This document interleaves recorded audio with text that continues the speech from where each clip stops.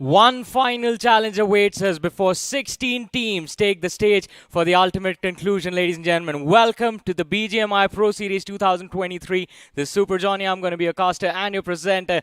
Joining me, ladies and gentlemen, is going to be none other than my good friend Fixus. And Fixus, today we begin the journey of towards the end, the week 3. It's winters, but Yeah. the temperatures are soaring here.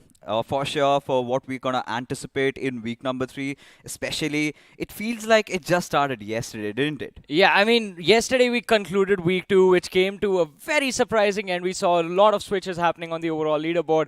But along with that, one final week, 5 matches per team to make it into the top 16. Now, that sounds extremely stressful.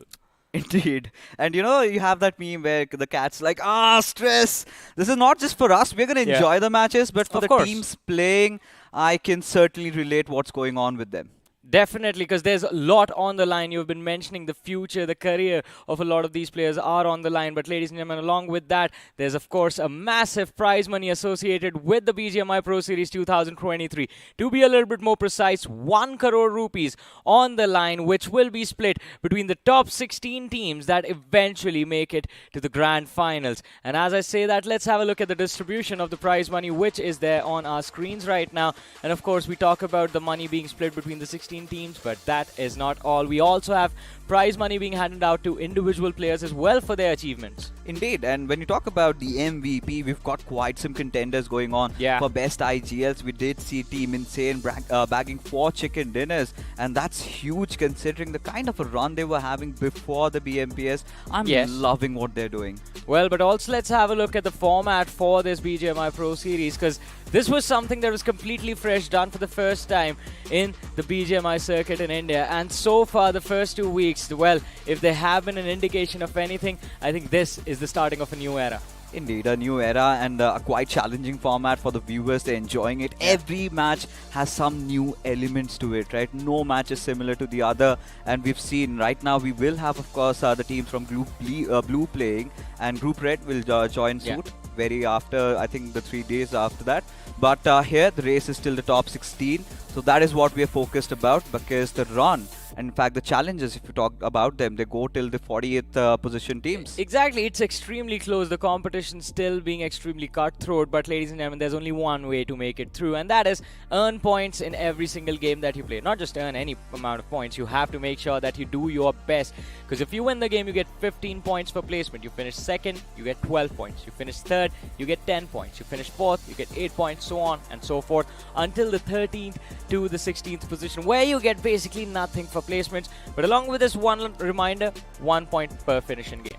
And in fact, the bonus that we also have, Oh, yeah. Team Blind Esports benefiting massively from that 40 points already, just from the bonus points that they have accrued. And that's quite rewarding, isn't it, Johnny? Because Yes. when you look at those 40, 35 points, kind of equals to around 2-3 very good games for a certain team. So it gives Exactly. you a very good advantage. Exactly, and I mean, it is definitely going to be quite a hefty advantage, because as we saw that on the cumulative overall leaderboard for all the 96 teams, that the teams sitting at the top have a very massive safety cushion to work with. They can basically underperform this entire week and still make it through. But that is only true for the teams at the extreme top, within the top 4, within the top 5. Everyone else is still fighting for that slot in the finals. And when we take a look at the groups participating, we've got Osman. They've been amazing. Vintage Yeah. Teletitans Fly. I can't really say the same about them.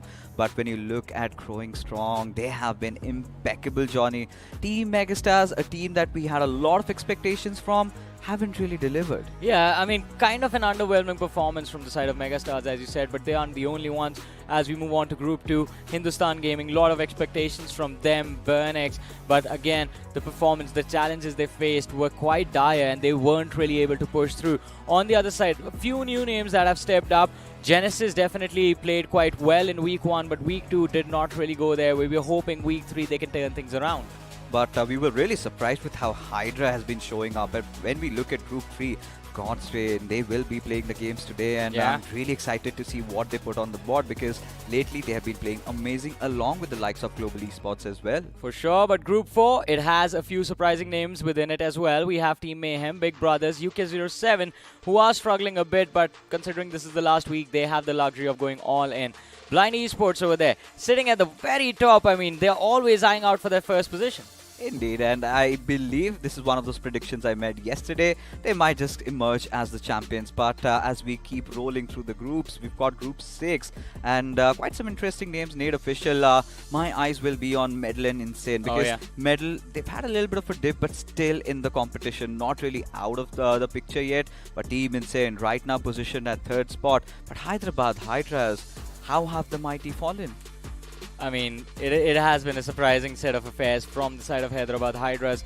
We expected this team to make a very big comeback in the Pro Series after what happened in the BGIS, but unfortunately the story still remains the same, struggling for points. But ladies and gentlemen, let's move forward. Let's talk about today. As we mentioned, one last hurdle, and if you cross this one, you can push through it within the top 16. We have the schedule for today on our screens. Game number 1, Erangel, played between Group 3 and Group 5. As we move on to the map of Miramar, match played between Group 2 and Group 3. Sanok between Group 1 and 6. Vacandi between Group 4 and 5. And then the last Erangel between Group 4 and 6. I would have been happy if I were Group 4, because then I get to see the others playing, and then I have two matches back to back. But one of which is in Vikendi, so a little surprise over there. We do not know what to expect. But there's another team that I really want to bring up. It's Galaxy. The way they've been playing, I think still in contention around 22. I think they're at the 22nd spot, if I'm not wrong. But then again, if you look at the narrative of this particular week, we have so many teams contending, right from the teams from the 12th position till at least 35 to 40. There's just barely 25 to 30 points of difference. One good game, Johnny, everything could just change. You're going till 40. I'm going to add 8 more positions to that. 47, 48 is where I think teams can still compete. Because think about this, right? You win one good game, and we have seen teams get comfortable dropping that 30 bomb every now and then. So you never know. One team going one game extremely well, and they will see themselves leap from that 48th position all the way somewhere around the mid-20s, and from there it's just about being consistent. But ladies and gentlemen, you can only be consistent after you start playing your matches. So let's have a look at the matchup for game number 1 of the day. And Fixes, what are your thoughts on these 16 teams? My eye is stuck at God's Reign at this point. Right now they are at the 26th position, and the way they have been improving, right, by the end of week number 1, they were beyond 50, and they had a really good week number 2, and hence they're over here. So they have that little bit of a fire burning through, and I believe they can do it. But when you look at the other competitors, you've got the likes of Team Together Esports also in the same lobby, and we know in what sort of a form they are. I mean, Saikat, he has been so impressive the way he's been playing. So for God's Reign, the challenge is on. But then again, you need to manifest it. You need to understand you have to have a very good start, because after Group Blue, we still have Group Red to go. That is true. I mean, you have to do whatever it takes while you have your matches, because the last 3 days, you're going to be sitting on the sidelines and just watching the action unfold, hoping that the other teams do not perform as well as you did so that you make it through. But along with them, there's a new name. Well, not a new name anymore. Now every single person in the BGMI community knows them. I'm talking about TWM, ladies and gentlemen. Their run during the BGIS was so amazing that they garnered a lot of fans, gained a lot of fans for themselves, and those fans are still there supporting this team. Do you think this 3rd week it goes well, they will be in the top 16? It's going to be very difficult considering the position they're at. 71st is where they're placed at. And the week number 1 did not go well by their standards. And I think Arka was mentioning the players were a little under the weather, as of which they could not do. But hey, there's always next time. But I really want to see what they have to put on the table, right? Because when you're beyond that 60 marker, it's kind of expected to go all out. So a little bit of aggression from their side. Maybe you've got the likes of Ninze, who's such an amazing player. Exactly. He has a lot of experience under his belt. You and I believe, we have seen him for a long time. And this player is just phenomenal. It's not just him. As Fixes mentioned, a lot of firepower is indeed present within the players of TWM. So taking those fights, securing a high number of elimination points should not be a challenge for them. Oh, indeed, and they've left a mark in BGIS. We all know that, and it's not just them. The story that they bring behind them, belonging from the northeastern states, they've come in and they've proven everybody what Yeah. untapped potential India has in terms of producing good athletes. Not just that, esports athletes in whole, right? So you expect a lot from them, but there's one more team that we need to talk about. That is Autobots. Boys, Oh, they're at yes. the sixth position, really comfortable. So we might also see them trying to further solidify their lead. Exactly, and they have been quite incredible. But if I was to ask you quickly, who do you think will walk away with the chicken dinner in game one? I think I would want to start a little safe. I think I will go with Team Together Esports. All right, so that is the prediction for fixes, ladies and gentlemen. But I want to ask you, who do you think is going to win this match number one? Do let us know in the chat section. But ladies and gentlemen, while you guys figure that out, we're going to begin the game. We're going to jump into the action because the big bird is in the sky. And here we go, ladies and gentlemen. A flight path starting from the top of the map, from the northernmost edge, the city of Severny, and it will lean towards the western side and end at the city of Primorsk. It's Severny to Primorsk, and you're talking about the eastern side completely left vacant, so brings in high possibilities Yeah. of those vehicle collisions. A lot of teams might drop down. If you remember, Johnny, by the end of the final matches of Group Red, we did witness a lot of teams going all out. Certain teams that we did also touch upon in the pre-segment that, yeah, do not have the chances. We might get to see an entirely different side from them. But eyes will also be on Team Entity because, week number 2 did not go the way they wanted. Yeah, that is quite true, in fact. And it's not just Entity. I mean, a lot of these big names struggling in week 2, but that also resulted in a set of newer teams doing well and making a name for themselves. We saw them climb up the rankings like it was nothing. But as we start this game of Erangel, ladies and gentlemen, the early stages I feel are going to be a little bit calmer. There is a drop clash, it looks like, for the city of Yasnaya. But it is God's reign. They know how to handle it. They know how to deter the opposition, force them into a corner, and then prioritize their own safety as well. This is one of those teams that never Oh, no. ceases to surprise us, but we do have another fight breaking out at Rozok. It's going to be IM Officials taking on Team OG. Now, both these teams, well, they've not got much to lose. This is where they can really exercise their might and prove who's the better of the lot. As you can see, Bullet, he's already been spotted out by Lahoria, as Lucifer might be under heavy fire, but he decides to let him pass. And in fact, the only reason being over here, I believe, is just to collect enough information, have better positions, sort of surround them, and maybe then, take the shots. Let's see, as of now, both the teams scrambling for information, scrambling for loot at the same time. Rozok is not a city big enough for 2 complete squads. I'm official, they are a little bit split. You see that one player on the radar in the back lines towards the warehouses up north. The other 3 players just making sure that they have OG in their lines of sight. At least they can track them and follow exactly where the squad is heading. But ladies and gentlemen, in the city of Yasnaya, we have God's Reign, who are being put under a lot of pressure by the players of Clue. Away is barely managing to escape. Yeah, we did see Clue having a really rough time yesterday.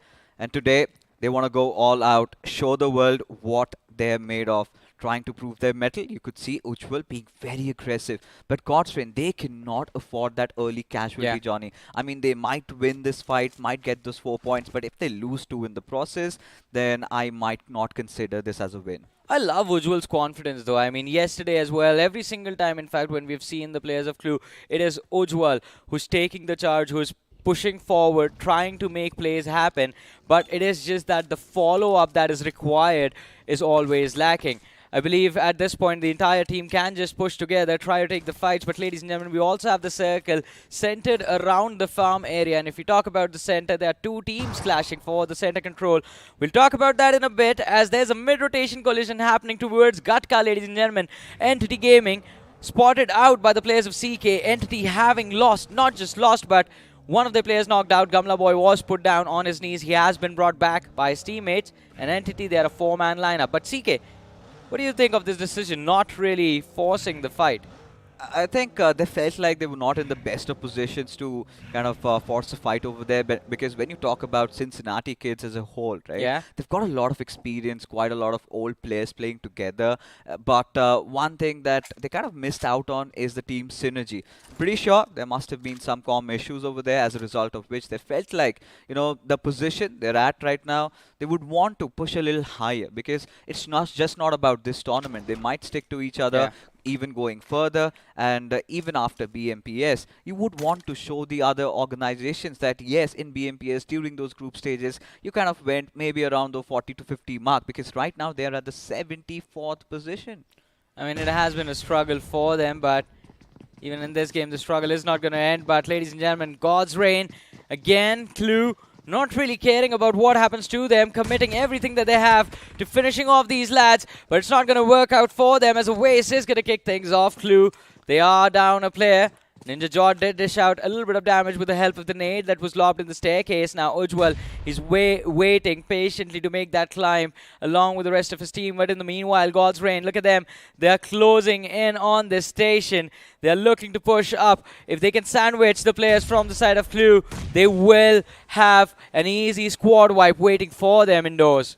Oh, that nade was wonderful. Aryan's going to be knocked out by Aquanox. And now Clue pushed in a corner. Ujwal fighting for his life. His helmet is almost gone. Owace still waiting patiently. Did they see him? The players of Clue have been tucked to a corner, and Team Godswain are loving their position right now. They had them trapped exactly where they wanted them, and now they're reaping the rewards. Godswain being very patient with all these movements over there. Let's see what goes on next. There was a small little reset for the side of Clue as well. They lost one man. Ujwal sacrificed himself, and now 3 players from the side of Clue are waiting upstairs for God's Reign to arrive on the 3rd floor. But let's see. Sam, with the shotgun, the S12K, can definitely take a few of these gods out of the picture. They get a little too overeager, but God's Reign, they have enough experience to know you can't just blindly push up any staircase inside of the game.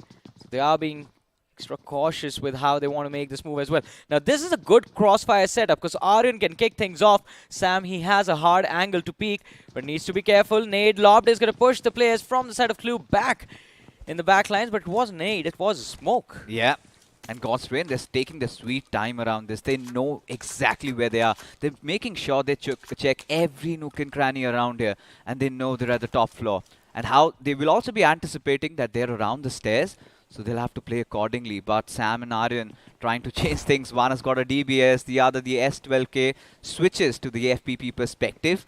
But Team God's Reign, they're searching for a few more grenades, few more util, and then they might decide to go for the push. Yeah, in the meanwhile, though, there's a fight breaking out in the city of Rozhok, ladies and gentlemen. Just an update on that.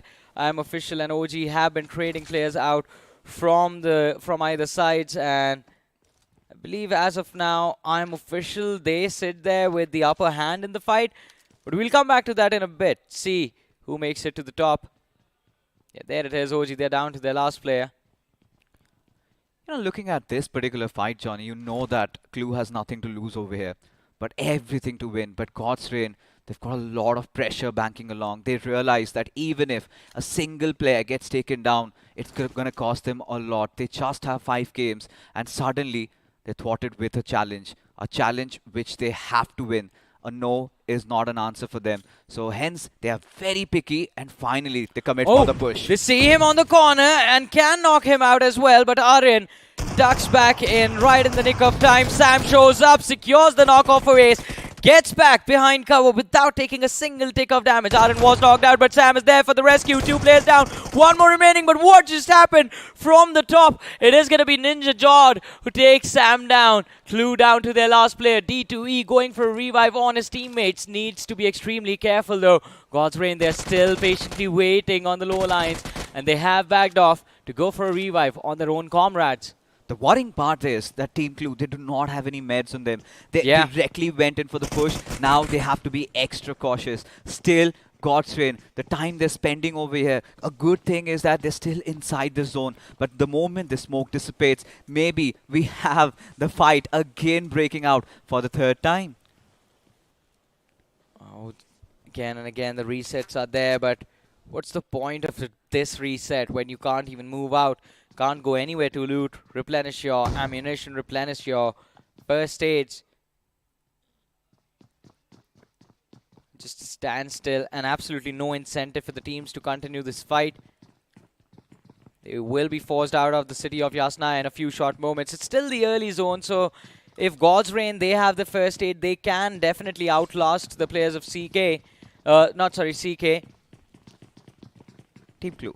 Yeah. Yeah, so, going ahead, Johnny, in this particular fight, what really concerns me is that they do not have any control over the vehicles, and God's Reign need to look at the bigger picture. Of course, they have a fight in front of them, but look at them. They're also running out of util over there.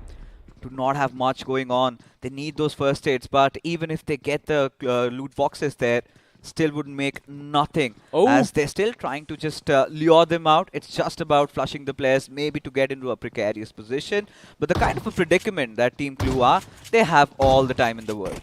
they've tried the same thing, God's Reign, 3 times in a row. Just try to make the players from the side of Clue panic with the help of a few smokes lobbed towards them. Did not work out the first time, did not work out the second time, and it is definitely not going to work out the third time as well.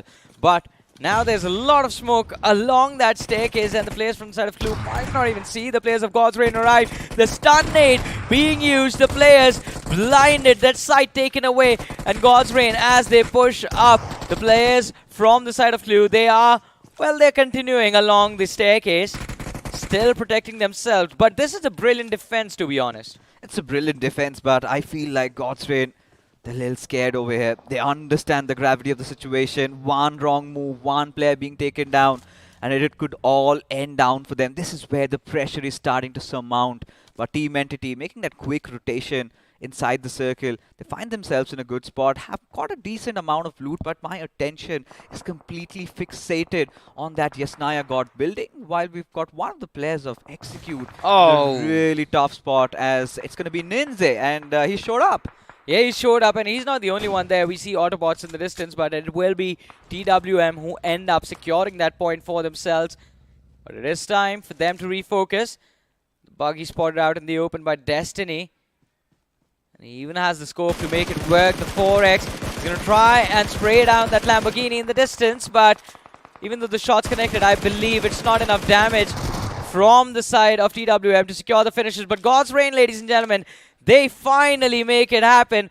Clue my have been God. eliminated from the game, but there wasn't enough time to go for a reset. They have to do it as quickly as possible, because Global Esports, they have arrived. They dropped towards Severny, rotated down south, and now find themselves at the corner of Yasnaya. They're completely injured at this point. They do not have those vests. Everything's sort of starting to deplete, but Global Esports seems like they're on a little bit of a retreat. Now, for God's Reign, we know the players do not have the best of ammunitions. Heck, they do not even have first aids. And now they have to make a move inside the circle. And when the second zone is going on, you really cannot just go about looting Yasnaya, hoping that you find first aids. So I'm starting to really get worried about what comes next for God's Reign. But looking at the positives, Yeah. they still do have those 4 points secured at the very least. Of course, I mean, those points definitely will take some of the early pressure away from the players of God's Reign.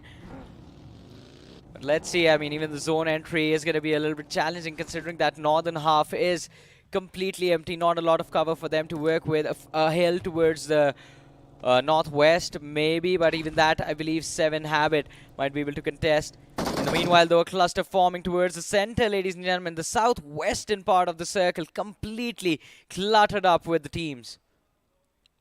And in fact, in this situation, you can look at the players of Reckoning. Quite a lot of experience there also, with a tinge of young blood. You've got Hunter, who apparently is a DBS specialist. We've seen new roles being formed in BGMI, and that is one that have just come along just a couple of months ago. But Aladdin, you've got 2 amazing IGLs. You've got Aladdin, you've got Punk there, you've got a little bit of Filter. Should be fixing the rotation issues. But as a team, they haven't really put 2 and 2 together, haven't really worked out. But for Team Entity, they're enjoying all these frag fest, right? 2 finishes right from the very start of the game, no casualties whatsoever. And this team apparently is looking decent in comparison to their week 2 performance. Yeah, they're definitely looking quite decent, but decent won't make the cut. Fixes. Indeed. That's the important thing. You have to be one of the best inside this entire tournament to push through. Because again, a reminder, only 16 out of the 96 that began it all will be a part of the grand finale. But what is going on over here? We have the players from the set of Autobots colliding mid-rotation against Team Together Esports. Shots were fired by Sirvi, but none of them connected. On the other end of the hit, he did end up taking a little bit of damage upon himself, but still, the Ridge is there to protect the players from the set of Autobots. Indeed, Team Together Esports, they're making those bold rotations, you can see, right? They were just around that Novo bridge and suddenly they ram in on towards the compound, completely unfazed, prepared. If there is anybody at all, we're gonna force that fight. Now that is what makes this team so special, right?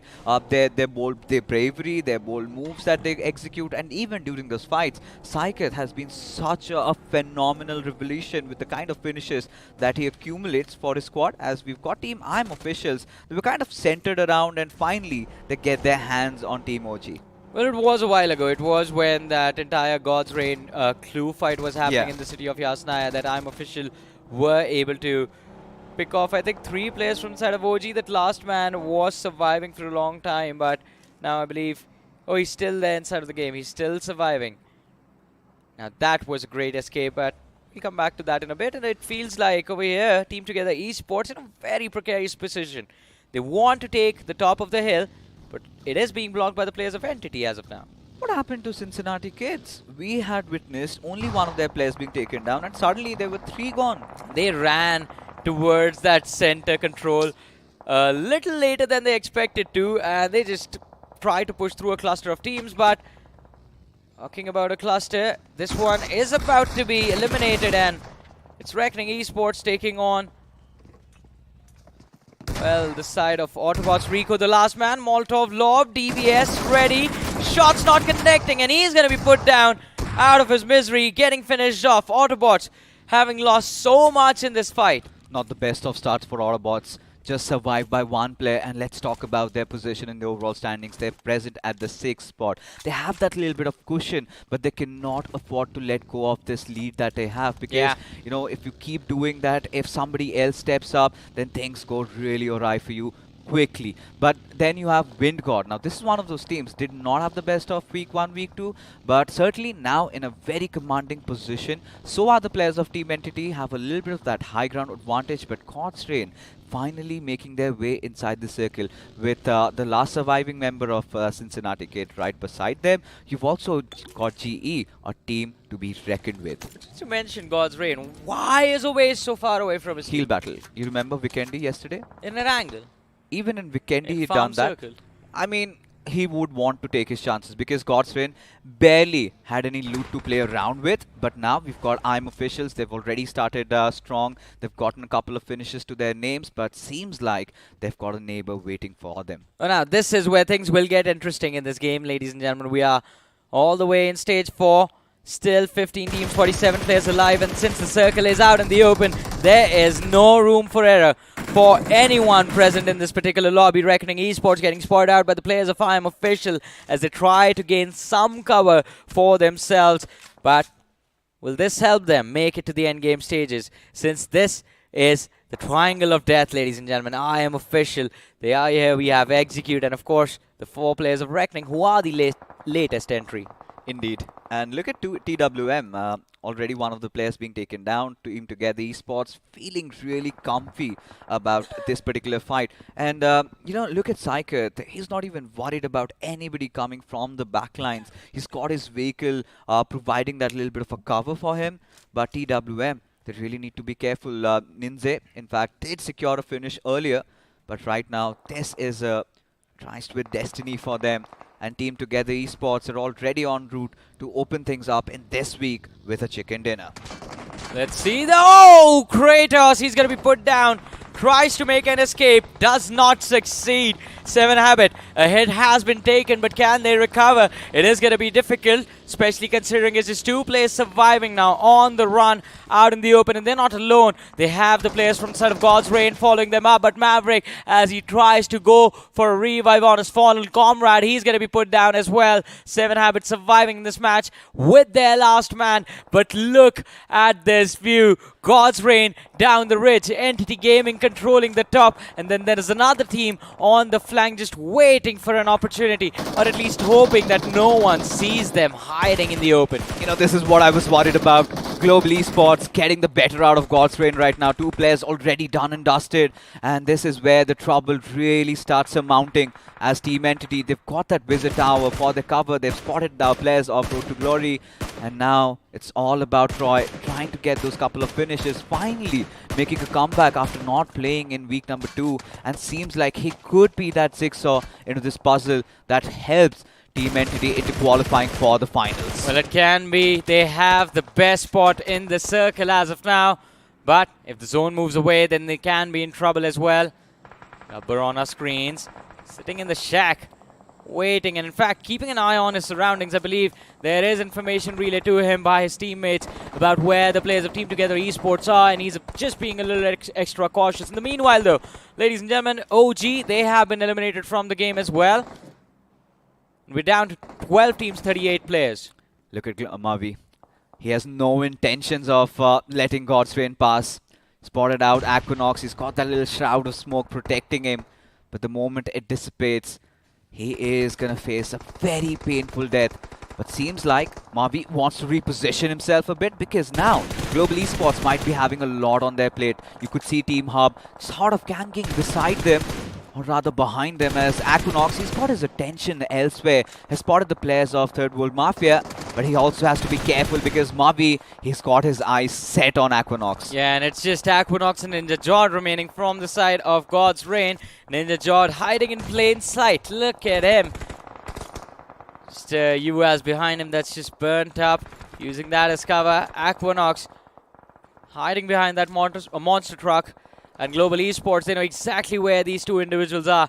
Mavi has been called the man with the golden hand. Tries to make that nade work. Damage was dished out. Does not really connect perfectly though. Look at that though. Look at the top of the hill. There is such a massive fight going. Reckoning Esports pushing on the players of Entity. And Entity, they're struggling between 2 fights. Somraj trying to see if he can survive the onslaught from the players of Team Together Esports. 3 players down in front of him. 1 man around the corner. If he finishes off, this is going to be the clutch of his life. Team Together Para BTC hiding the smoke. The jump shot's not connecting. And Somraj, he dishes out the damage, but it will be RTG Road to Glory who secure that finish. But still, what a moment for Entity Gaming in this match. Impressive stuff by Team Entity over there. You could see the players just waiting for Team Together Esports to come push in on them and giving them a taste of their own medicine. Now Team Entity, they have lost out on Gabbar, but still those 5 finishes really bolstering them up. At this point, the circle taking yet another shift, Johnny, and it is going to be Reckoning right at the smack center. Challenging these teams, it's not going to be easy. Reckoning, they had to fight for that control, and they will fight to hold on to it till the end of the game. But Immortal has been poured out by Somraj, who gets distracted by all of the fire around him and is going to be forced to run along with his teammates inside that watchtower. In the meanwhile though, Troy denying the entry of the zone to the team on the other side in the form of TWM. But it's TWM, they are being ever so cautious like always. Ever so cautious. They're just waiting for somebody to maybe make that push on towards Team Entity. But Team Entity also do understand they have to get inside the circle. As a matter of fact, Wingod getting the better out of RTG's Rose. He has been dealt with. But at this situation, you've got Avi, an amazing IGL. We've seen him leading Newman in the past, but now from a new banner, he's come in here to rule, but he's got to do a lot of climbing because the path from here on is treacherous. Yeah, it is definitely going to be quite brutal upon them. We're down to 5 teams, 15 players alive, ladies and gentlemen. Road to Glory also kicked back to the lobby. Wingod, they look quite decent. They have all 4 players surviving for their side, but it will be the delay for the zone control that might push them in a corner. In the meanwhile, Global Esports trying to close in on the players of TWM, see if they can find their backs exposed and secure a few easy points before closing to the end game. You know, I'm loving what Global Esports are doing, the way they started to initiate a fight against God's Reign, got the better of two of their players, still have a lot of finishes rolling, and now in such a good position to get a chicken dinner. Because look at them, they're kind of away from the pack, whilst all these teams are fighting it out against each other. They would be the ones entering in, getting those third parties done, as Troy trying to apply a little bit of pressure on the players of Team Wingod, trying to bait out all those smoke grenades, and the moment it dissipates, the moment they're done with that, that is the time they will strike. But TWM, they have been struck upon. Entity as well. Somra's knocked out. Troy down on his knees. Sam and Destiny from the side of TWM on our screens right now as Ninze was picked off by Global Esports.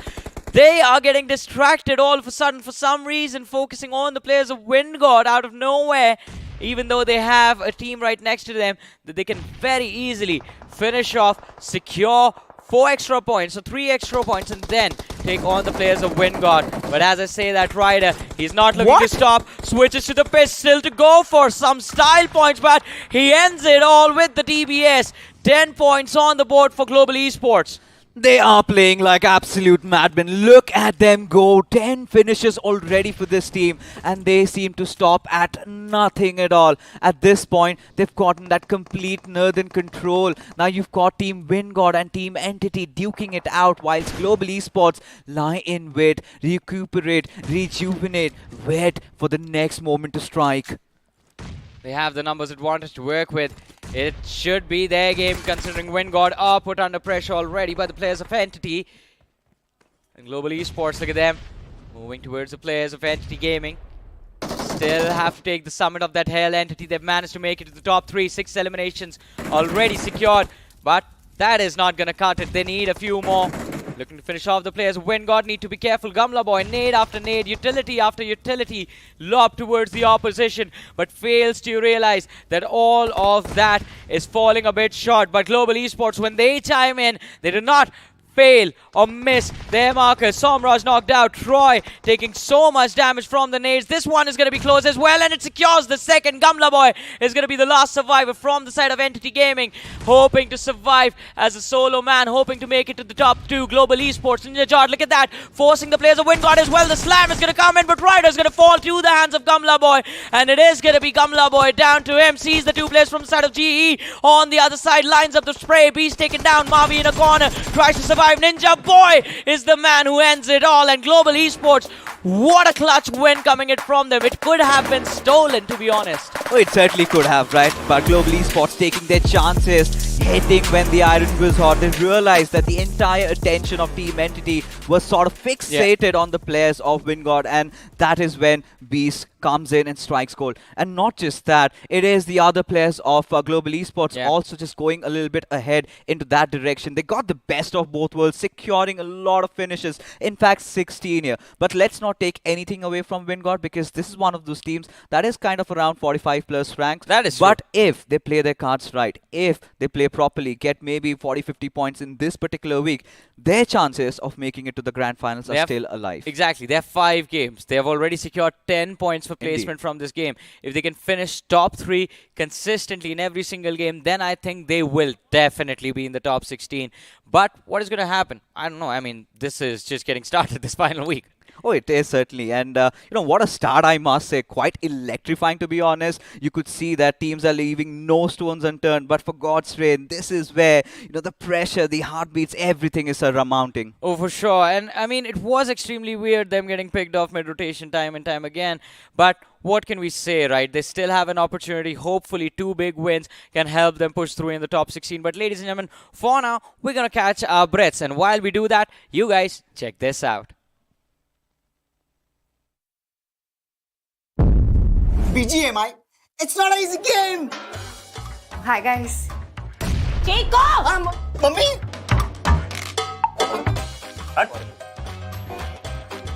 गाड़ी लेकर आ गया और वो भी bike. हाँ, इधर क्या भेलपूरी चाट पूरी खाने को जा रहे करे?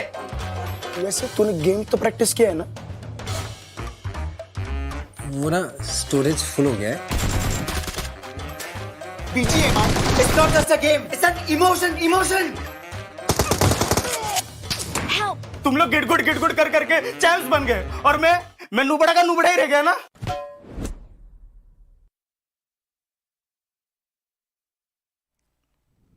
Well, there's always going to be excitement when Crofton is up to something, and you know they're up to a lot because there are new skins, new cosmetics being introduced inside of BGM, and of course, Bol Tiban, we've been talking about. I can't wait to check it out. Oh, for sure. I mean, we did try to ask Mr. Roshan Sharma Yeah. about some, Doesn't sneak tell us peeks. anything, yeah.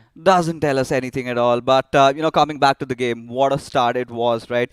Global Esports, they needed this kind of a start. And you could see what's coming on for this team for this 1 week, right? They kind of rotated from the edges. They did not worry. They were kind of focusing on all those third parties. First, dealing with God's Reign, having that little bit of a northern side control. Yeah. And then when the other teams were fighting it out, they were the ones who started enforcing their presence. And that is how the cookie I crumbled want to for come the back to others. that God's Reign moment that happened because dude's kind of awkward. It was kind of awkward. They just showed up, checked upon them. Hey guys, you guys doing well? All good. Did you guys lose that fight? No. All right, we'll deal with you another time. And then we waited for an opportunity, and it was that split play, always lagging behind, far away from his team, that allowed Global Esports to take him out.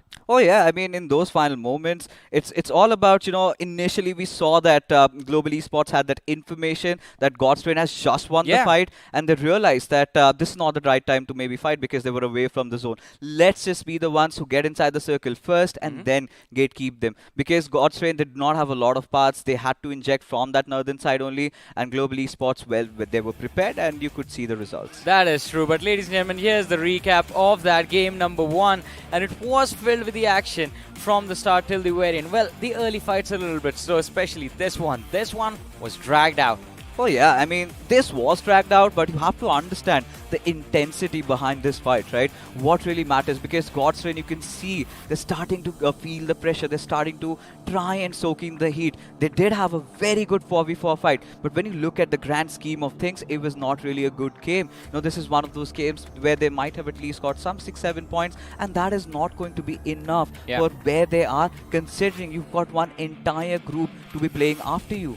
Well, it is definitely going to get stressful if you get taken out this early. But again, I mean, as you mentioned, it was extremely important for them. And this is going to be visible because, ladies and gentlemen, if you watch God's Reign in the past, you notice they do get drop clashed in Yasnaya a lot of times, but they have never forced an early fight like that.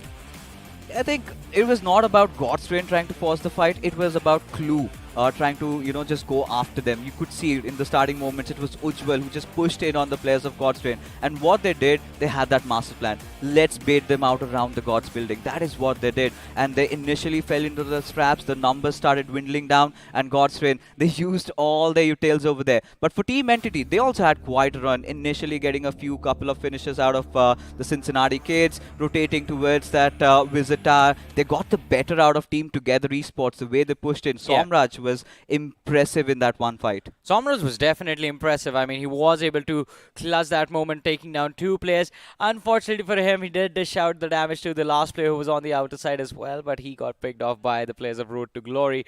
But ladies and gentlemen, you want glory, you would definitely want some style with this, and for that, don't worry, we have you covered, ladies and gentlemen. The Fool's Blessing is there in BGMI right now. Do make sure you go into the reward section, check out this amazing new skin.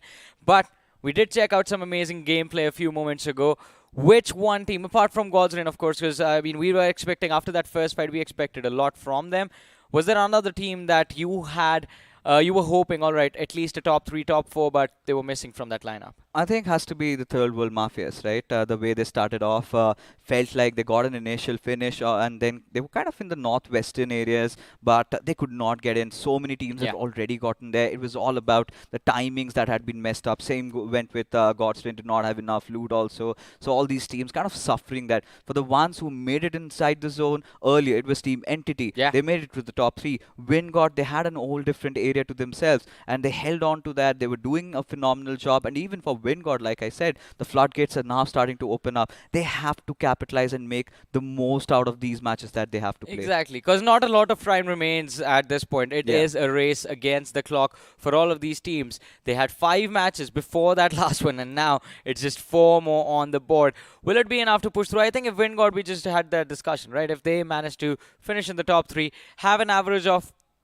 10 is what you say. I would say just to be safe, let's say 12 to 13 points per game. Then top 16 is going to be a dream.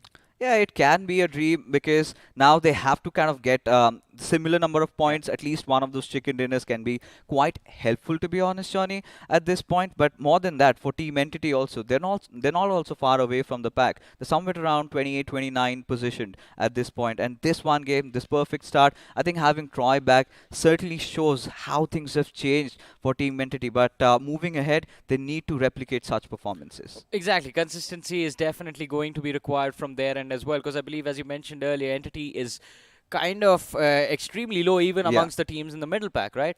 Yeah, I mean, Team Entity, this is one of those teams. I think from week 1 to week 2, there was a little bit of a dip, and then week 3, the way they started off, yes, you could see that there are signs of hope, but it's just one game, right? We cannot really judge them. It could be one of those games where they really made the rotations count. The timings, like I've been constantly emphasizing on, was perfect. But who knows? Because the next time you're coming to play, it's going to be a whole different set of teams, and then the map would also be different, could not be the best of your map. So all those factors being taken into account, it's stressful. That is the best part. It's not stressful. That's the best part about this tournament. At least as a viewer, that's the best part. Yeah, As that a is player, the best it's part. stressful. It becomes extremely difficult to predict what is going to happen, and even from the team's perspective.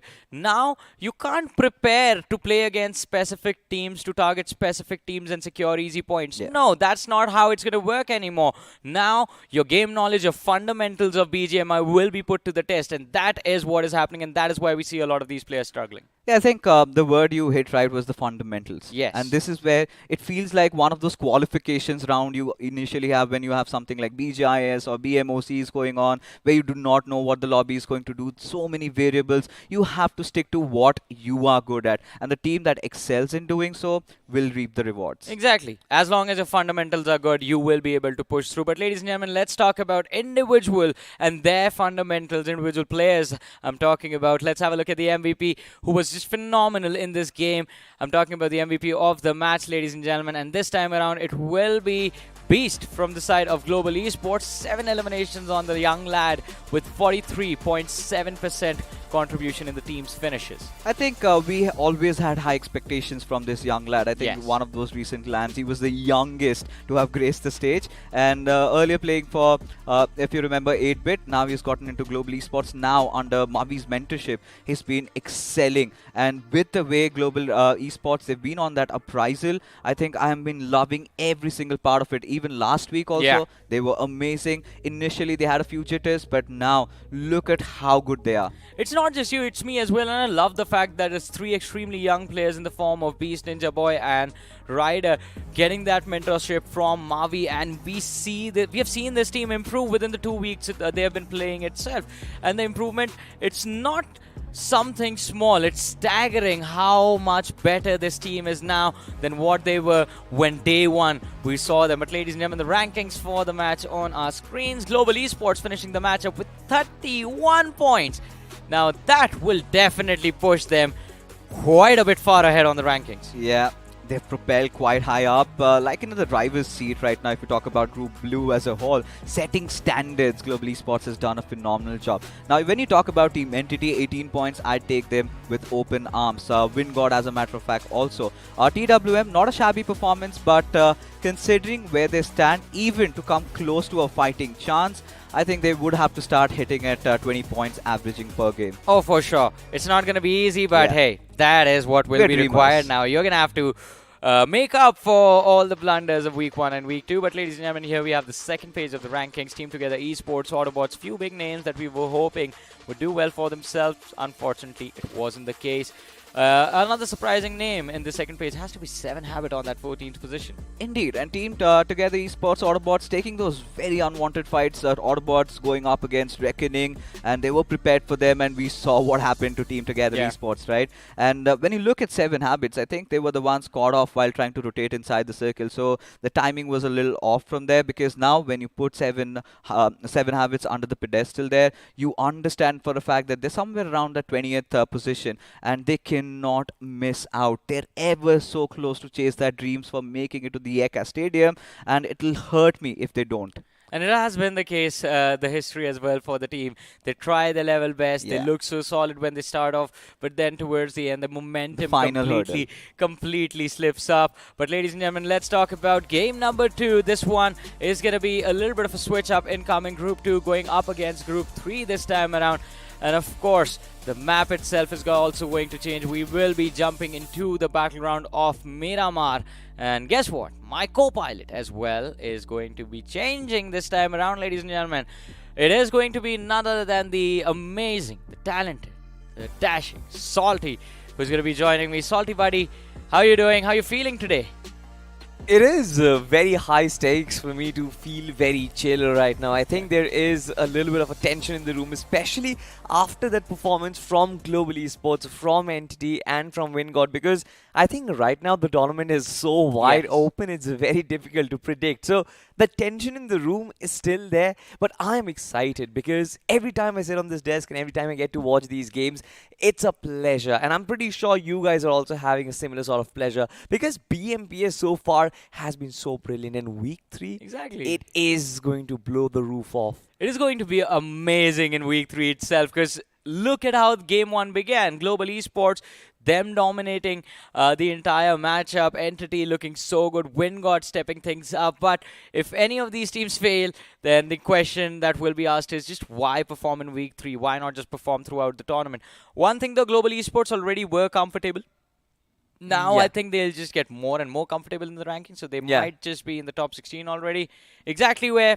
I don't know. My maths isn't that good. Hey, I mean, it's very difficult to actually keep track of 96 teams, and that's why Yeah. we have those lovely boys in production to queue us up. But we'll still wait. We'll still wait till the end of the day and let the suspense roll up. But by the way, what just happened to our attires? Are we playing chess today? I mean, all black, you all white. What is going on? I guess so. Did we coordinate this? We definitely did. No, not. we didn't. I mean, We did it not. just happened, ladies and gentlemen. But I guess it is going to be mind games being played inside of the game now, as the players are going to try to outsmart and outthink each other. Yes, I think this is the theme of BMPS right now because just like we were talking about in the back room, there are certain groups that are being made, certain sections of teams who don't really have much to achieve in this tournament anymore. They've sort of lost hope that the top 16, it's very far away. And then there are certain groups who are trying to preserve their position inside the top 16. The battle is sort of going to get very heated up right now. And this is why I think this theme sort of goes pretty well because I think this is all in the mind games. Where or which Yes. team do you want to capitalize on and how do you preserve your positions? See, I'll just say this. Right now, it's just week 3 starting, so Yeah. it is still going to be shades of grey. But I think we can do this again on the last day, because at the last day of week 3, it will be all black and white. We will know who has made it to the Eka Arena for the LAN finale and who's out.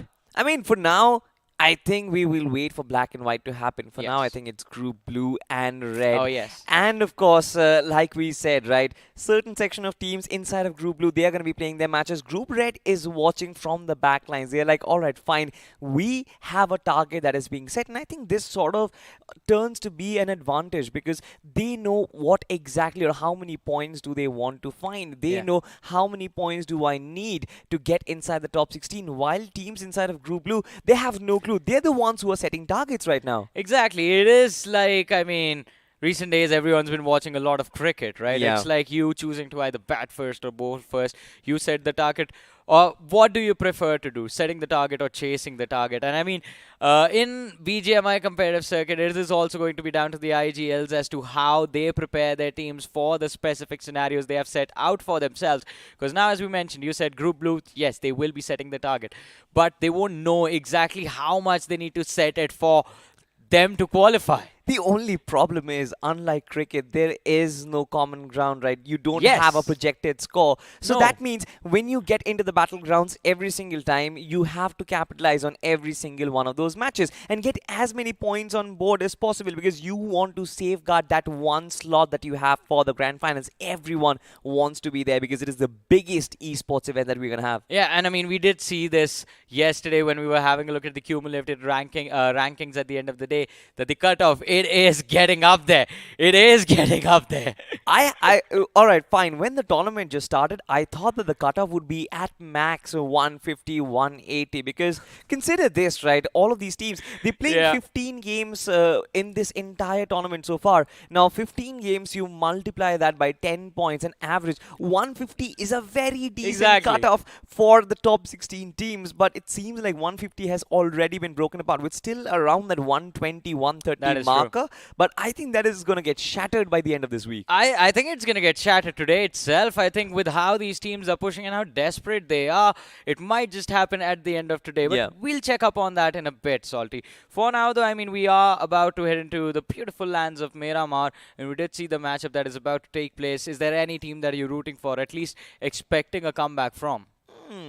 I think there are certain teams that I would want to sort of prefer to have a comeback. To be honest, God's Reign will be one of those Yeah. lineups, and I think they already have a lot of eyes on them already. I think people are watching, the fans are watching, Yeah. and I'm pretty sure the entire BGMI community is watching For this sure, team yeah. to actually make a comeback, because at one point they were the flag bearers. Not at one point, just the last event, I think they were the flag bearers of the entire nation to go up against the Korean teams who performed so brilliantly in their respective tournaments. So it will be very hard for the fans specifically to understand that, all right, fine, God's Reign, they're not performing and they might not get inside.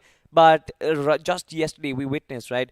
God's Reign, they don't really have a lot of troubles for themselves. Yeah. Surely a comeback is on the cards, but they have to sort of be a little consistent, and that's it.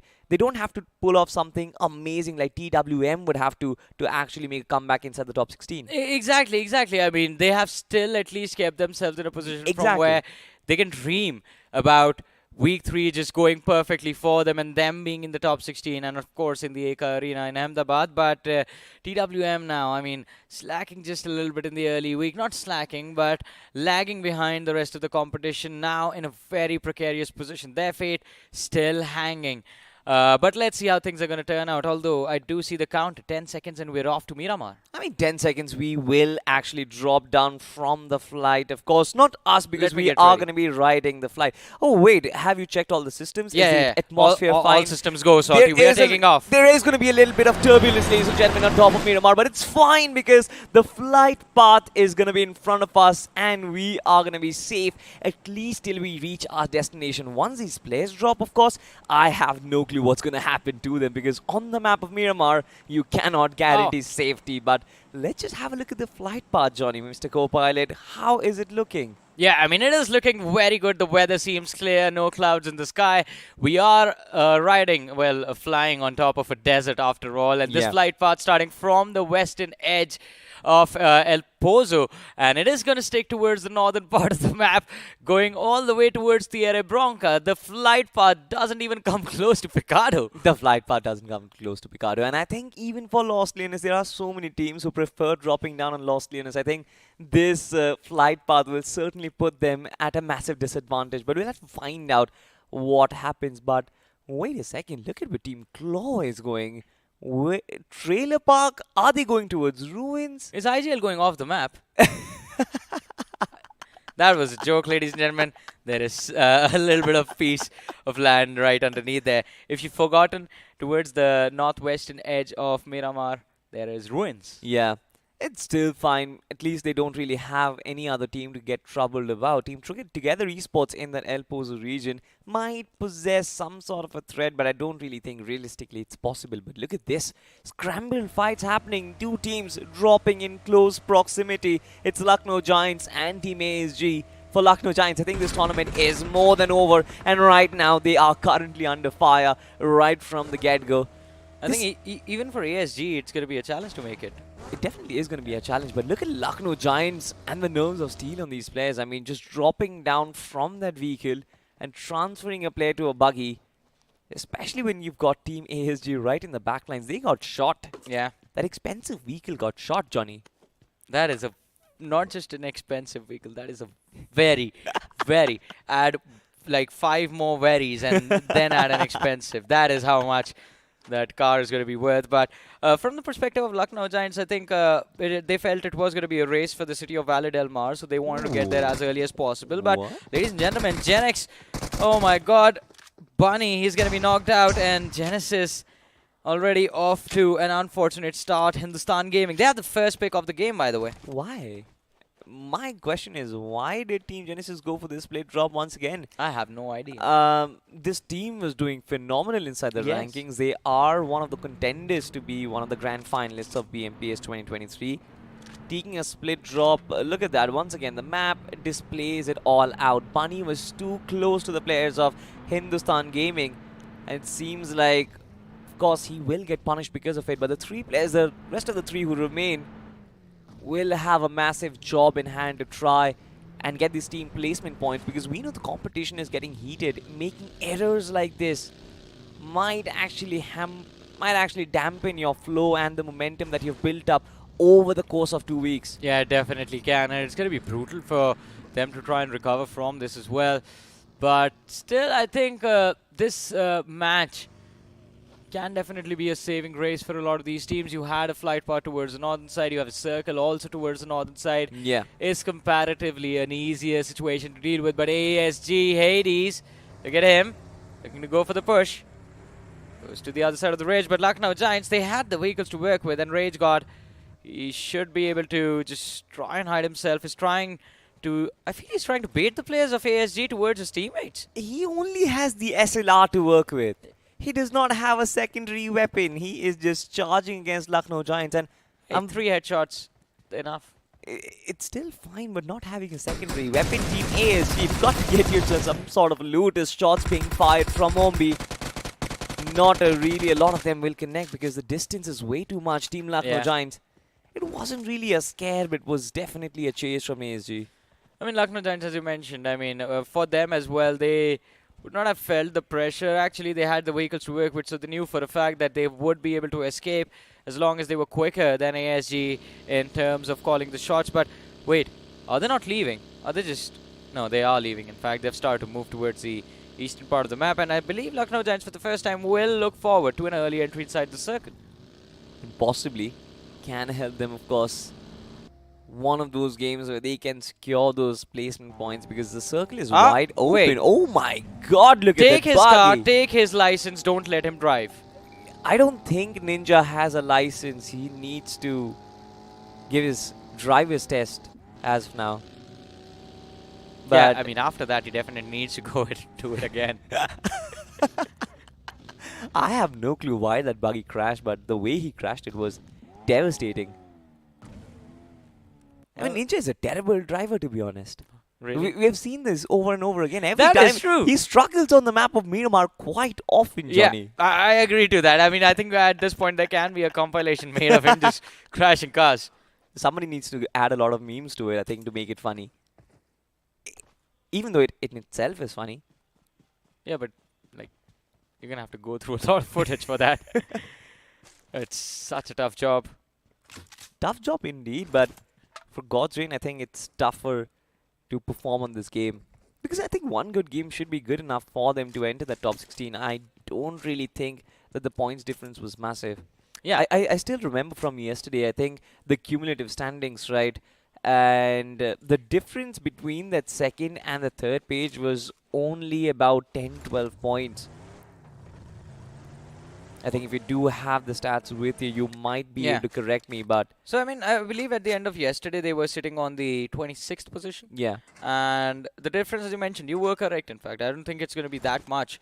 So, if they win one game, it should be enough to get them extremely close to the top 16. But just to be safe, 2 chicken dinners, 10 finishes in both of these games. Plus, there's one thing we are forgetting, Salty, and it's third week. We should not forget. At the end of the week, you get bonus points. Exactly, and the point remains the same, right? The advantage can also turn into a disadvantage. Why I'm saying that? Because just like we saw God's Reign in that 26 spot, the difference isn't massive. Yeah. There are so many other teams who are also in a similar situation. So if That God's is Reign true. win one game, there is also a possibility somebody else might topple them. So, like I said, they have to be consistent throughout. They don't need a magical performance inside a week 3. But they certainly have to be consistent and cannot allow any room for errors throughout this entire week, throughout the 5 games that they play, of course. It's like Omni-Man said to Invincible. Think. What is going to happen? And that is what I think we are also trying to Too figure out. many permutations and combinations. My brain can't process. Hopefully, I'll bring upon Doctor Strange to solve this case. We have one on our desk, Fixes, but Yeah. currently he's resting out. Not a doctor, just Strange.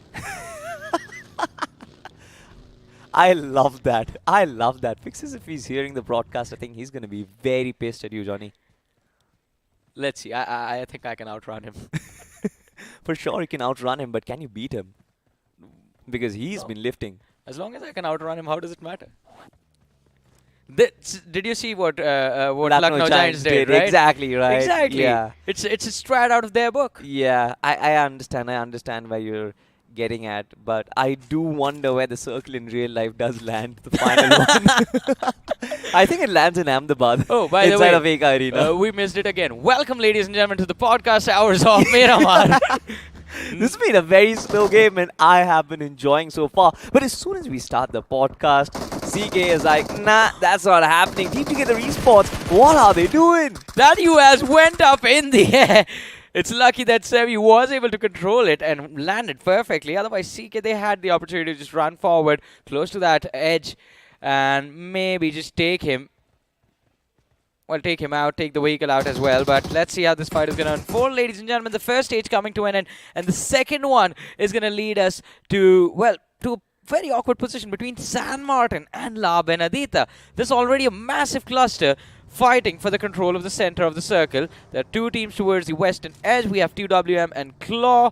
Towards the eastern edge, there's absolutely no one. Genesis did move were forced to move ever so slightly within the edge of the circle. Global Esports, they are closing in from the northeastern edge, but they won't be alone in a few short moments. I expect Burnex Official to cross in and enter the circle from the water treatment area as well. Exactly. I think Burnex Official is also going to approach from that particular highway, but I don't know why, but this entire map and this entire circle kind of gives me Weekendy vibes for no reason.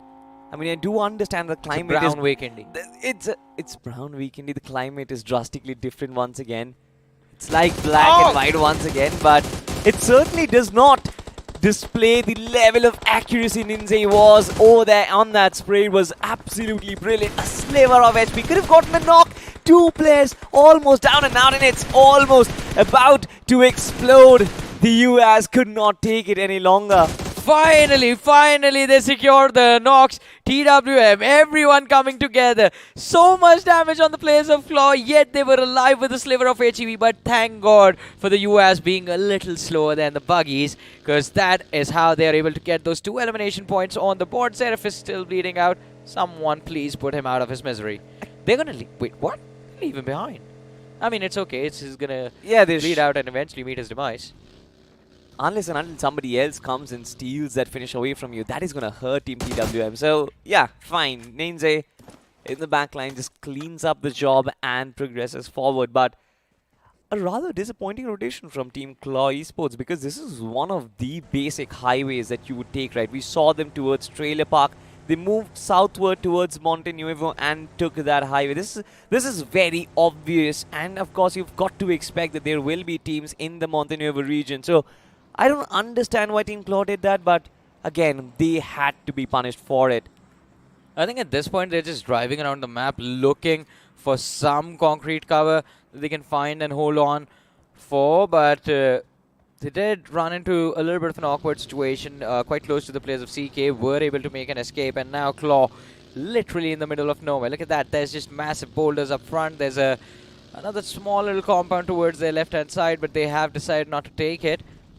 Still seeing if they can play as close to the center as possible, but as of now, and in fact a few moments ago when we saw the zone shift, the massive cluster will deny them entry basically from every single position.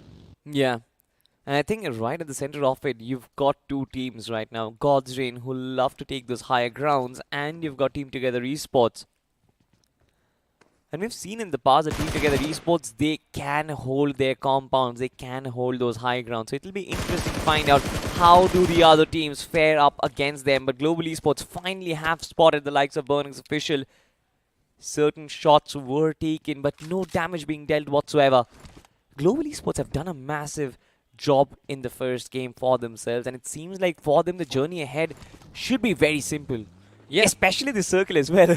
Exactly. If the circle moves towards you, everything becomes easy inside of the game. And I think Global Esports, they realize that they are on the move. Need to be extremely careful, especially Ryder, who's on our screen as well. This is Burnix waiting with that high ground. Can potentially take him out, but all the players from the side of Global Esports have regrouped together. So it's not going to be difficult from here on out. I love what they're doing right now, taking the southward rotation, but I think it is going to get intercepted by Genesis. That is an automatic man advantage for you, because remember, Genesis's bunny was taken down on that right-hand side of Junkyard. So I'm not really sure if Genesis will be fancying that particular fight, but if they do so, we'll have a massive job on hand. That's to take down the likes of Global Esports and stop their run inside of this week so far, because they have been phenomenal inside of Erangel. Yeah, they have been. But one more thing that is going to be phenomenal in this game of Miramar will be the players of Team Together Esports, because out of nowhere this team shows up and takes the smack center of the circle under their control. These compounds, they're all theirs. Anyone tries to approach them, they are getting picked off. And as of now, look at the radar, there are teams just circling around them. In the meanwhile, players of TWM going for a very weird fight against the players of CK, in which it is going to be CK kicking things off, Sam knocked out. I like the 2-2 split, but for TWM, I think they were not prepared, especially from their right-hand flank. Ninze and his comrade over there, Scott Napping and Team CK, have got their players completely marked under their crosshairs. Smokes will be deployed, but I don't really think it will sort of be a problem for TWM to get their player back up. They will have to get a little bit close to the players of TWM CK if they actually want to take this fight. But it seems like they are extremely hesitant, not really feeling comfortable and confident. But hey, they will make me eat my words as I say that, as from the flank, 3 players from the side of CK close in, and the slam will be there on the players of TWM. But the nade from Pio was perfect. Perfectly cooked, perfectly lobbed. The second one as well, enough to dish out a lot of damage on the players of CK. Oh! And from the flank, Ninze, being a ninja, shows up undetected. Unbelievable play coming in from TWM. 3 players spotted and dropped. CK falling down like a house of cards. Sangwon on the run, Ninze on the hunt. Absolutely, this is so phenomenal. Ninze and his position, as well as Sam. I think Team CK never anticipated that Sangwon is in the death trap. He's in the valley of death. He's almost done and out. The buggy, will it save him? The sprays, of course, is there, but the topography has been the gods of blessing for Sangwon. I mean, it sort of was disappointing to see how Team CK came down. It wasn't even difficult for TWM to do so. Yeah, they predicted that push. They predicted the push from that slope. Because Pio's nade was perfect. The moment CK appeared, that is the moment they started to fall as well. The timing on it, just absolutely flawless. And look at that, now they're going to run and ban everyone to their deaths. What a play made by TWM. This gets them 5 points on the board for those early finishes. I believe from here on out, they can take things a little bit on the back foot, play a little bit slow, prioritize the safety. But Salty, there was a drastic shift in the zone. When the circle moved, we had a hard shift towards the southern side of the map as well. Exactly. And I think by the time TWM were caught dealing with CK, they sort of lost the timing on the rotation. But it seems like it is Team MG on the other side of it. Team Hydra Esports have been phenomenal. The nades coming in from Sparsh was brilliant. And finally, the final nail in the coffin was the DPS. What? They have been dropped down like easy finishes, easy fishes in an aquarium. And Hydra Esports, they will be prepared for the end game right now. But right from the back lines is Lucknow Giants, who are on a gatekeeping mission against these lads. Oh, the nades, the utility, the Molotovs, everything lobbed behind that rock. But Sparsh and his teammate, Duora, They have taken a lot of damage from the nades. Won't be able to survive. Spray God looking to move on the flank. Looking to see if he can at least put some pressure on the players of Lucknow Giants, distract them from his teammates, but it seems like it's not going to work out. He will be forced to be the solo survivor of his team. But even that is going to be a challenge as Prajwal looking to step upon that ridge, takes the spray, and almost taking him out. What? Just a pixel of HP. Spray God survives. Is that 1 HP? Ask him that. 2 or Spray God. 3. I mean, his boosters, of course, but not for long. It's done. It is done. And it was Dawn who actually did that deed. It was phenomenal. But Lucknow Giants, they found the right timing against Hydra Esports. And it's so unfortunate. They were really good up against the other team. But finally, I think Hydra Esports, this was a big dent in their run for the grand finals, because now, all of a sudden, from the very top, you've got another card which has been flipped. Yeah. But again, I mean, as we discussed, the teams at the top do have some safety cushion to work with, and Hydra was in those positions. But still, I think they will need at least one good performance this week if they want to secure or at least ensure that they make it to the LAN finale. In the meanwhile, Team Together Esports, we saw this on the feed, trying to face off against the players of TWM. One of the men was knocked out from the side of TWM. Still, the finish wasn't really secured. The terrain is sort of very difficult for TWM to overcome right now if they want to close down the distance. Team Together Esports will make use of this advantage, and also the fact that they are on the right side of the circle. Considering the fact that they have hard cover around them, I think that they are not really going to be disturbed by any other presence. But look at where TWM are right now. They've got the presence of Claw Esports as well. And right along the back lines, I think Team OGs might also try and hinder their progression. So it's going to be very, very difficult for TWM to isolate those battles one by one. Look at Sangwon and his position. I think he's been pinned down by Destiny. I think they have an idea of where he is, and since that's the only shack out in the open, there's a smoke lobbed outside as well. They know that there's someone there. Oh, the Molotov. Oh, Doom! He stands in the middle of it, gets in the car. It's going to take a bit of damage, but just backs up behind the ridge in style. Genesis still managing to survive, but God's Reign, we know once you are logged in their crosshairs, they won't let you go. Gyro God, there will be a lot of utility lobbed upon him as well, and he has taken a lot of damage. Aquanox, he has prepped up the opposition and is looking for that finish for his team. Genesis, that's the last player they have in this match, and if he falls, the hopes and dreams of Genesis are going to fall along with him. Absolutely. I think for God's Reign, they've done one good thing. They love playing on the high ground when they actually play on the map of Miramar. They always prioritize these positions.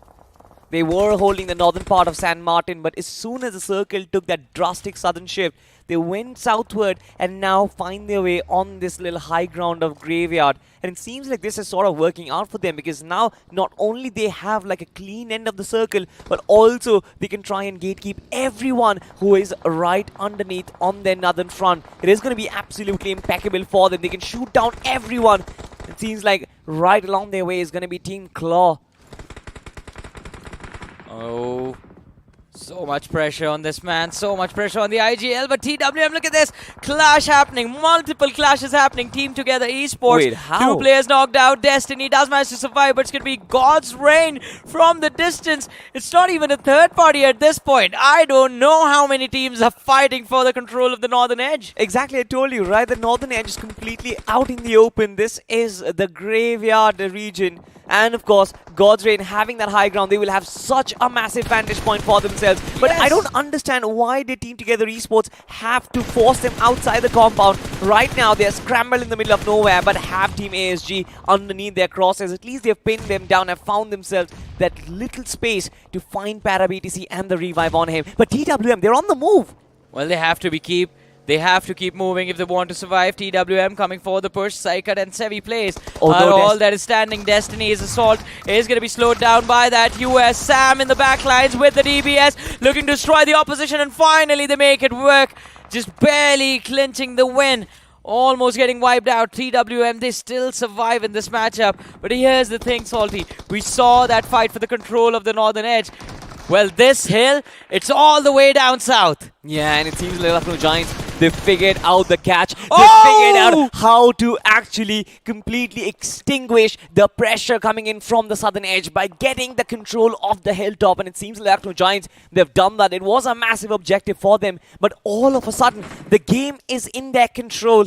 But only problem is, it came in way too late in the tournament. But hopefully Lucknow Giants have a good run in this one. But now, we have another fight in hand. How did Smurf lob that nade? It just landed in the feet of the players of Wingard, and 2 players are knocked out. I'm official now.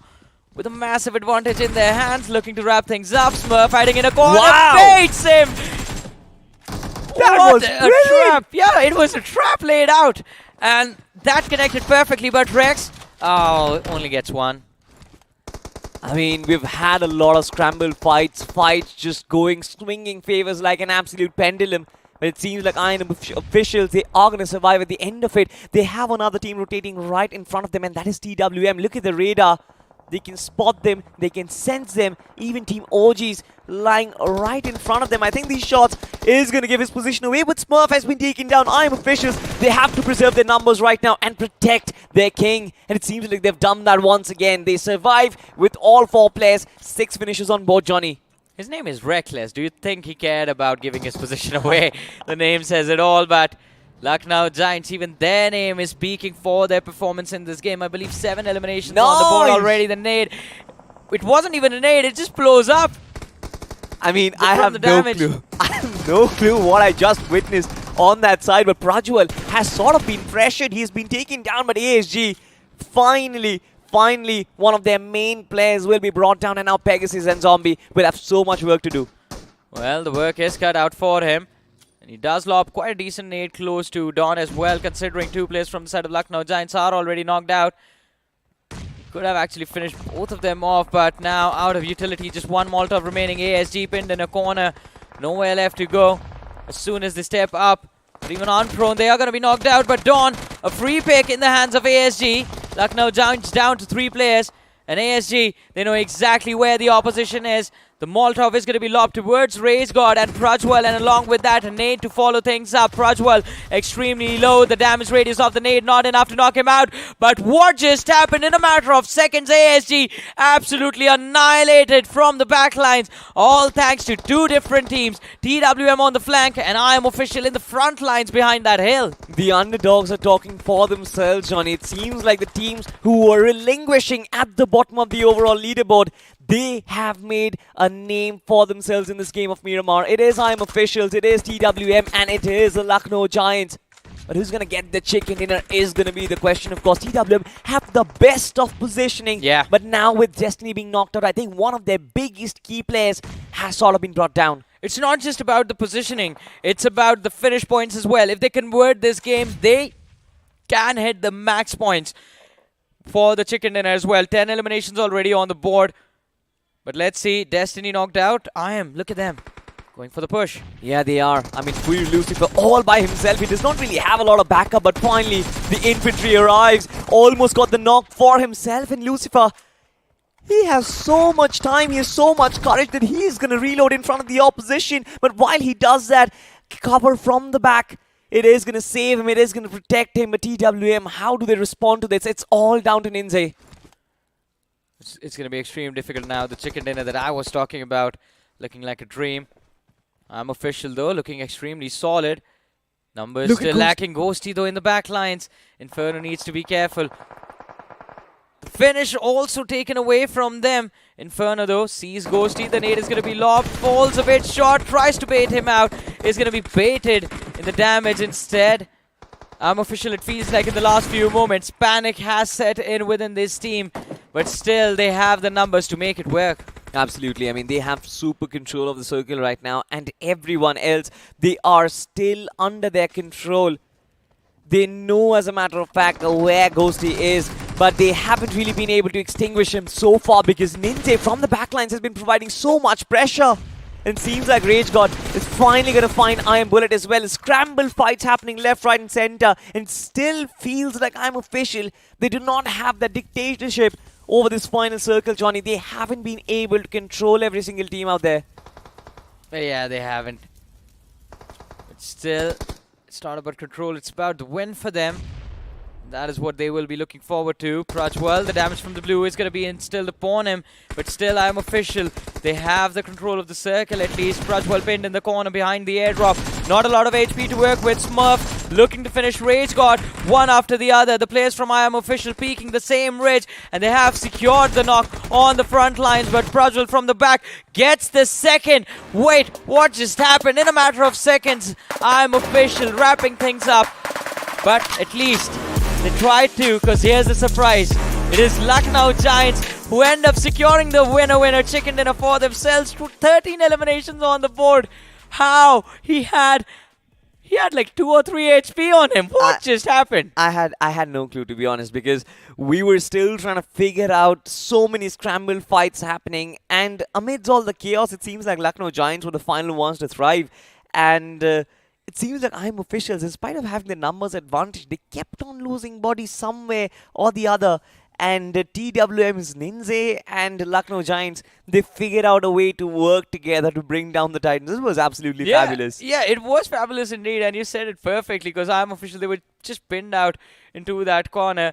And I actually thought it was going to be there when they had 3 against the 2 from the side of Lucknow Giants. And Prajwal was so very low on his HP, hiding behind that airdrop. As soon as he stepped out, 2 players shooting towards him. How did he dodge everything? Hey, I mean, don't ask me, because I'm as confused as you are currently. But I think the audience, they're not going to be confused about something, and that is which is the best skin in the game right now. It is definitely the Fool's Blessing set, ladies and gentlemen. The Scar, the DP28, and of course, the sets themselves. Let's just have a look at it, and we'll be right back after a very short break.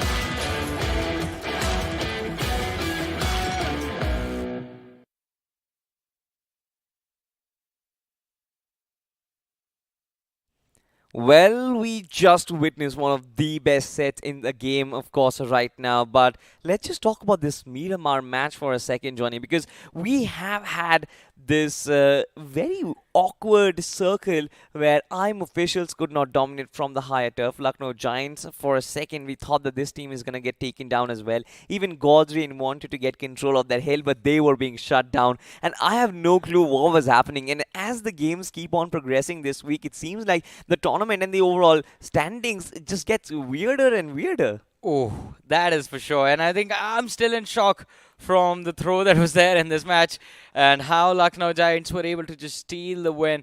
An absolute delight for them, because, I mean, we were talking about Lucknow Giants as well, how desperate they are for moments like this, for wins like this that can propel them, put them in a position from where they will start believing, like, all right, just a few more matches, just a few more wins, and we'll be in the top 16. Do you really think Lucknow Giants have a chance? I mean, positively speaking, in fact, not positively. Let's just say, realistically speaking, Lucknow Giants, they are at the bottom, at the very bottom, on the last page Not at the very bottom. Not at the very bottom, on the last page of 96 ranking on the overall leaderboard. From there on, getting 100 points in 5 games. See, we talked about big games, right? 30 points a game. That's 150 points in a week, Salt. They did not. Okay, think of the best case scenario, right? The best case scenario. They don't even have the luxury of getting bonus points from 2 weeks, alright? See, this is how we represent the two sides of things. Yeah. I'm wearing black. I'm going negative today. He's wearing white. He is the beacon of hope for everyone. But ladies and gentlemen, while all of this opinion is going to collide, let's just have a look at the highlights very, very soon, because the game was phenomenal. We had some very awkward engagements, like that buggy flying off for Ninja Jod. One of the players from ASG, I believe, being thrown off that Lamborghini because of the nade itself. There were a lot of funny moments, and let's just witness them once again. And this is where it all started, Johnny. Yeah, the only vehicles I've seen in movies being thrown at people were motorbikes, but this time ASG, quite unfortunate. Little Lamborghini to the head and the man getting knocked out. But talk about awkward moments, and I think this was one of the most awkward fights, because when it started off, CK, they had a big advantage to work with, and by the end of things, TWM, they were fanning their players to their deaths. CK is playing a very basic game, to be honest. Is this entirety of the tournament they were playing with their minds switched off, it seems like. And it's only been their gun power that has sort of helped them so far. But once again, in this fight, they did not really check any flanks. They did not really check any different angles. And TWM very creative enough to actually take them out in that particular fight. Yeah, I mean, there was a lot they could have done. As you mentioned, it was like a very, very flawed approach. No attempt made to just outplay the opposition. I think underestimating the competition has to be an issue over there. But Team Together Esports as well, kind of a lot of scrappy fights from their end.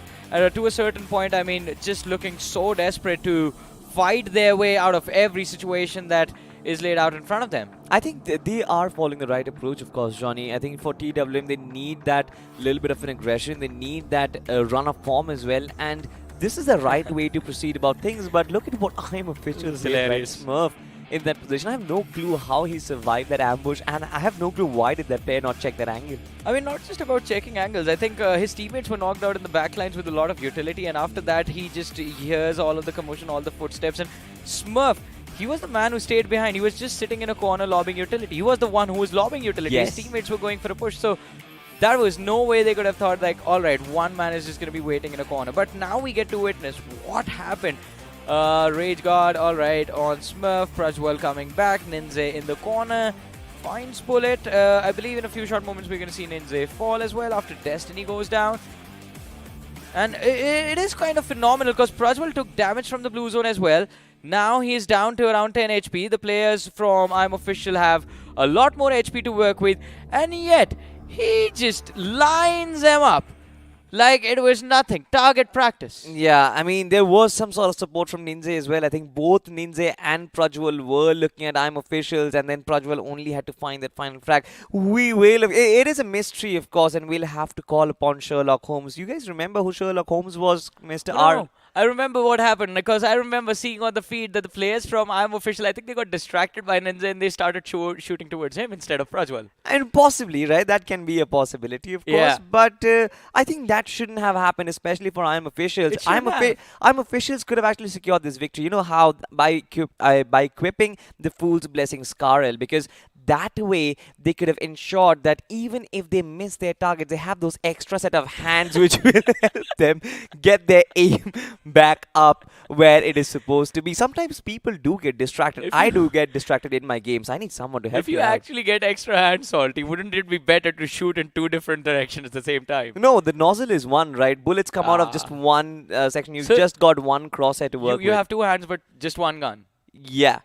Alright. I mean, it is going to be interesting to see how you make it work, Salty. But it will also be interesting to see what the teams are going to be up to in the next match that they play. I mean, this one was definitely a game changer for a lot of these squads. Game changer for a lot of teams, and specifically I think for God's Reign to be exact, because I was expecting a good game from God's Reign, and they did, so they had such a good position to work with. But Lucknow Giants coming in from the backlines, I did not understand how did God's Reign get flushed out from that position. I mean, yes, the circle was approaching and they did not really have a lot of space to move about, but I kind of expected God's Reign to win that fight because this game was set up for them. Imagine this, That is right? true. You take that southern rotation towards Graveyard, you get yourself in the high ground, in the highest turf possible, and every other team, they're just lying in front of you trying to fight. This is an enormous opportunity for you, not just a third party, Yeah. but find every single finish while they are making their rotation. So it was sort of laid out for God's Reign. I think that is the thing that got them over eager and got them greedy. All right, we have everyone in the open field, everyone in front of us, so Yeah. maybe easy finish points for ourselves. But as soon as they started to push that hill, push down the slope, they had IM officials who showed up from the backlines, and that is what put them in trouble, put them in a corner.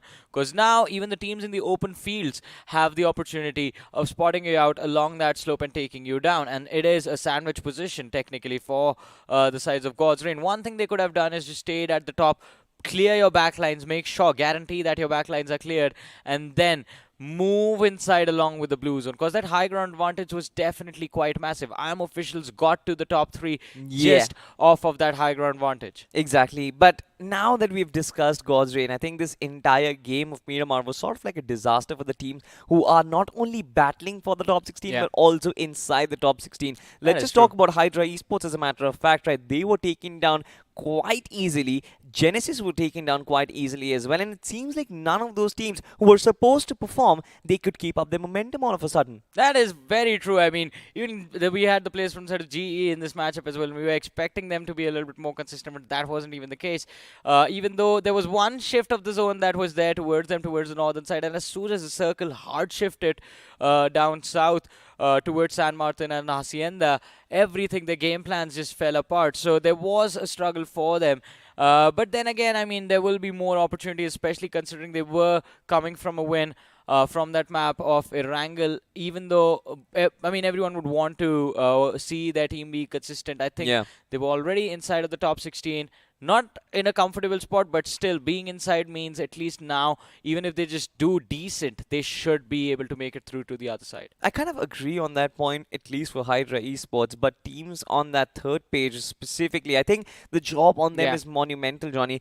You mentioned Global Esports. I've been mentioning Godwin as a matter of fact. Imagine this. These are going to be the teams who set the bar for the cutoff, right? Yes. And right now, they're the ones who are setting the targets for the opposition, for the red group, of course. So if they don't set a target high enough, when the red group, of course, do come back into the picture, I'm pretty sure there's going to be a lot of confusion and I think a very easy progression in the grand finals, Yeah. which Godwin can't really do much. They'll have to sit back at home and watch their lead get taken away from them. Exactly. That is the most difficult part, because once you are done setting the target, the other lads have the opportunity to chase it down.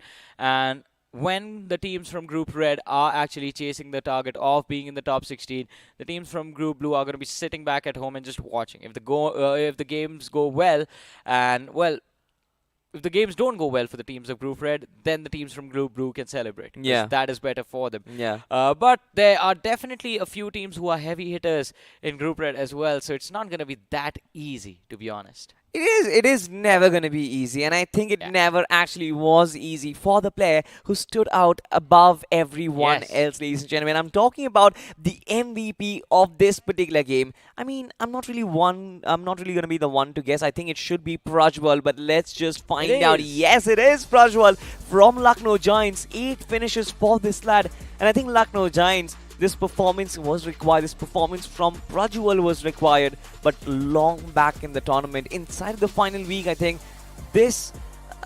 I'm not really sure. This was a very positive comeback, but I can't really be very happy about Lucknow Giants at this point. Yeah, I mean, it is definitely things looking brighter and brighter, but are they going to shine bright enough to light their way inside Yeah. of the top 16? I mean, it is definitely going to be tough, as you mentioned, lagging all the way towards the last few pages of the rankings. I think big numbers are going to be required. How many finishes do they have from this game? I think they had about 15 eliminations or 14 eliminations in total, so they had decent number of finishes as well. So I think Lucknow Giants, have almost having dropped a 30 bomb, have definitely improved their position. But like you said, I think they need the 30 bomb every single step of Yes. the way. You've got Rage God with 5 finishes, you've got Sam with 5 finishes. I think TWM has been one of those lineups where every single player is starting to kind of be a protagonist themselves. They've Yeah. got Destiny, who is an amazing player. Ninja has been in prime form since his BGIS days, and now Sam is actually picking up the ante as well. But ladies and gentlemen, let's just find out how many points did they acquire from this particular game. Lucknow Giants at the very top, they've got 29 points, almost the 30 bomb that you were talking about. Almost a 30 bomb. That means the next match they played, they will have to get 31 points to make up for it. It won't be. Alright. This is just speculation, hypotheticals, ladies and gentlemen. I mean, it's very difficult to secure 30 points every single match, but let's see. Following them up, we have I'm Official, who are doing quite well for themselves. 22 points on the board. TWM also 20 points. ASG now. ASG, this is one of those teams that has a chicken dinner to their name in the overall ranking, but still are way, way in the back lines. Yeah, I think ASG had that one good game in the entirety of the tournament, and for the others, I think they suffered the fate of inconsistency. And of course, in the bottom of their standings, you're going to find God's Reign and Wingod. Wingod and God's Reign, they had momentum on their side. Wingod certainly had momentum, especially after that Erangel game, Yeah. but could not really make anything out of it. Well, it was definitely going to be tough for them, but Look at even this. in this match, look at that. Global Esports, 3 points. Hydra, 3 points. Yeah. Team Together Esports, Genesis, what is happening to all these teams at the very top? I think they are just taking things a little too lightly considering they are in the top 16. I mean, okay, to be fair, Hydra can do it. Hydra has the luxury of pulling off these shenanigans. Global Esports doesn't. Yeah.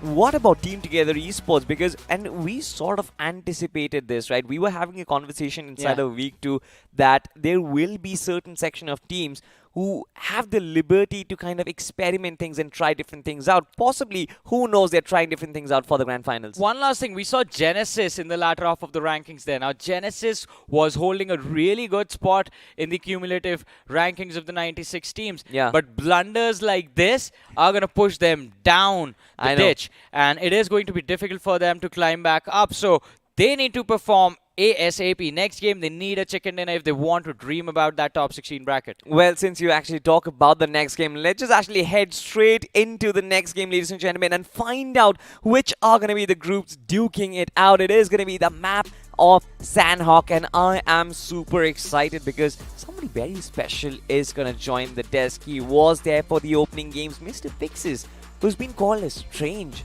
by Johnny. I don't know why. They must have had a personal vendetta.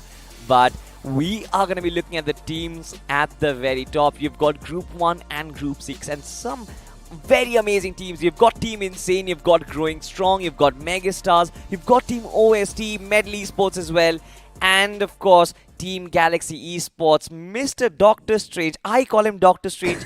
Johnny calls him strange. I have no clue why did that happen. But welcome back on the desk. How are you feeling about the Miramar game and how are you feeling about these teams for Sandhawk? You know, the good thing is that you call me Doctor Strange because you understand what I kind of say on the desk, and even the audience relates. Sometimes for Johnny, it's beyond his mere mortal understanding. So we're gonna give him that. But again, you know, I'm gonna chase him down with a vehicle if he's just gonna run, and always I'm gonna win there. But coming back to what's happening, let's focus on the storyline. Yeah. Now, God's Reign, out of 5, 2 matches are already over. For Global Esports, they started off with a shebang, and suddenly one of those games where they get very less points sort of averages those out. It kind of nullifies. Now, they're still in a good position, nonetheless, but with those next 3 remaining matches to go, they will have to put the pedal to the metal. Absolutely. Like I said, right, it's all about setting the targets and setting it as high as you possibly can, because, of course, you never really know when the group red is going to come down and chase you up. But, of course, now we're going to talk about the teams who are going to be playing this map of Sandhawk. You've got Team Insane, who I think is very safe right now. They have nothing to worry about. But what about Galaxy? What about Growing Strong, who are kind of going down a little bit on that overall standings? What do you have to say about them? I think for Growing Strong, I'm kind of, scared that they do not meet the same fate. What is happening to Team Together Esports? Seems like you've had such a great week 1 and week 2. You've got that cushion. You take it for granted. But bear in mind, anything can go on in week number 3, but still goes on to the fact that Growing Strong, I have this little feeling in my heart that they might have already made the cut, but for the remainders, I'm starting to get a little worried. Now, this is where we have to bring teams like Ostman in the picture, right? They're still somewhere around the 21st position. They have a good chance. If they can convert these games, you never know. Absolutely. I think they might actually make their way inside the top 16, maybe in this one. But before we actually jump straight in the game fixes, one last question, prediction for this one, very quick. I would want OST to win. OST to win. And with that being said, ladies and gentlemen, we jump right into the game. The pilot has certainly changed, but the action is still going to be hot. We are flying over the map of Sandhawk, and it just gets so dicey, especially when these players drop down on those lands, on those tropical rainforests. What do you have to say about this flight path fixes? Because this, Doesn't I matter. think... All right. Here we go, ladies and gentlemen.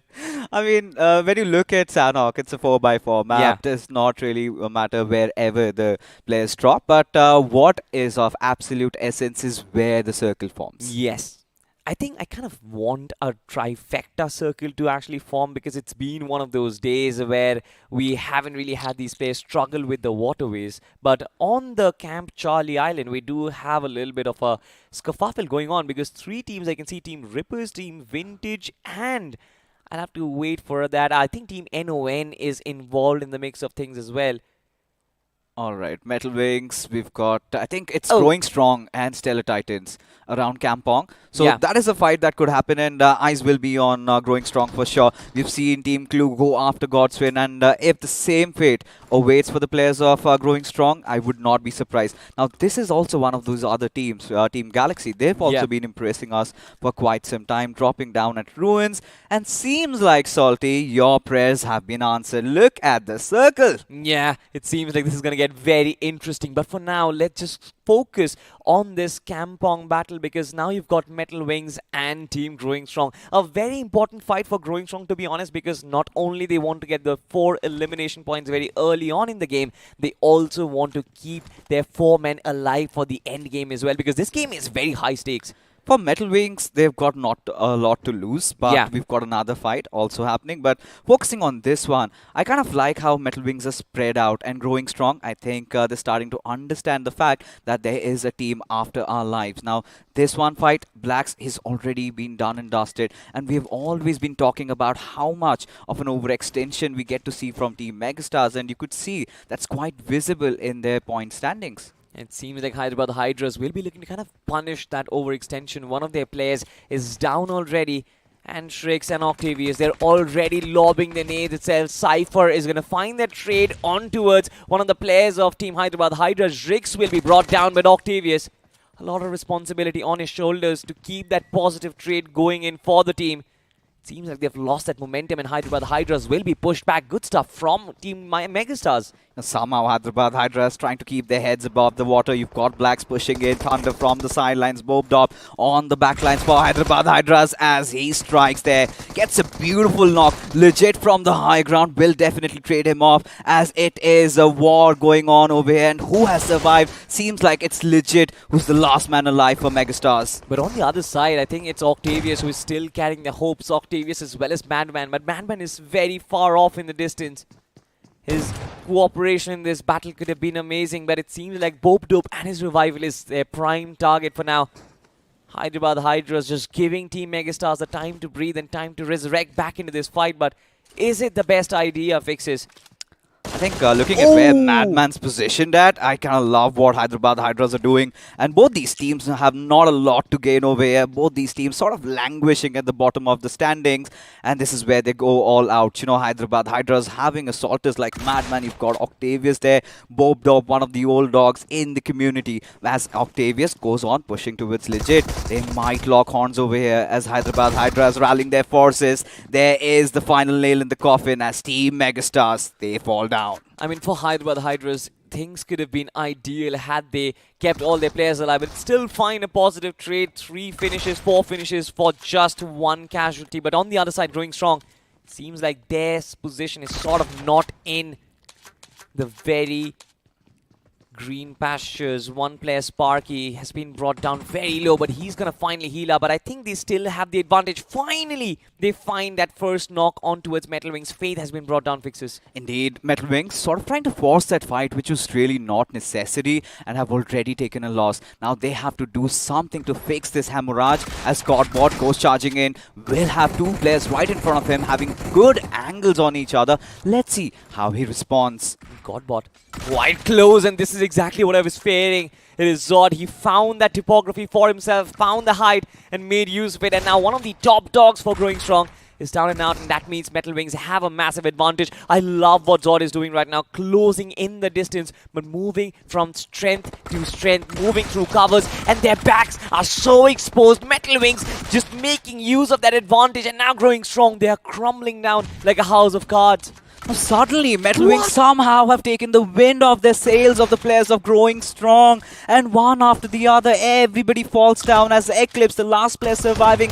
How does he live? Can he do something? Yes, he does. At least gets a knock for now. But what does he have to play along with? He's just a lonesome survivor, and now the Wolves are on the hunt. The Wolves certainly are on the hunt, but I think for Growing Strong, they can do one thing, and that is to find the clutch, find the revive on towards Sparky and try and survive for the late game. It is still a very, very tough job, but I think the call out is there. But while Eclipse tries and reaches his teammate, I don't really think Sparky's life is going to hold on. He's bleeding massively, and I think it's done and dusted for him. And even Eclipse sort of realizes that, isn't it? Indeed, and I must tell you, I'm loving every bit of what we're witnessing in week number 3. This is exactly something that we anticipated, right? Yeah. Teams from the bottom of the table, they will be going for the big dogs. We'll show them what they're made of, and that is what they're doing. Look at how fearlessly they're approaching these fights as if they have nothing to lose, and this is where they're sort of manifesting every single thing and putting the pedal to the metal. They're delivering. We love some of that because now Sanok already 2 teams have been eliminated. One of them is on the cusps of going down, but Yeah. Team Fly, they have been doing certainly great, and so have OST, and they're both locking horns against each other, Salty. They certainly are, and it's just Outcast Noob.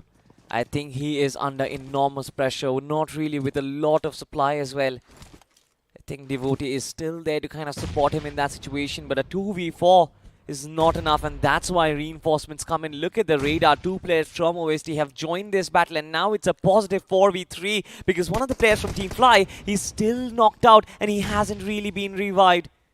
It's an exchange of utility so far. Nades been lobbed in, but no early contact been established as of yet. As ladies and gentlemen, we progress towards the stalemate. I was almost about to say that, but Adi gets taken down with that nade. Indeed. Now, this is a perfect start right now for Team Fly. Both these teams are all there racing for the top 16. And now OST cannot afford any more casualties as Hitler also joins the fray as Rio has taken quite some hefty amount of damage. But will he go down?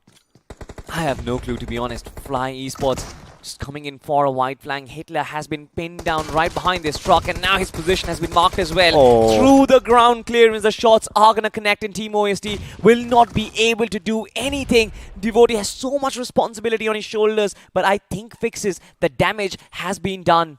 Look at OST. They're already cutting on their losses. One of their players has already got away from here. As they exist, he's got that higher ground, and surely would have spotted out one of the players. Yes, Devotee out in the open with nowhere to run and hide. He meets his terrible fate.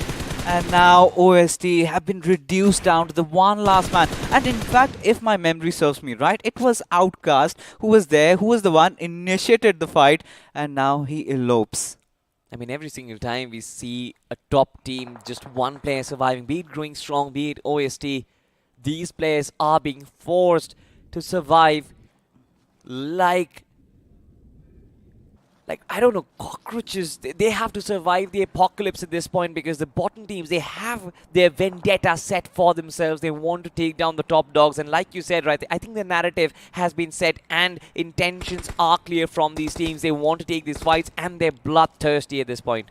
Even if they take an exit from this tournament, right, they want to go away with their heads held high. I think that is the intention, and they want to show the world, you know, their struggle, the story that they bring along. You know, they are the pros right now in India. Out of so many teams, they've made the cut, the top 96, and surely something has to be there behind the reason of them being over here and not the others. But when you talk about all these fights breaking out, right, it was kind of that RNG factor also hitting in. Yeah. It's all about where you're positioned, where you're stationed, who breaks the fight, where are your teammates. And maybe there were certain teams that weren't prepared for that. Somebody like Hyderabad Hydras, they had a spread for God's sake. But Yeah. still, when the fight sort of erupted, they kind of bought enough time, at least for Madman to come in there, and hence you can see the results. I think it's all about trying to trust your instincts in every single fight and not complicate things any further.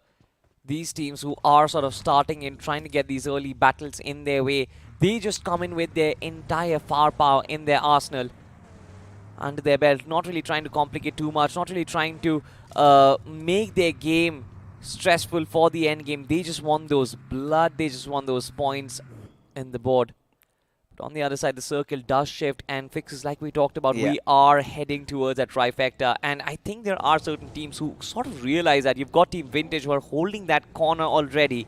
It's going to be very advantageous for them unless and until medals spot them from the Northwest Island. Now, for once, the gods have heard you, right? And giving you that perfect circle. And what a time to come alive.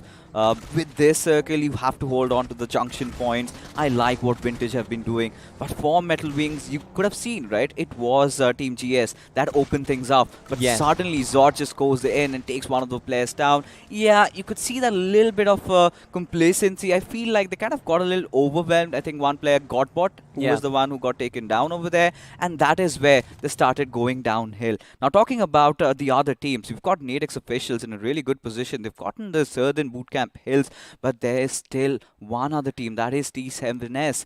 They've got their eyes on them. And now for Vintage. Now, this is one of those points. If they kind of defend this one properly, I think they can convert this game. I think it's going to be very hard, especially with the amount of attention they are going to garner in the end game. For now, of course, they can only hear the gunshots and nobody else is in their vicinity. So it's going to be still fine for them. But look at this, Metal Wings. They were successful in that fight against Growing Strong. But now, right up front, they pose another threat. And that threat is in the form of Stellar Titans. Another team who's sort of not really performed in this tournament perfectly. Did not really go according to plans. But ladies and gentlemen, this is the replay of how the cookie crumbled for OST. And out of nowhere, I love the fact that Exist finds a topography angle. This is such a weird angle to hold, but he finds it. You know what I loved about this fight? How Outcast was like, guys, I'm done over here. I'm running away. And you could see the entire fight had erupted. I'm pretty sure the IGL must have been giving the call that you need to survive. You need to live. Try and get us that position points, because they understand they are under heavy fire and they're being scrutinized right now, and they will have to do anything and everything that it takes to gain some points in Sanhok at the very least. I think He's got a knock also. Oh my god, he's got a finish. against Outcast. Team Metal Esports. I think the rest of the three players are starting to chime up against him as well. It'll be interesting to find out how long that he survived, because let's just move on and talk about this fight right now. His entire shack has been filled with fire. It is lava all over. Siam with that nade is going to finish him off, but I think he has done his job. He's done the damage, at least for Metal Esports, spoiling the game, taking down Paradox. He did get away with murder, that's for sure. Yeah. I mean, I loved how Paradox was just picked off in that situation. I'm going to go down. I'm going to take one with me. That is the principle. That is something which Johnny has treated me as well. I mean, Johnny has his ways, right? Can't really question him there. This is what we do in our games, ladies and gentlemen. We're not talking about real life. Yeah, I mean, I'm talking about BJMI. I think Johnny's one of those players. He doesn't really back off from a fight, but given the chance, he takes it head on, and then he starts flaming the others. Like, where were you guys? What are you doing? Where's the backup? But Team Insane, so far, they've been making a lot of headlines, Salty. Recently, they've ended third in the overall standings. They've managed to get the highest number of chicken dinners. I think a number that is equalized with Autobots. Both of these teams having 4. But what is lovely about these teams is that they have got the highest position points out of the 96 teams present. They certainly were very consistent. They initially used to rely a lot on their firepower, but it seems like now they've found a healthy balance. It seems like Team Insane, once again, they are going to play in from the back lines, so right from the edges. Look at that. We've seen this happen time and time again. Can't really call it a 3-1 split, but Jazzy just extending a bit forward ahead of his teammates, trying to secure the ground, which Team Insane will, of course, rely on for rotating. But from the backlines, you've got the likes of Hyderabad Hydras who might approach them. So that can get a little dicey. You know, I think we need to bring Team Metal into the picture as well, because this is one of those teams right at the 27th spot. They still have a chance to make it, and losing out on your IGL like that, I don't think it's acceptable by any standards, at least for this team, considering how they played in the last week. We could see those signs of brilliance, but there were those moments of absolute collapse. If you remember that fight against Team FS yesterday. Absolutely. I think Turbo just bombarded the team, and speaking of bombarding, it seems like Stellar Titans have also done similar fate here as well against Metal Wings. The nades were popped in, but so far, no initial contact as of now. Killer going in for that massive flank, finding that angle almost. The knockout was there, but right in the nick of time, Team Metal Wings, they were almost about to get taken down. But let's just talk about Stellar Titans for a second, because they had one target in Metal Wings, but now they shift focus. They move in the other direction against Team Nade Officials. And Nade Officials, they're not just being targeted by one team. Whoa. There are multiple teams. ODG Bot, in fact, just taking all the efforts, all the hard work that was done by 5Filter Esports, they have reaped benefits out of it. Stellar Titans also putting on quite a show over there. What a time to come alive, isn't it, Salty? Especially when you're at the very bottom of the point standings and suddenly you go out and get 2 finishes already, making things worse for Nadex officials. Now let's talk about Nadex officials. This is again one of these other teams that are still in contention. They still have chances to make it to the Eka Stadium, and seems like if they have a start like this, maybe their hopes might just get destroyed. I mean, I'm not really sure, to be honest. Nade officials, their gun power was their biggest strength, but all of a sudden, it seems like the pressure is on them. And you see the distinct contrast between these teams, right? Someone who has got nothing to lose, they come in with that fearless approach, while someone who has got everything to lose over there, I think they have sort of struggled the most, especially inside of the third week so far, ladies and gentlemen. Speaking of losing, it seems like Team T7S, Yeah. they've been spotted on top of this South Bootcamp hill, and they are currently under crosshairs. You know, GS, they're still not out of it yet. But Eclipse is the last man surviving. They've got Team Executors right ahead of them.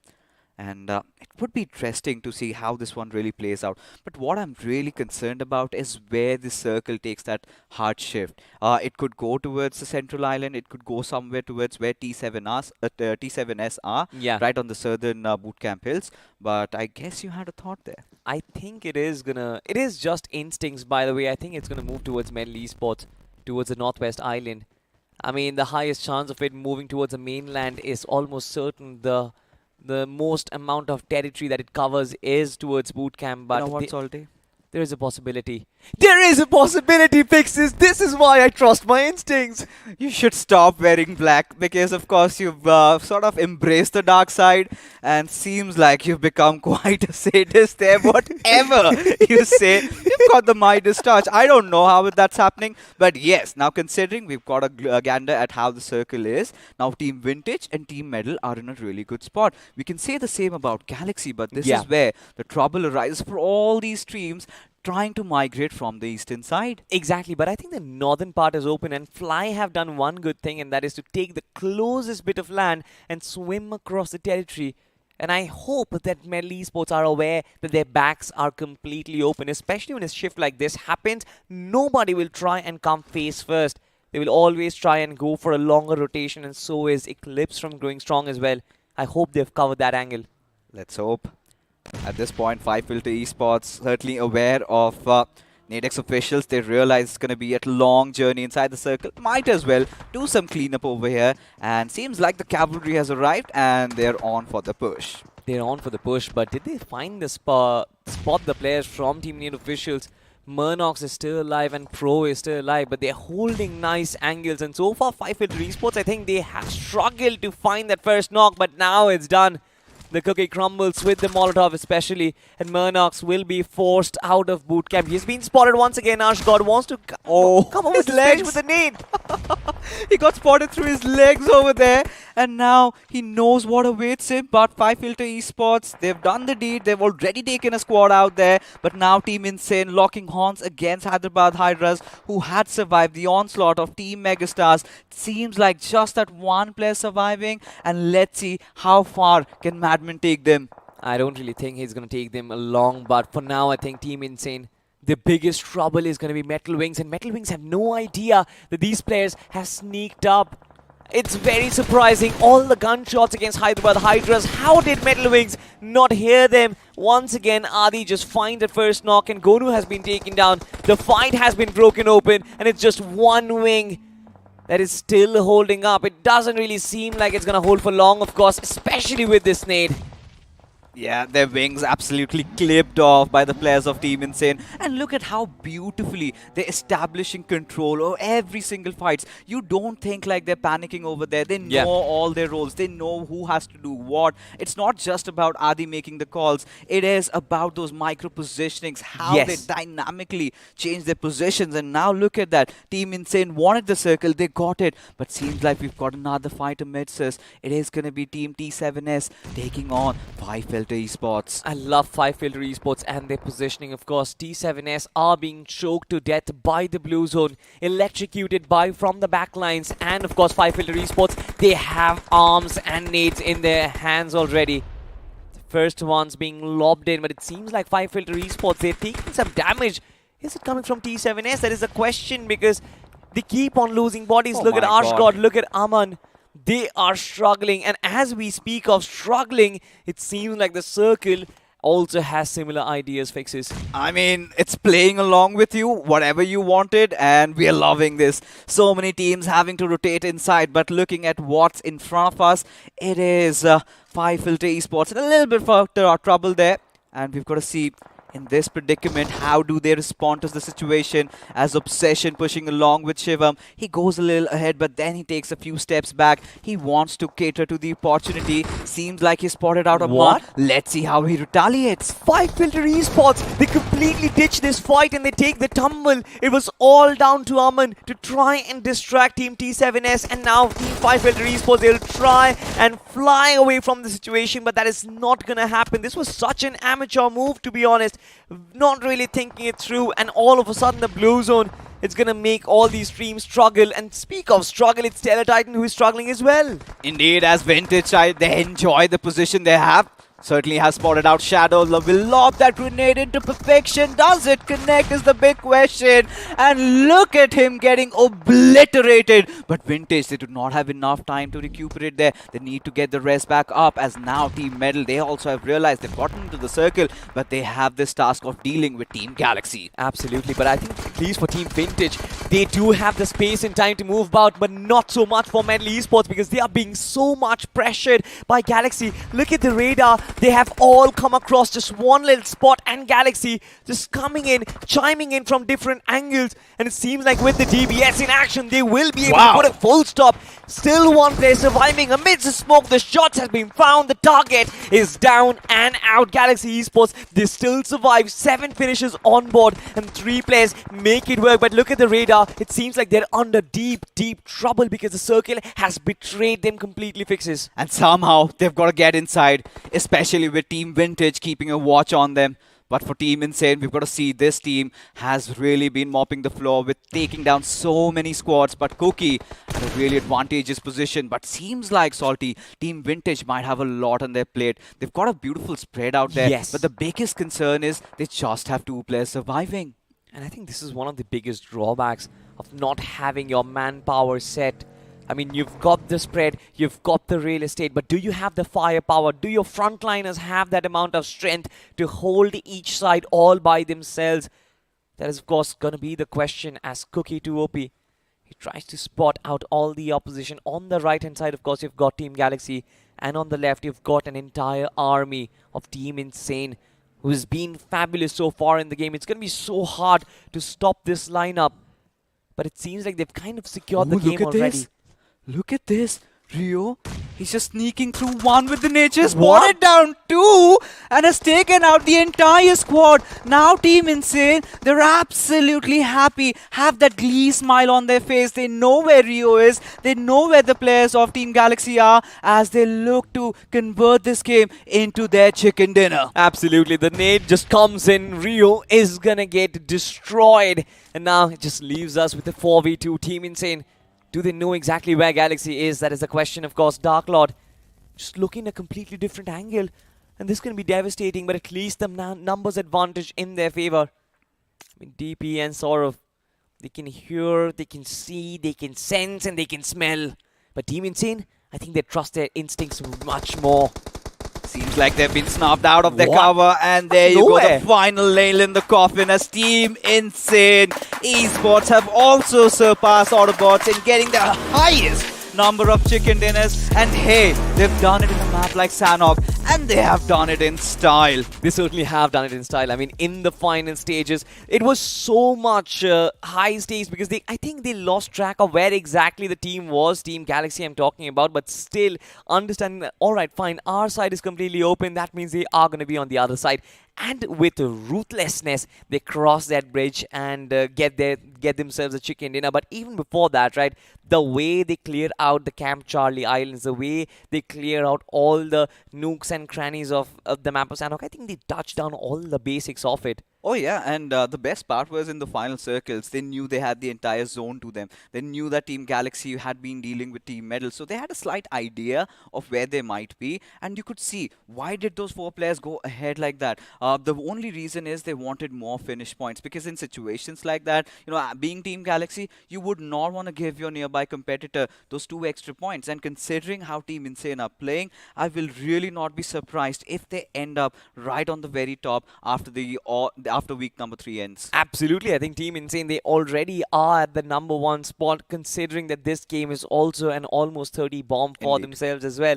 But having said that, I think it's not just Team Insane who has kind of surprised us all inside of the BMPs, especially you guys. I think you guys have been surprised with something which is there inside your game right now. I'm talking about the Royal Pass, which is available, ladies and gentlemen. Freak Fiesta is available in all your games on your mobile devices. Of course, just do check out and make sure that you not be default in your games, of course. But we will talk about the conversation that we were having about the map of Sanhok right after this short break.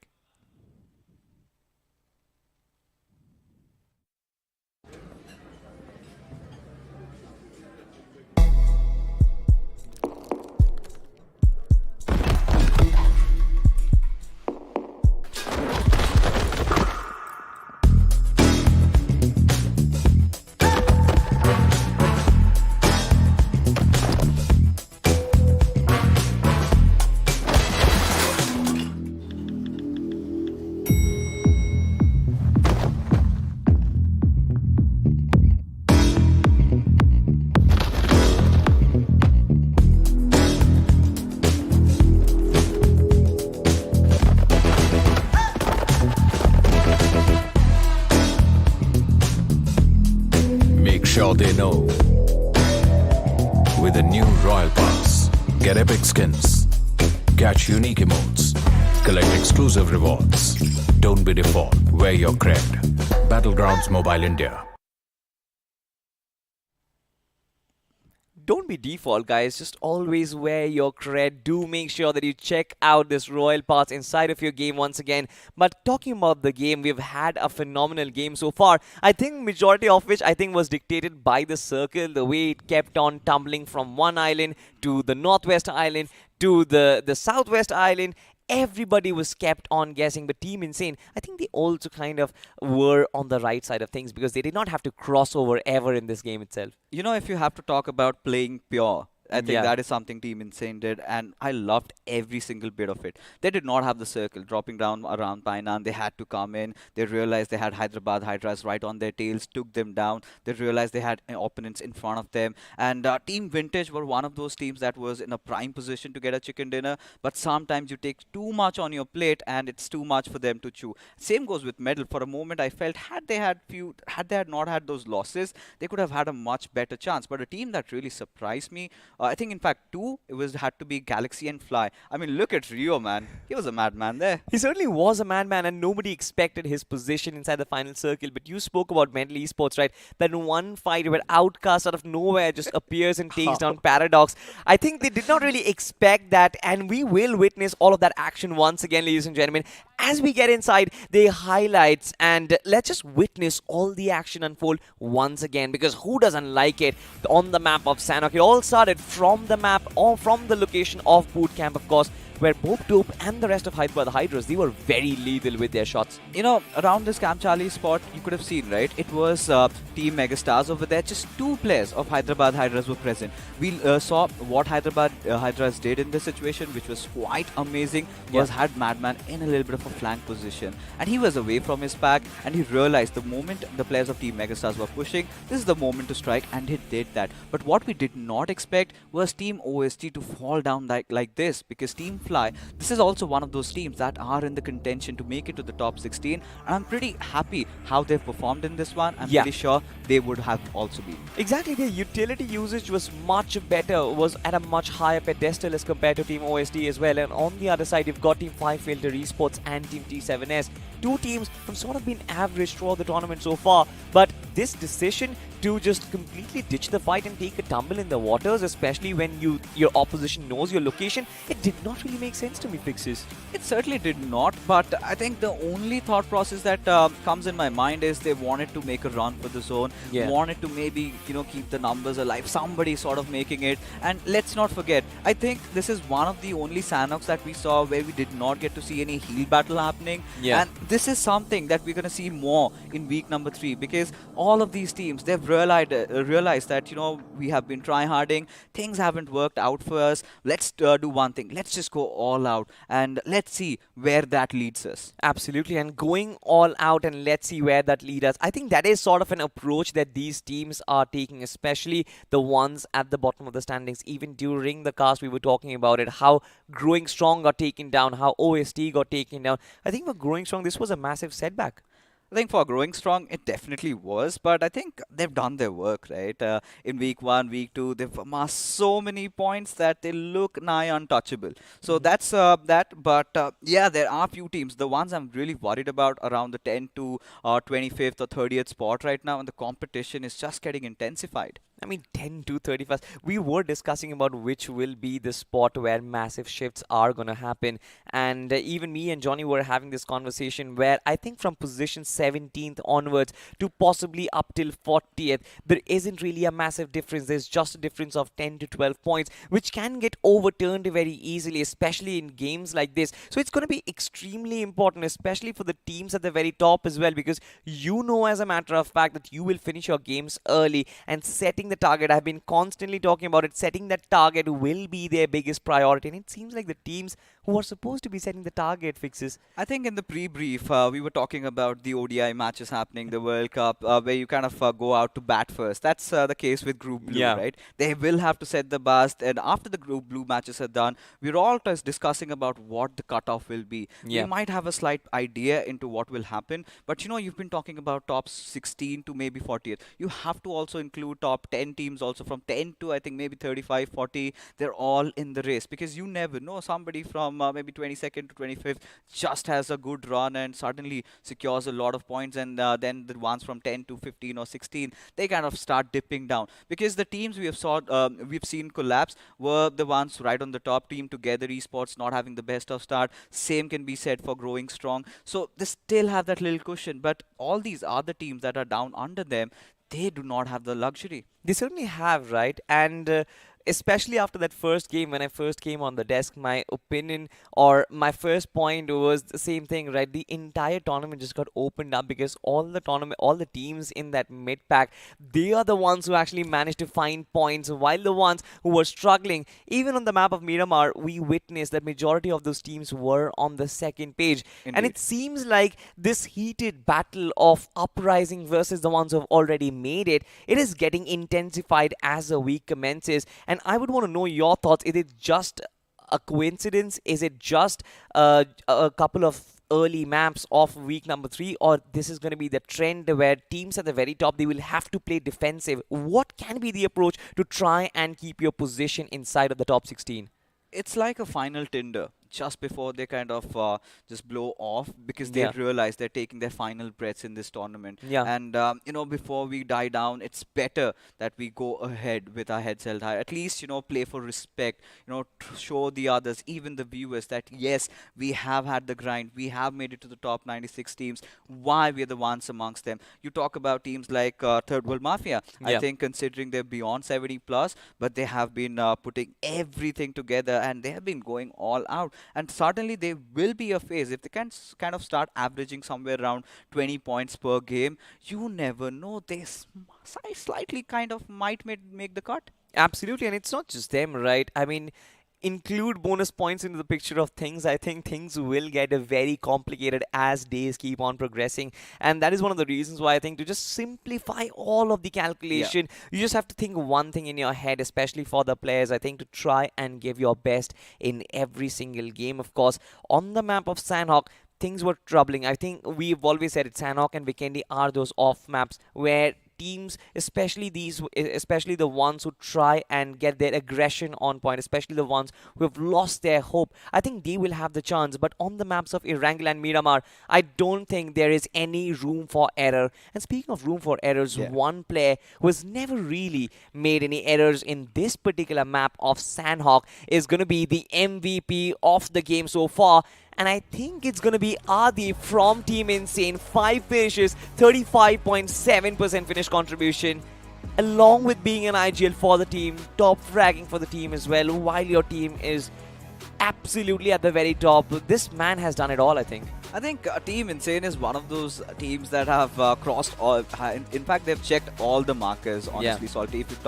If it comes about having a right position, if it comes down to having the right finishes, they've been doing it all. And Adi leading the pack. You know, he's the IGL, getting those highest number of finishes. Kind of puts him into comparisons with the likes of Manya. Yeah, absolutely it does. But look at this, Team Insane almost dropping a 30 bomb once again. 29 points acquired. It seems like they are marching towards that #1 spot of the 96 rankings. But look at this. There are certain positives to be taken away from this game as well. Galaxy have had a good outing. 19 points for them. Fly Esports, you were talking about how this team also has a chance. They've made a case for themselves. 16 points. And Team Vintage, once again, it seems like this team is rising back from the ashes, Fixes. They are, but I'm really more concerned about Team Medal because they've gotten 10 points out of this game. Not too shabby, but then again, considering this is one of those games they could have actually made theirs, they should have at least secured those 15 to 20 because you're not going to get such golden opportunities where you could really garner more of those points, because you never know in the next matches that await you what's going to happen, how the circle is going to form. And then when we go to the next page, well, this is not where we're kind of accustomed to see GS, one of the most consistent teams. And then when you look at Team Megastars, they have been falling down. But Ostman, I think this is the biggest surprise. This only 1 point. This certainly will be the biggest surprise, I think, for OST. That consistency that we always talked about has not really favored them, especially from that later stage of week #2. And for now, I think their job will be simple. The approach has to be simple to try and avoid all those early collisions, because that is where they have been suffering the most. Try and figure a rotation path where you will be a little safe and get yourself the placement points first, because their aggression is on point. They know how to finish their games. They know how to play in the final third of the games. It's been the early first and the second half where they have had troubles. Possibly escaping from those grasps of death, the clutches of death, will be their primary objective. Not just escaping, scooting away. Scooting away. Just take that jump and it's like, I'm done. I'm out of here. But let's be honest, looking at the overall picture of what we've seen in the past 3 games, right? We witnessed that a lot of those teams that were kind of above 50 plus, they're going all out, right? They have nothing to lose and they're showing what they have got in them. Whilst the team at the top, they're kind of messing up a little bit. They still have done so well as the next match comes in front of us, as we have 2 new groups joining in for the action. It is going to be teams from group #4 taking on group 5. Now we've seen group 5 open the day today, but for team group 4 it's going to be a very important matchup, because you've got the likes of Team Blind and a striking contrast over there, as you've got UK07 also into the mix. But my eyes will be on Big Brothers Esports. Can they stage that comeback? But talking about comeback, we've got another one, and in fact a stronger one over here. It is going to be Mr. I Super Johnny. So Johnny, you have been watching the match of Sandhawk. Insane. They have made their intentions clear. They're here to rule. They're here to dominate. Do you think Team Blind can retain that first spot? Oh, it is definitely going to be a challenge. And this is a fight that we were waiting to see in front of our eyes, right? Insane versus Blind. Oh, yeah. Of course, we saw Insane during the latter half of the first week, but they were struggling in that opening week. Coming into week 2, looking so solid, improved on every single mistake that was made during that opening weekend. And Insane, they have just been phenomenal from here on out, even starting the week 3 with a good momentum, a burst of momentum. And if they carry this on, then only I think Blind might slip down. But also it is Blind, so yeah, I don't really know. Blind never likes losing. You know, but one thing for sure where I feel like Blind has that slight edge, they've played the recent official events, and not just That is events to and on LAN in front of audience, whilst Insane has not done so. Now, one thing for sure, we know that Insane is qualifying. Yes. Because I can say that with my hearts out loud. But how are they going to deal that pressure? That's the big question. I do agree with that. That is where Blind does have an edge, that they have a little bit more experience of being in a part of a circuit like this. And of course, once we move on to land, then things change completely. And over there as well, Blind has a little bit more experience against Insane. But you can't take anything away from the lads of Insane and the organization itself. They have some of the best scouts in the country every single time around. This team is the one that figures out a way to find the best talents across the board, and they have garnered that history over a long time. And even now, I think the young lads that they have are they are dealing with the pressure one way or the other, especially with Adi being there in the lineup. I think things can definitely, we're going to witness some magic from this side. Now that we think of it, I don't think Team Insane has played a LAN in front of an entire Yeah, audience no, ever. yeah. So Not they've this played a team. lot of Yeah. closed studio LANs, Yes. but in front of an Yes. audience, that's going to be quite an ask for them. But yeah, again, that discussion does come into the picture. But imagine how desperate they are for that moment, right? It has been a long time, and they have been waiting for this opportunity. And as I said, new players being brought on board, they have showcased in the other events that yes, we have the skill set to rule and dominate this scene. It's just that they haven't gotten the opportunity to give a taste of what they are made of to you guys, and that is what Insane is fighting for. And they've always produced diamonds, right? You talk about Sarang, you talk about Siam, you talk about Goblin, Neo. The list is endless. This is And the- there's one man consistent. It's Adi. Adi. How does he do it? I have no idea, but as you mentioned, I mean, you've just given us a list. Insane, they've proved they've the best scouting program. Oh, indeed, they have. I mean, you talk about Insane, then you've got 8-Bit. They have been producing so many talents. I think Yeah. when you mention about 8-Bit, look at Beast, right? Yes. How well he performed in the first game of Erangel. You talk about Madman. That was one surprise for me because I have a lot of expectations from this lad. Now, playing from Hyderabad Hydras seems like he could not really synergize with the players. Still a very fantastic assaulter, Exactly. but not really gelled up with the I team. mean, as you mentioned about 8-Bit and their scouting program, the players that they have put on the board and let loose in the community. If you notice, I mean, even though the teams they are playing for, while the team takes their dip, even if the team takes a dip, let me correct myself, the players' improvement is still there. They are still growing at an individual level. Look at what Beast has been able to pull off with the side of global esports now. Yeah, of course, and that is really nice, especially when you're working with somebody like Mavi. He's one of the players in the Exactly. scene. He's got that Midas touch we've been talking about, and Mavi has had his struggles lately, right? Yes. Not finding the perfect pieces, and seems like with these young lads, he's Yeah. making everything work. I think Mavi being with the young players has revived his inner youth as well. Because He's now, quite young himself. He's yeah, just he's 22. very young. I mean, he's very young, to be very honest. Mavi is extremely young. He's 22, 23, right? Yeah, Yeah. he's 22. Yeah, so extremely young himself, but the players that he's playing with are comparatively younger to him. He's the senior player in the lineup.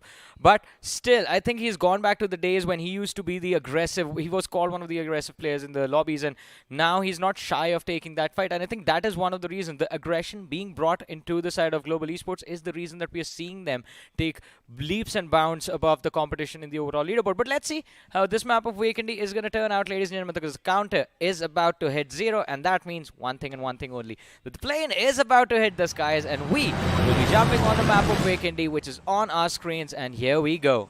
You know, yesterday we witnessed these icy lands turn red quite too soon, right, Johnny? Yeah. I mean, that end phases of those Weekendy in week 2, you could not really process what was going on. Teams going after each other. It was absolute massacre. We were talking about Insane, and you just reminded me what happened to Insane yesterday on Wakendy. A lot of things, and that sort of goes on to say that these are the glimpses of what we are supposed to expect in week number 3. A lot of these teams taking those early on fights, and we've already had those examples. We see Sanhok, one of those Sanhoks where there was no healing battle done, and then you have those Weekendys. I'm presuming this is going to be a fast-paced one as well, but eyes will be on Team Blind for sure. Yeah, of Team course. Insane, they ended up with a chicken dinner. Blind would definitely want to catch up. I completely agree with that. Blind will look for the win. But look at that. We again have a central circle in this map of Vacant Itawar, where we had the endgame yesterday, not too far away. But what is going on? The start of the match towards the city of Podvost. We see an early drop clash, and this one will be intense. You have Clue going up against UK07, who are still looking for their first finish of this tournament. But Clue, this time around, looking for a few extra points, have the knock secured. There's one man on the floor up above them, and they know They have the numbers advantage to work with as well. Negi needs to be careful, armed with the DBS, looking to hold on to the assault. Does secure the opening knock, but has taken some damage upon him. And in fact, they've gotten a couple of finishes also, at least one there. Oh, what yeah. I love about that fact is that Team Clue, they're on a mission. They've got nothing to lose. They want to go all out as Negi Jot finally falls down as UK07 already having one of those finishes secured. It is going to be Team MYM also in the distance. Let's see what do they do. I just want to confirm one thing. Is that UK07 starting off that finish counter of theirs? Yes. Yes, it is. It is the first finish of this entire tournament. And it's the first finish in this match also. Yes, this can be the signs of But look at this. UK07 making a comeback, but Mayhem, well, the name says Mayhem, so that's what they're going to do, cause some mayhem in this fight. For sure. They know that Team Clue, they're wounded. They are kind of trying to surround them. And you can already see Sahil, he's making those moves. He's become an ape right now. And just being an Yeti over here. He has spotted out one shot, or maybe not in the distance. But Team Mayhem, they know one thing for sure. The Team Clue is right inside this compound. Yeah, they keep hearing the footsteps. And Sahil, he's looking to line up that nade. What? Yeah, like, why? What's this, a trick nade? Fixes it was a trick shot. Just look at that. Secures the knock. Astro. Sahil knocked out. Sahil finished up. What? Now that is awkward. He's been forsaken, betrayed by his teammates. He went in, and you could have seen he did not have a helmet. Yeah. He gets knocked out, and he thought that maybe Astro is going to follow suit, but no. He was like, I'm not going there. I'm not risking my life. Oh, man. And all right, I mean, on the brighter side of things, MYM, they've gotten 4 finishes already. Yeah. But I think they're going to look for one more. UK07. They know that one of the players from the side of UK07 is quite close to them in the nearby vicinity. They saw him escape. They are going to be on the hunt. One shot. Only has one shot to make this escape. If he gets spotted out, if even Mayhem hears one footstep, he is getting hunted down. For sure. And to be honest, Johnny, he does not have a lot to work with. Just that one first. He does not have a helmet. Nothing. And, you know, these are really tough conditions, especially if the Tundras weren't really enough. And add one to that. And overall, the journey of UK07 has been a little underwhelming, even by their standards. But let's not take anything away from them. They're still such a good squad, right? They've made it to the top 96. They came here out to perform. And this is how Ironix, he had his attention completely fixated on the other player while he gets picked off from behind. Slightly unlucky though, but what I liked There was it is. team... this was the moment. What I liked about this fight though, Team UK07, they put up a fight at least. Yeah, they did put up a fight and they tried their level best to survive, but unfortunately, UK07 has been the most unlucky team in this Yeah. entire tournament. Every time they drop clashed, somehow they are the ones who end up not finding any weapons. This time around, they had at least weapon on one person, and he was able to secure that one finish before 3 of their players got picked off. But let's see. I mean, this game is still not looking good for them. You know, there has been a pattern. If you've noticed, Clue, both the times they've come into play, they've gone in for the hunt. They're drop clashing with teams. First game, you saw them going after Godstrain. This time, it was UK07. So, this time, Clue, they are on a mission. Let's see where they go ahead with it. And you expected this kind of a run or a mindset from the teams at the bottom as well, because at this point you have nothing to lose. Either you go big in every single game and qualify within the top 16, which already the chances of that happening are extremely low, or you just accept your fate and do nothing about it. And I think Clue, they've decided they won't take anything lying down. They will take the fight, risk it all for the glory. And I think I like that mindset. You know, this is a kind of a confidence we both would have loved in the initial few weeks, because you could see the temperament in those players. They've got what it takes to get those finishes. It was all about, you know, dealing with the pressure. Yeah. And maybe it was a little too much for them, but now they're kind of accustomed. Now they're getting conditioned to such situations. Maybe in the future tournaments that we have, we might have a similar format, and I'm pretty sure they will be ready for that. Well, let's see how ready Blind is going to be for this match. We were talking about them before the game began. And this time around in the city of Volnova towards the southern edge of the early circle. And considering it is weekendy, so they will be forced to move up north. But reckoning esports, Punk moving in the wrong direction. Can be caught off guard, but Mr. Spray missing the spray.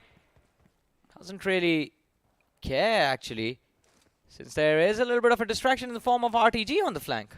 Indeed, and Punk for a moment, he was in no man's land. One thing for sure, we witnessed that Punk is out for a scout. He wants to scour those lands, he wants to get those compounds secure because we did not see the other players of Reckoning making a move. Now, with Mr. Spray giving his position away and him also knowing where the players of RTG are, now Reckoning can chart their next set of movements. They can hold on or maybe take a fight as well. Well, the options are definitely going to be there, but Reckoning Esports, they, I believe, are going to be concerned about the fact that they just saw one player and one car on top of that hill.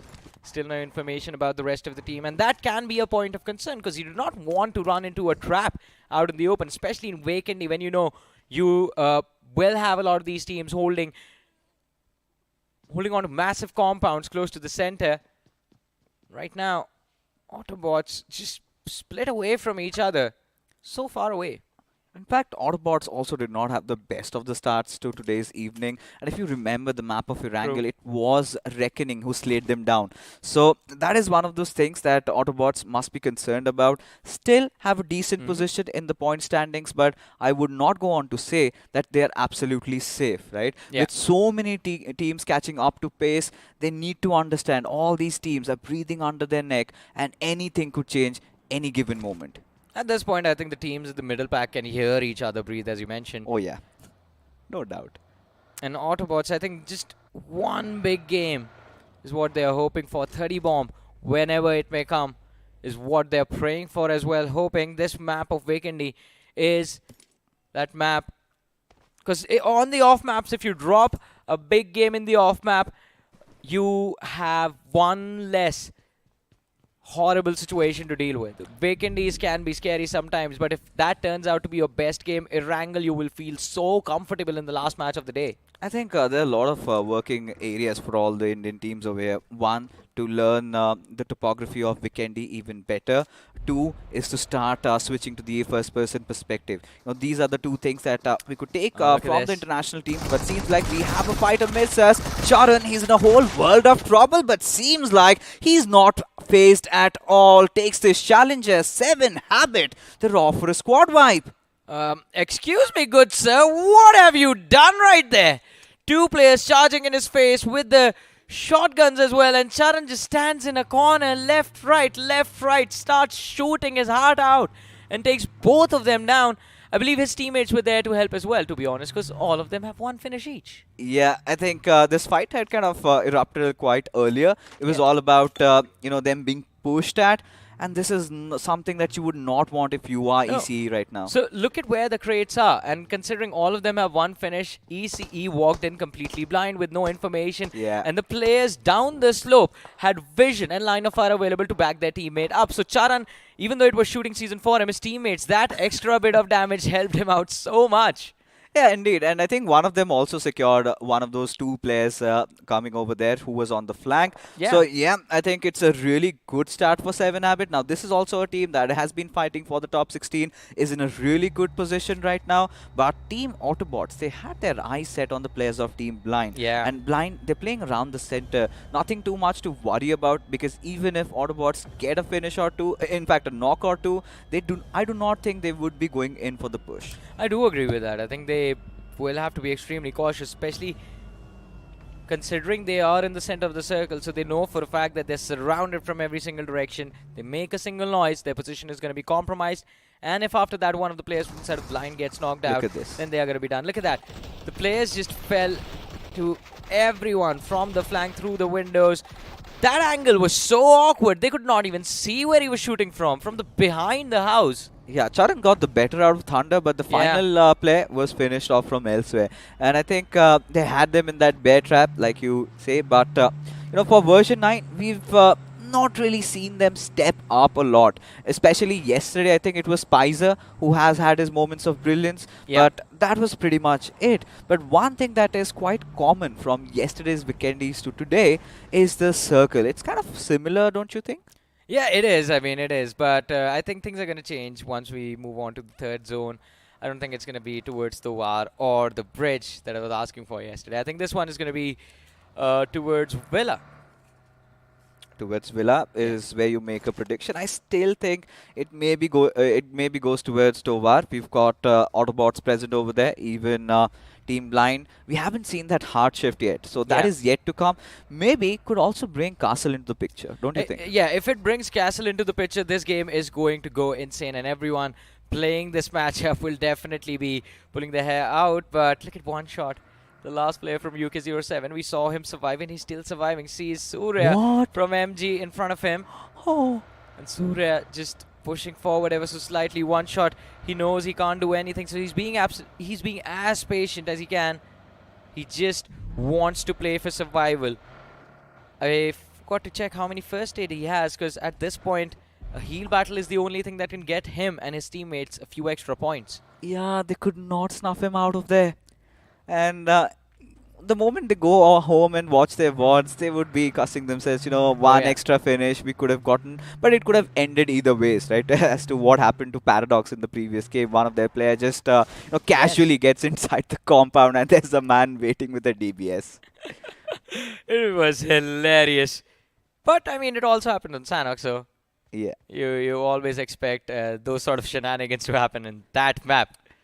Now let's talk about Entity. I think Entity, considering this is also one of those teams that is in the mix to make it to the top 16, they've had a decent start into week number 1, now playing their second game. They also have to make this count. They do, I mean, definitely. Considering, I mean, they have some of the best players in the country. Stormraj and Gamla Boy, who in the BGMI competitive scene does not know these lads. But still, the performance, it hasn't been up to the par, so we're going to be hopeful about Entity. Let's see how this game is going to go. Now, another big name we have to talk about is OPHV. Because, again, they also have extremely talented players, but the performance as of now has kept them in the middle pack. They have climbed up. Last week was pretty phenomenal for them. Yeah. But still, a guarantee in the top 16 is not something that they have yet. We talk about Final Boss, one of the oldest players in the Yeah. community. And has played with the likes of 8-Bit and What all. is But that? look at Alien just driving past by as if he's on a soiree. But suddenly, Big Brothers, they haven't really responded. I thought this would have been a knock for them. I agree. I thought that was going to be the opening they needed against the players of version 9, but it seems like a few of the players from the side of Big Brothers did not really have a line of fire on that moving vehicle. It was just Uzumaki from the top of this hut. But they also have given their position away to the players of V9, and V9 can actually plan out a better assault if they want to take the risk. But I think they're going to wait for the circle to move and see exactly if the risk will be worth the reward in the end. We're going to wait for the shift as well. Where will this circle take us? And right. Hold on. Is it going to move? All right, it does move. It does move. Yeah. Just for the heck of it, it moves. But, we have seen worse. We have seen where That this is true. circle barely moves. This has moved a little better. But I still think that we can have Castle in the mix. And not even a single soul is holding that. But look at Charan. He might be in trouble. Oh, Charan can definitely be in trouble. But I do agree with what you said a few seconds ago. I think Castle can definitely be a possibility, considering stage 3 to stage 4 is when the hardest shift happened. It's either going to be stage 4 or stage 5, when you will have the max hard shift of the circle. After that, it again goes to the central shifting rotation. But Reckoning Esports now, I mean, we saw Charan moving around out in the open, but Reckoning, they are prioritizing their own safety. All right, Johnny. Tell me something about Reckoning. How have you liked Aladdin's addition into this roster? I mean, it has been good, but not really what I expected, to be honest. But we'll come back to that. In the meanwhile, Team Empire, Rockstar, spraying down Charan, who's just going along in his merry way, and just a sliver of HP remaining. Charan does manage to... Now, that is not the direction you want to be What? moving in. Takes unnecessary damage for no reason. But this man refuses to die. He Yeah. somehow survives the onslaught of so many bullets. His vehicle almost about to explode, and somehow he's managed to secure a decent position for his team. Took a lot of lessons from Luke Skywalker, because the Surely Empire yes. was trying to strike him down, but the man was, well, invincible. Invincible, for sure. And this is one of the habits out of the 7 that Charan seems to have. Yeah. But yeah, I love these sort of plays, right? We live for moments like this, especially in Vikendi, how difficult it gets to traverse around the icy lands. He's done a phenomenal job at that. Yeah, he has done a phenomenal job, but now the question is how do the rest of his teammates join him? Because he might have, he definitely would have given them a call like, guys, this is not a position where you want to be. You guys look for a much safer spot somewhere else. But as I say that, we see Kratos make the same move. Does take a lot of damage, but does manage to cross the hill safely. It's like Charan is like, you know what? I'm Oh, no, starting to Kratos feel a is- little scared, but there you go. Kratos like, bro, I came for your aid, and look at what has happened. I've been taken down. But again, looking at the bigger picture, I don't think neither Team Empire or Team Autobots would want to go for the push. And seems like 7 Habit, they found some safe cover. You know, the story of Kratos Yeah. always getting dragged to hell, always finding his way back up. For this Kratos as well, it seems to be the same. Gets knocked out, is going to be brought back. And now I think 7 Habit still in a much better position. The 2-2 split is something they can work with. But again, this sandwich is going to cause a lot of trouble for them. Autobots on one side, Team Empire in the backlines with high ground. You have Road to Glory up north. And there's another team down south. Oh, that's blind. You know, Kratos has a way of traveling through, right? From the Greek mythology to the Nordic ones. He's done it all, and he's Yeah. lived through, seen so much. The God of War. Let's see what can he pull off in this one, because it's an important matchup Yeah. for 7 Habits. They've had a decent start into this game, but they would be hoping for a podium finish, for sure. Yeah, for sure. And this Kratos from the side of 7 Habit needs to take that mentality of just destroying the entire Greek pantheon. He has to destroy the lobby for those points, but seems like version 9 might just get destroyed by the players of Big Brothers, as Big Brothers have decided to take the mantle into their own hands, and they're like, alright, if you guys aren't going to go for a push, if you guys aren't willing to take the fight, we will come towards you. Looking at the circle, you know, I'm still interested to see where it shifts, because we have that migration already set in. Everybody's It settled in just their moved safe fixes. covers, and you know, It Or- barely moved. Again. it barely moved again. But still, a fight amidst us. It is Mayhem versus MG. And MG, they've taken a hit from the get-go as Kunal was knocked out. But let's see, Sanchit, he's looking for an opportunity to go for a flank. In the backlines, realizes there's one player from the side of Mayhem who is isolated, wanted to jump over the wall, fails the jump. But Godex, he's doing a phenomenal job. One knock secured. Looking for the other one. The damage from the nade is going to be enough, and he steps into the Molotov as well. A blunder from Oh my Mayhem, God. and they will pay for this. Or in fact, MG is going to force them to pay for the mistake that they made. Last player remaining in the backlines. Mudit with this nade could end it all, but it seems like it's going to be off. Yeah, a little bit off over there. But MYM, in fact, Sile must be saying, had I been alive, I could have added on to this fight. But Mayhem having secured 5 finishes already. But MG, their stars aren't shining either. They've got last 2 players surviving. Oh. And now, look at that. You cannot afford to do that. Yeah, that was such an awkward angle. But still, Sharik goes for a revive onto Astro, trying to bring him back. Now, that is a good idea. I mean, still the numbers will be even between the two teams. But MG, they definitely had the opportunity to go for a squad wipe, finish Sarek off. Had they just been a little bit more confident, could have pushed forward, but now it's too late to make it happen. Too late indeed. Mudit and Surya, 2 players alive. They've got the 2 of MYM as the numbers start dwindling down. Godex being taken down by the players of Team Entity, I believe. But for now, as things stands, we are yet to see that hard shift journey, and it could be anywhere. But now, all the teams are kind of rested. They kind of settle down, you know, hunker down to their own spots. But for now, you know, MG, it's all about this fight. In fact, it's all about who's the one who aggresses. But for what we are seeing, there are a lot of players waiting to third party these 2 teams. Of course, Fixes. It is Vacandy. This is the map where we see the most number of third parties, I believe. But look at this. Oh, Finally. it's finally again towards the city of Tovar. A hard shift coming in. But why are we happy about this? More than 90% of the lobby is inside the circle. They are not going to move. But still, few numbers will fall, and my Yeah. eyes are set on Team Entity. How on earth are they going to rotate? Because Team Entity, they were kind of banking upon the fact that the zone ends at Castle, but that's not what happened. As Sharik has already cooked up a grenade, but will he get the knock? That's a big question. As he goes in for the push, gets on his DBS, as there you have Mudit right in front of him. Wow, that was a knock and a half. Yeah, a brilliant jump shot coming in, but the job is not yet done. We have Surya in the back line. Sharik along with Astro looking to secure the finishes. Surya cooking up the nade. Thinks that the players from Mayhem are trying to wrap around the building, but they've completely backed off. Surya, now this makes me believe that there is panic in the players of MG. But there's still hope. We've seen players clutching it out. Surya in a whole world of trouble as two players push in from two different directions. Surya holding on to one but fails to do from the other as he gets picked up. At now look at Mayhem. They've gotten 8 finishes already. A brilliant start to this match of Weekendy for them. All they have to do is make it to the top 3, and that is when they will see the true value of these early finishes. In the meanwhile, the OPHP, they did take down the players of version 9 as well. UK07 eliminated from the game.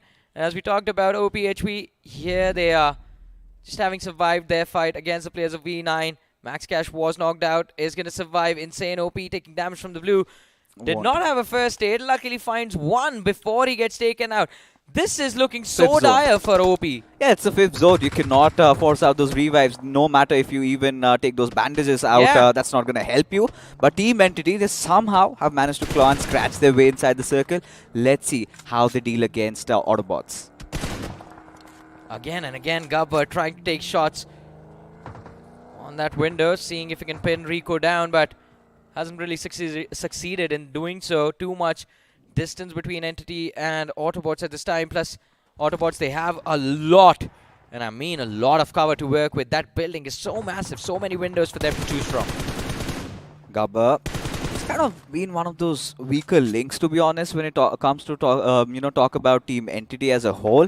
But can't really blame him, right? Hasn't had the best of the times in the squad as big brothers. They set sails as Astro is already been dealt with. The last player surviving has to be Sharik. He's kind of healing up over there, but big brothers, they know they've got to get inside the circle. Having spotted the players of Team Hub, maybe take a few shots at the Lord of the Underworld on Lucifer, but then he decides to switch his aim. Well, I think just the greed of securing 3 eliminations rather than 1, but kudos to the lad from Hub Esports. They did not stop in their tracks, but as soon as they make it to the other side, they're going to get picked off. I don't like Lucifer getting taken out by Team Empire, but Big Brothers, look at them rotating on those snowmobiles, and they managed to find at least a decent position to work with. Slow and steady pushes fixes. 200 meters to go. It's not going to be easy, but I believe in them. Trust me, it's not going to end well. You know, we've seen the tuk-tuk yesterday. The snowmobile could be the one. But for now, Team Entity finally finding some safe haven, right? Some concrete cover, a compound to play around with. But few good grenades could flush them out. Sure. But Entity, they need to be careful. They win this fight, they can win the game. Oh, yeah. And I think even they realize that. That is why they are being extremely cautious. And they're not making a single move, not being aggressive at all, just staying indoors behind cover the entire time. But 7 Habit, Charan was knocked out. Kratos is still there right next to him, but they are expecting a push to happen. Look at how many teams are clustered up around here. You've got Jadu, you've got the players of Hub, you've got 7 Habit, then you also have Team Entity, you've got the other 2 players of Team Empires just in a far off fray. But look at Mayhem. Somehow Sharik is still alive from the backlines, somehow from the horizon, immerse the players of Reckoning, and it seems like they're in a little bit of a pickle there. Yeah, they are in a pickle, but Sharik, he's refusing to fall down. Oh, what? No! The entirety of Big Brothers, they show up. Reckoning, Sharik is doing their work for them. Reckoning down 2 players. Big Brothers, this is the opportunity they were hoping that they would get, but the nade right next to him. Uzumaki needs to run forward. Hunters hunting down the players of Big Brothers one after the next. Saif is going to fall as well, and Reckoning Esports, they've handled this awkward collision in a brilliant manner. It's down to Uzumaki, the hopes and dreams of his entire team on his shoulders. Hunters running around the man, running around the rock, shoots, and in fact swats the fly mid-air. Big Brothers forced to take an exit, and Hunters with a brilliant 1v4. The DBS specialist is finally here to stake his claim on the throne, but look at Team Blind capitalizing on the entire situation. I mean, what a fight that was. Talk about Sharik, those 2 beautiful knocks there, opening the floodgates to that fight, but look who eventually benefited from it. It has to be Team Blind. Yeah, and Blind is going to reap more rewards from this, or at least they could have. But Knuckle, his position compromised now. RTG know exactly where he is. The nade from Tokyo is just going to be spot on. And Blind taking a massive hit in a position that they thought they were not even going to lose. And Ronnie, look at his spot. He is all the way down towards the southern edge of the circle. We've got two storylines going around here. A lot around the compounds and few around the edges. But Team Blind, they're being pushed at, seems like. But Hunters is still alive. He could be a wild card over here. Yeah, he's definitely going to be a wild card. But will he have the opportunity to stop using those first aids and start shooting at the opposition? Blind, they need to be careful as well. Hunter will get just one shot to secure either 1 or 2 extra points for his team. And before he does anything, he needs to make sure that RTG dish out enough damage to the players of Blind so that at least they can make something happen. But before the dreams come alive, Hunters is going to be picked off. Indeed. Little sad elimination there. Kalyug, who was also out of the blue before he got picked off, he managed to take one with him. But right now, as things stands, Team RTG, they have to enter inside the circle. We've got Autobots having a really good game, have already made it to the top 7, but are they inside the circle, just barely touching the edges? But Team Hub in a really commanding position. Team Entity, they're going to be loving where they are. And this is just the calm before the storm, because we know once the circle starts closing in, now this is where we will witness absolute pandemonium. Exactly, 7 teams still alive and all of them looking to fight for the control of the city of Tovar. RTG, oh no, that is a lot of damage. Seizu is going to get knocked out for no reason at all. And Blind, as they try their level best to push and take the compound away from Entity, they lose out on 2 of their key players. Ronnie, he's trying to run up from the back lines, but I believe he will not be able to make it through, because the moment he's spotted out, he will get picked off as well.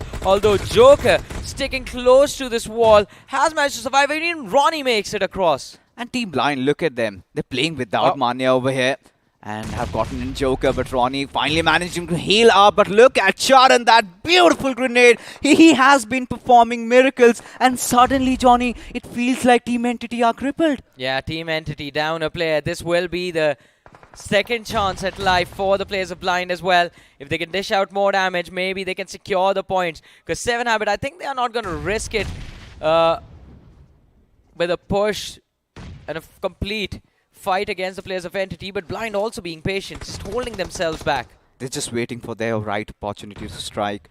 They know for a fact that somebody is going to push this, and they know they've got the mercy of the zone, and kind of trying to be a little patient, because they've got their backs against the wall. Even if they make that push, they know for a fact that 7 Habit will then eventually wipe the floor.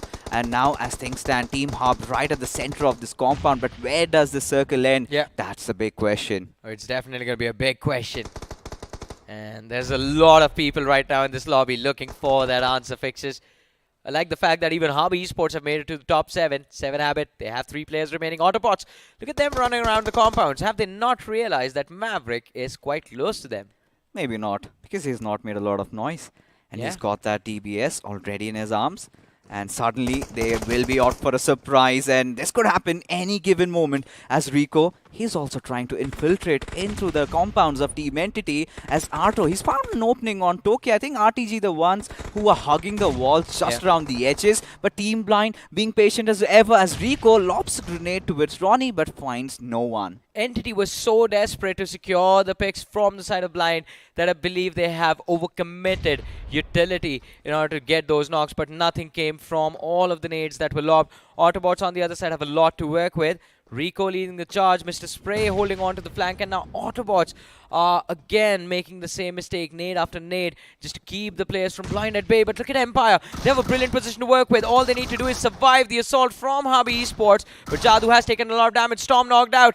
This is the end of the Empire, failing to strike back, and Hobby Esports, they're going to be happy with the finishes that they have. Their Empire finally falls as Team 7 Habit in a really commanding position. They know they've got Team Hub on their backs as the nade goes down, but Kratos, he's going to be flushed out. Still Team Hub taking quite a hefty amount of damage, but it is going to be Phoenix who responds back, but still trying to recuperate a little bit, trying to buy enough time so that they could get the revive. Oh, but look who is still there with all 4 of their players. Team Entity. Team Entity.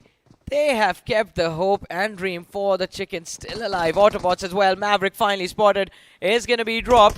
And finally, ladies and gentlemen, this one is not going to be an endgame team fight. This is a street fight between every one of these squads players just scrambling for those points. Autobots, Krill's knocked out, but no utility on Charan anymore. Yeah, it's going to end out in a scuffle there.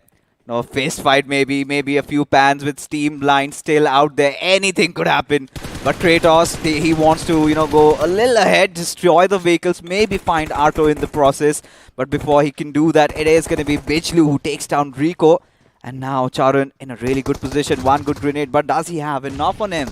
Oh, that is definitely going to be an important question. But in the meanwhile, one thing is for sure, 7 Abbott, they can make it to the top 2 quite easily, taking on the players of Hub. And Kratos is going to fall. Charan running towards the players of Entity Gaming, and Entity scrambling for the win. Hub pushing forward. Cover's going to be down. Somro's knocked out as well. Arto pushing forward. Charan falls. And Entity, they are down to their last player, Gamla Boy. But it is also the end game. The first stage. Can they heal their way to the win? It is between Astro and Gamla Boy. And Gamla Boy has more. He can outlast the competition, and he does. And it will be the side of Entity. An incredible win down to the wire. What an endgame of Vacandy. I loved what Phoenix did in that moment, but it all went down into vain as Kamla Boy. In fact, Team Entity, they knew what they were up to. Send 3 of their players ahead, take the fight, do whatever you want. We could also see Arto going in for that heal battle, but suddenly he was out of first aids. We could see his teammates dropping those first aids for him, but before he could even pick that, it was the 9th circle damage, Johnny, and that has to hurt, and it did. And what a game it was. You talk about Team Entity getting that chicken dinner, that sort of sets them up. It does, in fact. It sets them up for success brilliantly. Especially considering, so Arto, he had the first aid, but the first aid he applied, he was delayed.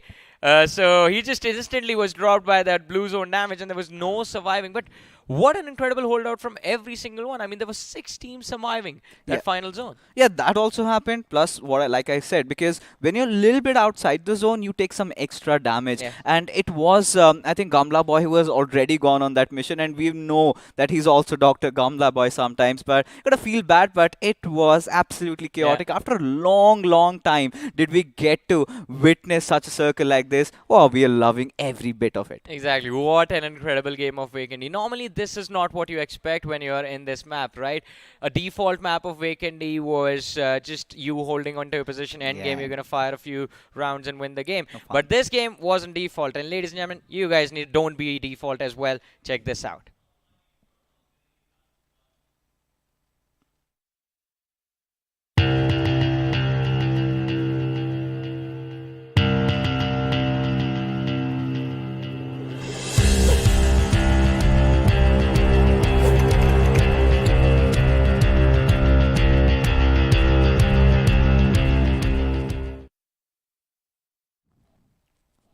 Fixes, help me out with one thing, right? I've been thinking of getting a tattoo. Do you think that one is going to be a good idea? Can I pull it off? I mean, gives you that extra cred points, and if people are going to drop down like that... Oh, that's a bonus. I hope the ladies don't. Okay, but I really the players definitely dropped quite a lot of bodies in this game, especially Entity Gaming. Entity was the most patient team in this entire match. I believe they were there in the center from stage 1 onwards, and from there on out, they just held on for dear life. Oh, they did. And what we loved about them is when they made those moves. I've been, I might sound like a broken record. I've been talking so much about the timings of the rotation that Team Entity, they did everything right. For a moment, they kind of were holding on to Castle. The moment they saw there was the concentric shift, or maybe the shift towards Tova, they instantly forced that compound. Yeah, exactly. But one more team that deserves a lot of praise is Hub. Hub did so well for themselves. I definitely did not think that they would be able to make it to the top 2, in fact. I thought they were going to go down at the 6th and 7th position because they were the ones pinned out in the sidelines. But again, they just let everyone fight it out and waited for the perfect opportunity to secure and steal the finishes. Yeah, I think for Team Hub, this was a very good game, to be honest. Not a lot to be on the line for them at this point. We were discussing, right? The Tinder is finally fading off. It's kind of, dousing down. But, in those last moments, you could see them fighting for everything. That shows the hunger that has led these players to this spot. It was a fun game, to be honest. I mean, even for the sides of Mayhem as well, winning that one fight, and we talked about all the early finishes that they had. Unfortunately, there was also an early exit for Mayhem, but I think they have enough points. But mad props to this man. Sarek, not just in this game, but overall, has been the star player for the side of Mayhem. If my memory serves me right, there was a moment, Johnny. I think there was one player of Seven Habit that managed to knock down two players of Team Entity with a grenade during that entire fight, where we had Team Blind also into the mix, but nobody decided to push on them, and that is where Team Entity were like, they had that gasp, and suddenly we're gonna get back into this, and this is where it was absolute pandemonium. Everybody was going after the other, and you could see how things ended eventually. We just saw the moment you were talking about, and guess who it was? It was the miracle worker Charan, Yeah. who lobbed that nade, secured 2 knocks, and had 7 habit. I think they go back, they are going to regret it as well. Like, we had the opportunity, we could have taken the risk of going for the push, wiping out Entity, and maybe it would have been us winning the game instead of them. And extra 2 points, and something that a team like Seven Habit need at this point, because well, Team Entity, after this chicken dinner, they find themselves in a decent spot, but still they cannot feel rested, they cannot feel settled. But for Seven Habit, it wasn't a bad game either, right? I think they have also been quite decent on the mark.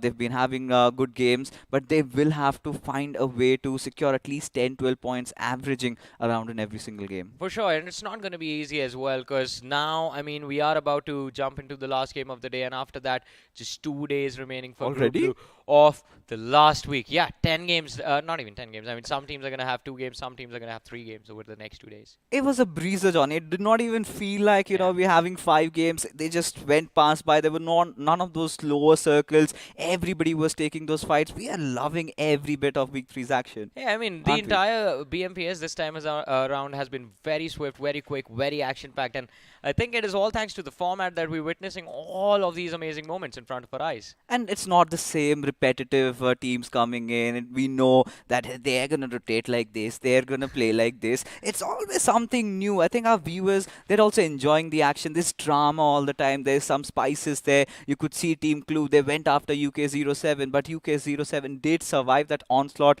Team Mayhem just come out of nowhere, and sometimes you have Sahil feeling really bad when he pushed in with the DPS like that. Astro abandoned him, forsaken. And his team was in the game for so long. Imagine, they made him go, and he went, and then he just went back to the lobby, and then he's just waiting like, yeah, you guys carry on without me. Yeah, this is how you pay back. And I'm pretty sure it has happened with a lot of people, at least a lot with me, because when we play squads together, you remember what Ocean does, right? Yeah, he's going to be in a completely different part of a map. He is definitely going to bait you. But I think it's a story relatable to everyone. We all have that one friend that does that. So it's the 4 of us usually inside the lobby. You and I, we just push in together like headless chickens. We either find a knock and then we get traded. So what happens next is our other friend Ansh. You know, he's the one who's got those minds. You know, yeah, he's a little tactical. And then suddenly you look at Ocean. Where is he? He's in a different corner. And what he's gonna do is, you know, try to take no scope shots with a bolt action, sort of perform all sort of shenanigans, and then upload on Instagram like, guys, I got a no scope shot. But I think let's bring the conversation back to the teams. I mean, I wish almost all of these squads are going to be hoping that they had the same level of zone predictions that Mr. Sharma does, because the zones even this time around are quite challenging. We expected the hard shift to happen in the 4th zone. Did not move at all. I mean, at a certain point we were confused if has the circle moved. From 3rd to the 4th zone. 4th zone as well. It was just a very, very close shift. And then it is stage 5 that finally dropped everyone to the city of Towar. In fact, that center building that was there at the northern edge. You know, understanding the topography of Vikendi, it's quite simple, quite obvious. You've got a lot of small villages there, a lot of places where you can find safe covers. And, you know, I've sort of been wondering, why aren't the players really using those bolt actions? Because, you know, in those compounds, you have those tiny little windows, and every compound has just maybe 1 or 2 at the very max. Somebody tends to peek, and that is where, if you are precise with your marksmanship, I think they could have delivered. But regardless, this was, again, one of those circles ended in a city, and we loved it. The bolt actions seem like the long-lost weapons from the mythological era, where you would have the Zeus's lightning bolt, Poseidon's trident, all of that wonderful stuff, and that is what bolt actions have become into the game. We hardly ever see anyone pick any of those weapons, and I think it is it is fair, right? Earlier on, bolt actions were there because you would have that one opportunity, the luxury and the time. You could take your aim properly at the distance. Now you try to take your aim, the other guy will be sitting there with an AR and he's going to empty the clip in your head. It's not just about that. It's also about your opponents constantly being on the run Yeah. and they're moving. It's difficult to get that headshot. And if you do not get that headshot, if it hits a body, then by the time you reload that weapon, suddenly they find cover. So, Exactly. you've got to take that risk if you're really confident. We've seen certain players, we've seen Clutch Cord use it, we've seen on multiple occasions, maybe Gil sometimes. Yesterday, I think a game that Salty and I were casting, one of the players used an AWM, Yeah. but it was in the final circles. And that is rewarding in such an aspect. I explained that, usually in the end zones, you do not have the armors on your body. So that is where it's one shot, one finish. Exactly, but still, I mean, it can be challenging as you mentioned because you get that one shot, the initial bullet, But we've seen AMR in action, though. because that killing weapon someone. can destroy even vehicles, not just players. Yeah, I mean, had BRDM been in these lobbies, that Oh. weapon can also cause some massive amount of damage. But yeah, hopefully, maybe in the future updates. Yeah, Who knows? I mean, I don't think that's going to happen in competitive, buddy. I'm going to be a dreamer. Please. We've seen a lot of things happening.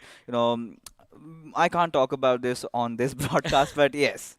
Go Yeah, you're on. going to have to talk to a different set of people to We'll get have a different the podcast. BRDM into the game. Yeah, Why that not? is going to be a different podcast, ladies and gentlemen. Who's gonna hit you with a DPS then? Yeah, exactly. No one, absolutely no one, because you have what is basically attack. This is a lot of speculation, none of which has to do anything with what just happened on the map. Why are we going this direction? Yeah, actually, but let's get our heads back onto this tournament. We have to talk about Yeah. the MVP, and I'm pretty sure there are a lot of suspects. But who is going to be the one, Johnny? Give it to Gamla boy. I mean, that heal battle was phenomenal, but I know it's not going to be him. Yeah, I mean, stats dictate otherwise. Exactly. I think it has to be someone from the side of Hub because even they were quite solid in the fight. But no, we forgot about that one man, Oh. Hunters. Oh, wait, what? 100% finished contribution, has 4 eliminations for himself, went on to destroy half of Reckoning Esports.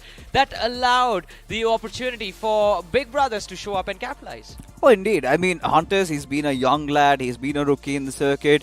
I think Punk has showed a lot of faith in him because in the recent lands, he was unable to perform. Now, suddenly, Reckoning decided, I think the team of Punk, they decided to let go of Clowny Yeah. and then get in a Ladin who was come in from Marcus. And, well, things have been topsy-turvy. They've been having their days. I wouldn't say this was the best of the games, but it's okay. Alright, I got confused because Mayhem and Reckoning Esports clashed. So Hunters from the side of Reckoning was the man who was there to take down Big Brothers after Sharik took down 2 from the side of Reckoning Esports. Yeah. So now that was how that cookie crumbled. But we do have the rankings on our screens. 21 points for both Entity and Hub. Yeah, that is not going to cause any trouble for anyone. I think both of the squads are going to be happy with their performance in this match. But you know who's not going to be happy? Blind. Because just 12 on the board. They struggled so much. They put in so much effort running around the map looking for the finishes. But that is basically walking away empty-handed.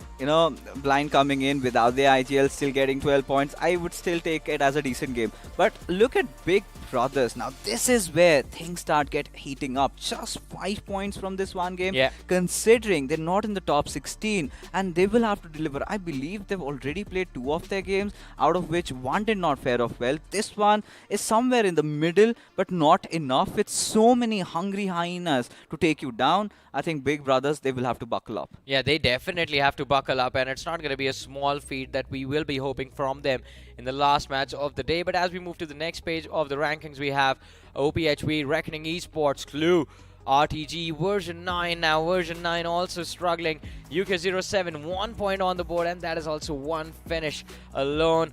Mayur Gaming. Now, Mayur Gaming, lot of expectations from the lineup, but after raising the bar in week 2, it seems like things again are taking a step back in this 3rd week. This match not going their way. Yeah, this is where again the format comes into play.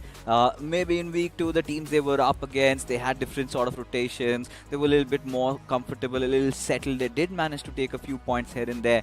But coming into week 3, maybe the way the groups have been divided, they don't feel comfortable. Yeah. Or could be other reasons of which we do not know. Could be anything outside of the game, because there are also points where you kind of get tilted a little bit. It's the week 3, the panic settles in. It's all going, the temperatures are boiling up. So that's where things things go wrong. Yeah, things are definitely not looking good for them. But again, one last match to go. It is going to be exciting to see what Big Brothers are capable of, because that is the team that I'm pinning my eyes on. There is an opportunity for them to actually slide into the top 16. And this is, again, one of those teams, just like TWM, everyone is rooting for. Oh, it certainly is, especially after Big Brothers making such massive changes as getting Kyoya in the roster. Yeah. He needs to start delivering. Let's see if they can convert this final match of the day. Ladies and gentlemen, we have the groups on our screens, and it will be Group 4 going up against Group 6. That means the competition that we were talking about, Blind versus Team Insane, we get to see all of that happen in the same game itself. But it will be a deciding factor. There's a lot of other names involved in this fray. Big Brothers, they're going to look to make a move. But ladies and gentlemen, now there's someone joining me who has a lot of moves, dance moves to be a little bit more precise, but gets extremely salty when you talk about his underwhelming performances in the game. It is going to be none other than Salty, who is back on the panel. How are you doing? Did you enjoy the performance of Wakindi? I enjoy the performance, but what about my performance are you talking about, huh? When will the lovely viewers get to see you dance? On land? On land, for sure. Yes. I mean, the moonwalk, which they could not actually see, can actually happen on the stage itself inside of Eka Arena. But what were you talking about my performance in game? I am pretty good at the game, guys. No, I mean, you can be better only if you get the Fool's Blessing. Oh yeah, I can. I can, certainly, right? And I would love to have that, but I haven't been lucky, guys. And so has been a lot of these teams who are not lucky enough to solidify that spot inside the top 16, aren't they? Yeah, definitely. I mean, it is proving to be way too big of a challenge for everyone right now. I mean, I think majority of the teams were there hoping that, all right, week 1 we're just going to observe, and in week 2 and week 3 we will look to qualify, but that hasn't been the case.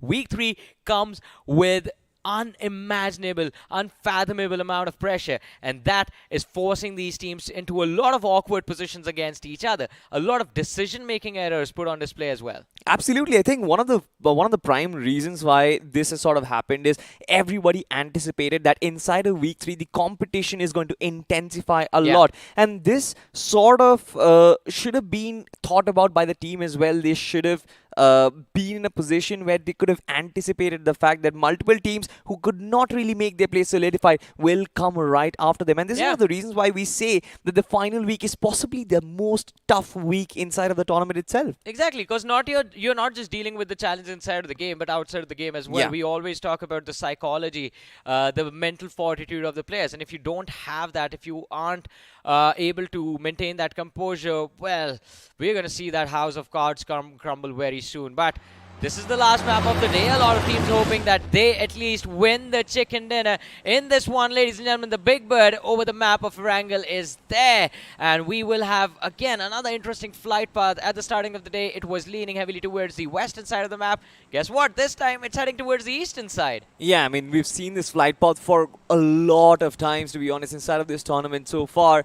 And if this flight path does come along with like a western circle, I think this entire game will be split open in half. But look at the teams, of course, you've got the 16 names in the competition, and you can segregate them in 2 different halves. You've got the likes of Insane, you've got the likes of Medal Esports, you've also got the likes of Big Brothers and Blind on one side, and on the other side, you've got UK07, you've got Team Metal Wings, you've got Rippers, you've got Hyderabad Hydras, who've been looking rock solid, especially today when they've got nothing to lose. Yeah, definitely. I mean, especially the side of... I mean, I'll include one more team in that list, and that is going to be Team Empire. Yeah. Because Empire also had an underwhelming run up until a few days ago, up until the last week. But today, looking confident, looking to take the fights. And as we take their names, I took Team Empire, you took Metal Wings. We see the drop clash happen. Yeah, it seems like the lovely guys at production, they've been hearing us.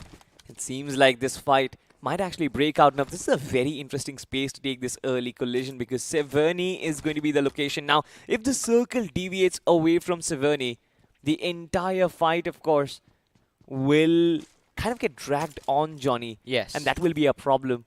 The circle does land, and it is a very unorthodox circle. I can't wait for the map to come on our screens for the audience to enjoy. But for now, we're still going to talk about Metal Wings, and I love how spread Metal Wings are. They're not pinned down in one corner just like the other team. Oh, but somewhere somewhere far, far away, ladies and gentlemen, towards the city of, not the city, well, the city of Novorepnoy, close to the containers, we have Metal Esports taking the fight against T7S. Now, again, T7S is a team with nothing to lose, and they're going all in on the players of Metal. Encore, spotted out, has the M24, but still gets taken out. The shotgun in the hands of Hellboy doing wonders, and Metal, they have the opening they were looking for. One player finished off, one knocked out. Yeah, exactly. I think Team Metal Esports, they've got to reciprocate the amount of aggression that they are receiving on the other side as well. You cannot try and evade it because inside of week 3, it's very, very tough. Look at the position from Shivam. From the distance, the SMG is just doing the dirty job, and another player, Paradox, right now is down and out. Well, he's going to be finished off. Top Dog, the top performer from the side of Metal all this time. Waiting in the corner. Metal, they have the numbers advantage to work with, at least since Session is going to be knocked out. And Top Dog, he's just using him as bait, waiting for one of the players from the side of T7S to go for the finishes. But if the information is there, Metal, they need to realize that this man, Y19, is the only player they need to worry about. Once he is down, there is no way T7S can do anything about Metal Esports. They have the numbers in the bag. Look at that stun. Yeah, it was pretty well timed, to be honest, and had it been kind of followed up with another They YP. threw 3 back to back. Yeah, it's just about unsettling the opposition, right? But Sam and others, of course, they haven't really followed up with a peak themselves. But this is I love the position where they are. Top Dog has the topography. Siam could have actually gone for that white peak, and you've got Encore on the other side. Encore is going to be the one who finds that knock, and now it's all done and dusted. But the problem still remains the same, Johnny. I mean, Metal Esports, they should not have lost that one player. Yeah, I mean, it could have been better, but now at least they're not getting completely squad wiped. They've shut down 3 players from the side of T7S, and now that last man only has one option. In the meanwhile, the Galaxy Esports, out of nowhere, picking a fight against the players of UK07. They have 2 finishes. B spotted out. Not a lot of HP to work with. The spray not looking good. And a squad wipe yet again. UK07 forced outside of the game without anything secured. Not a single point. Not a single point secured once again. And in other news, UK07 still trying to find that one finish point. No, they found it in the previous Oh, map. they got off the mark? Yeah. That's interesting. That's big news, honestly. But on the other side, you've got Team T7S Shivam all by himself. Metal Esports is chiming in with so much pressure. And it seems like it is absolutely phenomenal. Metal Esports, now this is the approach that I was talking about, right? At one point, you have to realize that there is going to be the early aggression charged against you. And it seems like the best possible solution out of it is trying to hit back with whatever you've got. Yeah. Because if you try and fall back to see what Paradox did over there to try and move out of the situation, I don't really think that is the best game plan. They're not taking their friends with them. They almost left him. Hey, he was too slow getting in. He got in, he got out. He possibly wanted the shotgun seat. Yeah. Just like Spiro does. All the time. Are you mad at him for that? Yeah. I've never managed to find myself a shotgun seat ever. While casting with Spiro and Ravan. Because they always get the shotgun seat, guys. Yeah, you're also the youngest, so you're gonna have to adjust. Yeah. It's fine.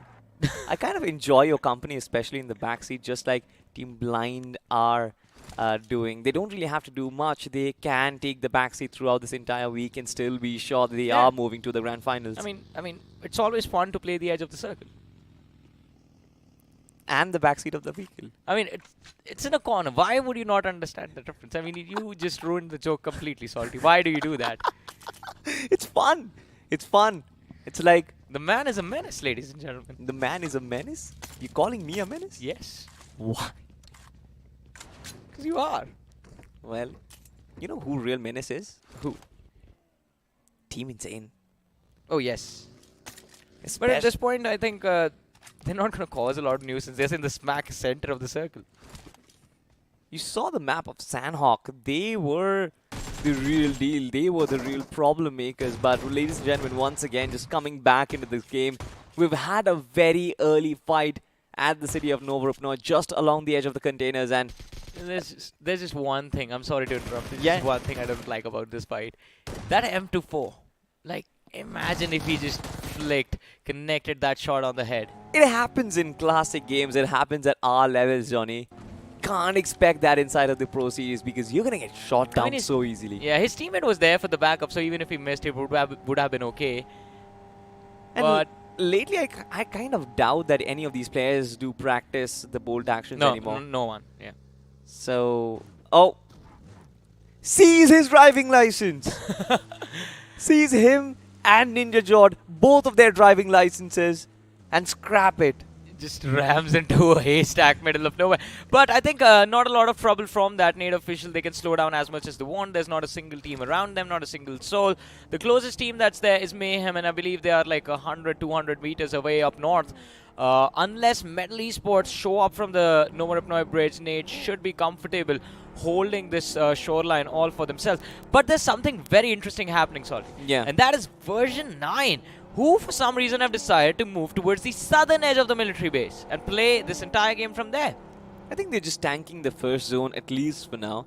And possibly will try and figure out an exit. Now, if that is going to happen from the military base bridge or from the Novorupnoy bridge, we're going to find out. But for now, it seems like a mid-rotation collision has taken place. Metal Wings, they've been stopped dead in their tracks, but Gonu is still fighting back, Johnny. This seems insane. Yeah, this is definitely going to be insane. Team Storm, they are getting shot at. Nice. Taken out, players lined up. Empire backlines. No. But Gonu is going to be the man to fall as Jadoo blows up that vehicle. A saving moment, a saving grace for the side of Team Empire. That could have gone so much worse for them. But Metal Wings, look at them. They are not done. Fang, he has the flank.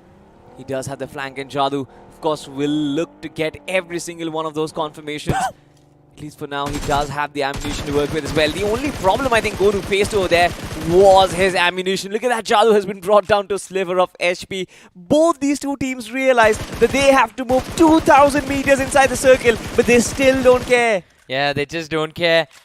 The early fight that kicked things off in the starting few moments of the game. Fang still looking for a few moments of miracles for himself, but he's going to run out of ammunition. Does not really have a lot to work with at this point. Needs to be careful. Even the secondary weapon is going to be the DBS. Rockstar, he has the perfect line of fire from behind that rock, but Jadoo moving along with Rockstar is going to give that position away. But that was just a distraction to draw the fire away from their fallen comrades. And Team Empire, they successfully execute the entirety of Metal Wings. But fight after fight as Hyderabad Hydras, they figure out where the players from the side of Galaxy are hiding and are here to challenge them for the ban houses. Absolutely. Let all hell break loose, ladies and gentlemen. Hyderabad Hydras were looking to invade inside this compound. The first need was there, but initial contact has not been established as of yet. Saurav, 999, he's all by himself on that first floor. I'm not really sure if that's the ideal position. Rix all of a sudden just finding that some parkour moves to try and climb up, and it seems like he's found the off angle. Hyderabad Hydras have invaded the compound, but they haven't found that first knock as of yet. They're still looking for it, but they've almost gotten it. Saurav has actually healed himself up. Yeah, and Galaxy, they did a brilliant job repositioning themselves. Hyderabad Hydras being denied the opening. Oh, that nade! no. Saurav! What a mad lad. 2 knocks secured. And now Galaxy, they have the upper hand. Especially the DBS in the hands of Saurav. Can also do some miracles. Octavius needs to be careful.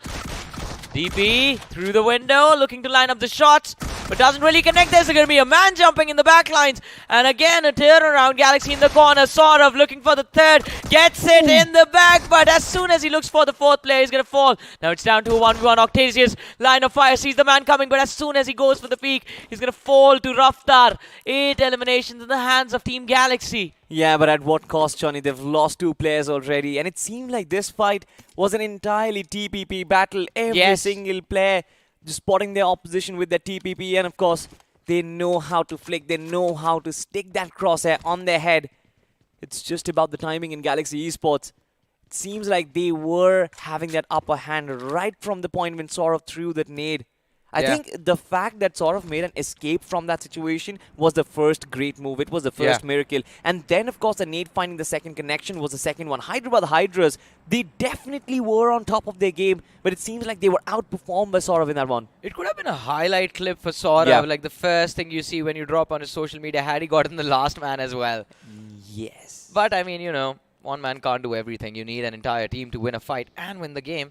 But as we talk about teams, we have version 9, ladies and gentlemen. Finally, they have woken up from the hibernation towards the southern edge of the military base and are moving up north. They are going to cross that Novorapnoi bridge. And I think they will run into a threat on the other side, as you guys can see. Metal Esports right across the bridge towards, well, between Farm and Milta. Oh, this is going to be a brilliant endgame, Salty. The circle taking us towards Milta Power and not even towards the actual compound. The southern edges are completely vacant. Now, this is one of the reasons why maybe version 9 can have different ideas. Are they going to cross the bridge, or are they going to take a boat and get themselves the edge of the circle? This circle is monstrous, and look at the entirety of the cavalry which is progressing towards it. Metal Esports have done one thing. They are still sticking to the shorelines and trying to make that rotation work. But it seems like eventually they will get pressured down into a corner, hunkered down, if nade officials do tend to decide to move southwards. There's going to be a lot of options, I think for version 9, had they taken that water rotation, things could have been much simpler, but now their job just becomes even more difficult because finding that entry from the eastern shoreline, it's not going to be possible.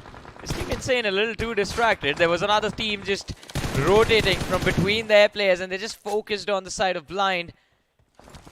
Jazzy's going to be taken out. Blind reacting and retaliating, never really taking a fight lying down.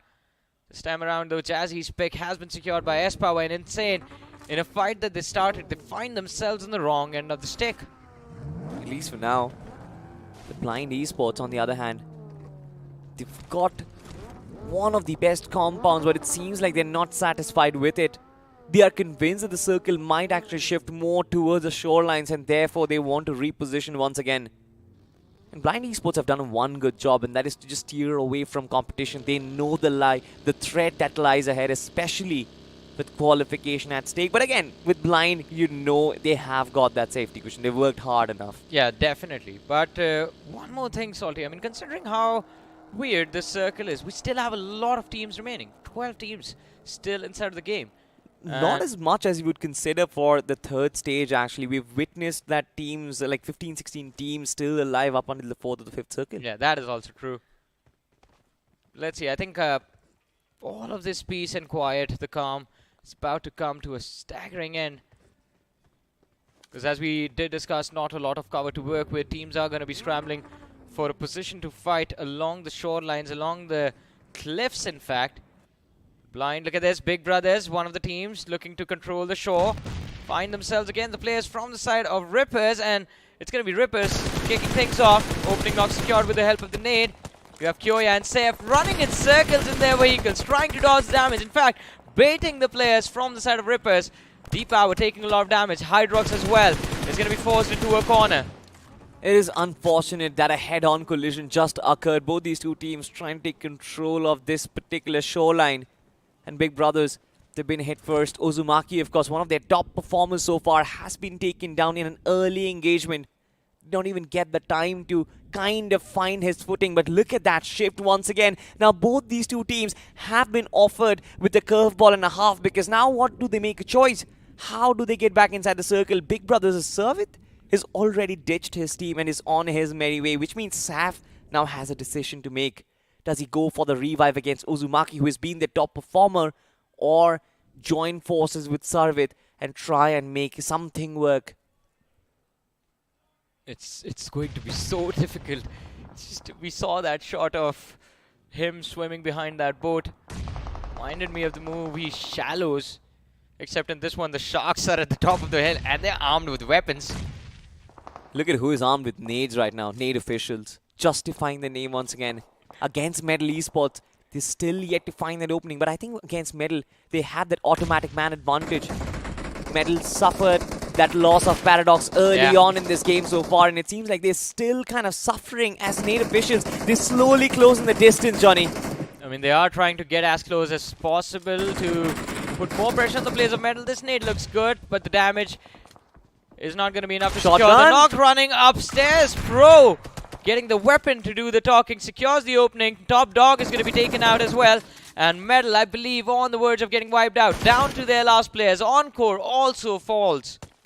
Team Medal Esports, they're just too disciplined to actually reciprocate this level of aggression. It That is seems like true. they are underneath everyone's radar. Everybody wants to get Medal Esports down. And they just cannot handle this much attention. It's been very rough for them, a rough start inside of week 3 so far, and it seems like it will take a comeback and a half to resurrect back inside the top 16. But at least for now, Nate officials, they're making their case set. They are not nervous at all. Yeah. There's one more thing. I mean, while we were focused on the team fights, the zone shifted, and now out of nowhere, it is OPHV who are smack in the center of the circle. They are another team that are looking for a big win on the board, and if they can put it in day one itself, I think the next 2 days they're going to go all in to try and secure the maximum number of points possible. But look at this. Sanchit, no. Gets spot out in the open. Rippers going to try and rip him apart. Sanchit has taken a lot of damage upon himself. Down to 50 HP he goes. Rippers have actually made a very interesting play so far. Hydrox as well as D-Power together. They are trying to breach their way inside the circle. They've already done that. But they want to kind of secure this particular territory. But it seems like Root is still holding the backlines. He's way behind and he's holding the higher ground. But on the other side from Team Mayhem, one random nade and Sanchit has been buried 6 feet under, Johnny. And now we have 2 more teams, by the way. Big Brothers down to their last player. Medal is down to their last player. I wonder how these players are going to survive. Mayhem in the meanwhile holding a decent position in the factory. We'll have an opportunity to secure and gatekeep the teams coming in from the top of that hill, but it's not going to be easy. In the meanwhile, though, look at this Team Empire. Now, where are they? Towards the northwestern edge. They will have to run down the slope, and it's not going to be easy, especially with Galaxy blocking their way. Look at this. They are feeling the pressure because the moment they take another step, Galaxy will have the opportunity to step up and just take the shots that they want towards the players of Team Empire, especially if the blue zone damage is there. It's going to be the Empire falling. I mean, look at the circle shifting once again. Need officials and Medal Esports. They are going to have the center of the circle. Not the center, but at least close to the center. And even Team Rippers, as a matter of fact, who have coagulated together. All 3 players in close proximity. But look at that shot on towards Jadoo. It seems like Team Empire, they are going to be struggling, just like you said. As soon as they take that step away from that ridge, their natural cover will be broken apart. And it seems Galaxy will punish them for that, but look at who is getting punished. It's Saf from Big Brothers trying to sneak right behind Blind Esports. Knuckle. And it seems like Blind have no idea. I think Knuckle will be able to see him. I think he has seen him. Wait, let's see. Look at the pointers on the radar. Yeah. He's not looking at Saf and he's not checking the angle as well. You can expect him to turn around at any time. That is the problem I'm worried about. And, well, one of the players turned. Shots fired. Knuckle is going to be knocked safe. Opportunity for the finish. Capitalizes on it, but now Blind, they have been made aware of his position. And now we can guarantee that there's no escape. Wait, there can be an escape. Blind are being put under pressure by Mayhem.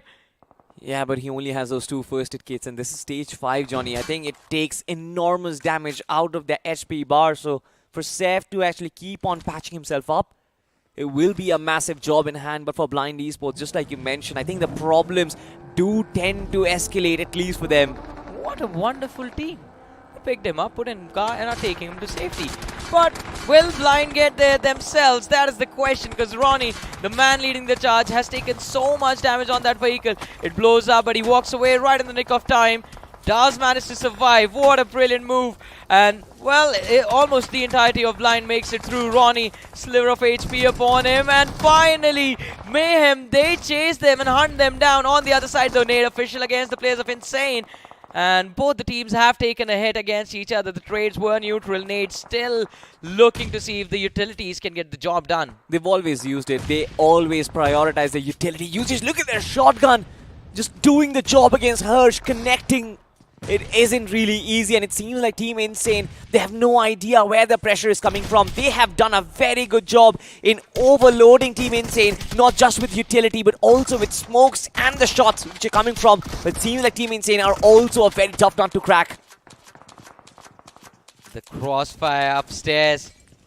Nade, they've made 2 mistakes, committing 2 players to the charge. And both of them have been lost. Dark Lord The nades utility traded out. Murnock still looking to see if he can secure the knock with the help of the nades. Oh. But now there's going to be a line of fire for the teams in the flank. It's version 9. Version 9 out of nowhere appear. What a miracle. What a move. But how are they going to contribute in this fight is going to be the question. They do have the pedestal, of course. Both teams reduced to a two-man lineup. Yeah. And it seems like version 9, they have got the proper time to pounce. But look at the timer on the radar once again, Johnny. 30 seconds before they've got to make a move inside the circle. And it seems like the only spot inside the circle has been occupied by Team Mayhem already. Can be a very difficult job, can be a very difficult choice. Team Insane and Team Nade, it seems like that fight has come to a standstill because they want version 9 to make errors in this one. But out of nowhere, Popeye just pops up with that one nade. Well, Dark Lord is going to be knocked out, but version 9, they need to be careful. Do they realize there's another squad waiting for them? Or are they just worried about the players of Insane? Murnox, look at him. Everyone's distracted by Insane, and Murnox, he's just hiding in that Bugatti. No one, for the first time, no one's looking at a Bugatti out in the open. But version 9, What? he's next to the window as well. He's... Oh my goodness, version 9. They are blinded. Yeah, they certainly are blinded. I can't say they are blind, but they certainly are blinded. Murnox still holding on to his position, but Team Insane, they've got themselves a breather because version 9, they've actually figured out that this is not the right time to take this fight. They took an escape, wanted to prioritize on the circle itself, but still for Team Insane, it seems like they also have to sacrifice their safe hold. And look at the commotion that is happening. Finally, they figured out that Murnox was holding his position and they eliminate him. Oh, that's a heist right there. They take his car as well. But version 9, now this is a mistake. All the players huddled up together. And this information is going to be relayed to the players of Nade as well. Now, if notably he shows up from the backlines, version 9 can be destroyed. The nade from the players of Insane is going to be good. Alan Sidhu taking a lot of damage. Popeye, look at this. This is going to end the misery of this match. Version 9, they're going to pay for their mistakes as well. 2 players knocked out. In fact, make that 3. And all of them are getting picked off. Only 1 man remaining for the side of version 9 as we move down to the top 4 teams of the match. 7 players still alive. But Team Insane, what a massive save it has been for them. Consistency incarnate, ladies and gentlemen. Dark Lord with 5 finishes, Jazzy with 1. 6 finishes on the board overall, and it seems like they will be able to get inside the circle with absolute safety. As we do have the platform right at the smack center of the circle. It is called the Pedestal of Death. I just named it that. And seems like OPHV, they're going to play around it. I love the fact that one part, they've got this natural ridge as cover. Yeah. And they're doing everything in their power to keep it under their control. Team Insane pinned out Dark Lord and Adi. There's one more player from the side of Rippers who still managed to survive all this time. But Dark Lord is finally going to be knocked as Kalyug manages to connect the shots through the smokes. Barely managing to find that knock. 1 power, they have the numbers advantage, but still, it's the player count that is visible only to the players that's stopping them from pushing on the players of Insane. Adi, look at him. He's going for a revive. Dark Lord is going to be brought back into the match. And the moment he arrives, everything can change, but changes can be made by Rudd as well. Max Cash moving towards him. Just goes on to check that angle, but Rudd was prone, so he hasn't been spotted yet. Exactly, and I'm only concerned about one thing, Johnny, and that is going to be the timing of Rod. Yeah. When he actually starts approaching. Possibility of nades over there as well. Kalyug is still holding on to this angle, but Team Insane starting to close up the distance, but I'm not really understanding it. A Molotov to flush out Dark Lord out of his position, but will Adi be enough to provide cover fire from the backlines? Kalyug has been pushed back. I mean, Team Insane are living up to the name that they have because this is an insane play. This is literally insanity what this team is doing right now. Dark Lord super aggressive, and yes, his teammate in the backlines has the line of fire to provide ample cover to him. Look at him go, look at him cook. Goes forward with the DBS, blows up the vehicle because it was already pretty damaged. And finally, there is Team Insane who are still standing. Rod starts shooting and OPHV. They take a massive hit. Insane. Looking for the win. Looking for the chicken dinner. What a brilliant move. It is a 1v2 where they have the advantage. And they know where the last man is. Rod going for the upper hand. Goes for the aggressive play. But is going to fall down to Team Insane. Out of nowhere. These two players, they show up and they shut everyone up. 7 eliminations on Dark Lord. Absolutely. I mean, I have no clue what just happened in the final circle, to be honest, because OPHB had such a massive advantage, Johnny. I mean, to kind of throw all of that down to the drain, I just don't understand how. How did they not predict that Rod was in their backlines and the timing of that push? The way both of these two teams converged upon Team OP together in tandem was absolutely brilliant. And now I'm left scratching my head. Team Insane, how big of a lead do they want to establish at the very top? I mean, hey, see, their prime competition we know was happening against Blind Esports, and Blind themselves were present in this match, but they were taken out super early. Insane, I think, just realized, like, all right, if this is the squad that we have to go up against, might as well show them what we are actually made of. And again, what a phenomenal endgame they played. This was just perfect. Class apart from the rest of the competition. And OPHV, multiple opportunities to secure the win, and they just denied themselves those points. This is on them. Absolutely. I think when Dark Lord pushed up, it seemed like an outrageous move. But let's just have a look at the highlights once again. The last shot from that S12K connecting on the feet of Paradox, if I'm not mistaken. That was brilliant. And Metal Esports. I mean, this team, they have been suffering those early engagements. They have been suffering from the loss of Paradox in those early fights. Yeah, definitely. I mean, it has been a trend, but still, I think Metal, they've gotten used to it right now, especially with how well Top Dog has been playing in the last few days. The man has just been phenomenal. But as we talk about the players, I want to talk about Team Insane a little bit more, and not just them. I want to talk about version 9, what they were up to. There was another team in that awkward fight that was there with Team Insane that happened, where version 9 showed up, got distracted, and then just got absolutely annihilated. Nade Official, that 3-squad collision was extremely awkward to begin with. Exactly, and Native officials did kind of well to survive this entire fight, right, the entire kerfuffle. But the fact that there were version 9 present and Murnox was still not spotted for such a long time, it was such an awkward engagement to actually understand. And in spite of the fact that they spotted Murnox, they just went right in front of Team Insane and hunkered down in a corner. What exactly was that play? Free giveaway, I mean. If someone's going to give me points like that, no one's going to say no. And that's what Team Insane did. They were like, all right, thank you so much. Here's a few nades. You take care of yourselves. We'll see you in the next matchup. This is the moment. Straight into the line of fire. Not even a safer distance for the utilities to not connect. It was such an easy lob. And I think the only piece of cover that they kind of assumed for themselves was the smokes that they laid upon. And they kind of thought that they're going to be safe about it. But I think it was just a calculative error from version 9. It was a human error which they made. A slight misjudgment in where they are going to place themselves. Error in fundamentals, Salty. That was an error in the fundamentals of the playstyle. And that, again, this was a discussion that me and Fixes were having. This time, this Pro Series, it won't test your mechanical skills. It won't test your ability to prepare for your particular group, for the teams that you're going up against.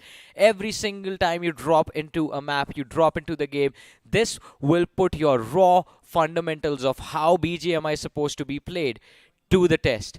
We always talk about the textbook gameplay, right? Well, this is an open book test happening right now. This definitely is an open book test. But with that being said, let's just focus on the positives that we got to see as well. Let's just try and break down what kind of a play Team Insane thought in that final moment to kind of have the balls to go in a one-up situation. They knew Team One Power, they had 3 players up alive, right? And they also could see in the player counter that 4 players were up alive. They potentially, in their head, they were fighting against an entire squad, but Dark Lord still has the nerves of steel to go up and completely face them all by themselves. Exactly. I mean, it was just incredible. And I mean, this is the level of faith I aspire to have in people, especially my own teammates. because Dark Lord, I mean, the reason he was able to commit to the push was because he knew that Adi in the backlines would be able to support him. And Adi did such an incredible job to get him as close to the players of one power as possible. And after that, Dark Lord just thanked him with a brilliant moment, securing that opening knock. Also, I have to say, that opening knock from Dark Lord, he got extremely lucky because that shot from the DBS actually missed the player. It hit the vehicle, but because the vehicle was extremely low, it just instantly blew up, taking the man down. And as soon as that feed said, all right, one player knocked out by this player, Root just gets up in the backline. He's like, all right, this is my turn now. Lobs a nade, gets the second one, and Insane, they were just happy to commit everything, every bit of hope and pride that they had in that final few moments. Absolutely. Now, being in position, being in the shoes of one power, I think it was a very difficult position to kind of hold as well.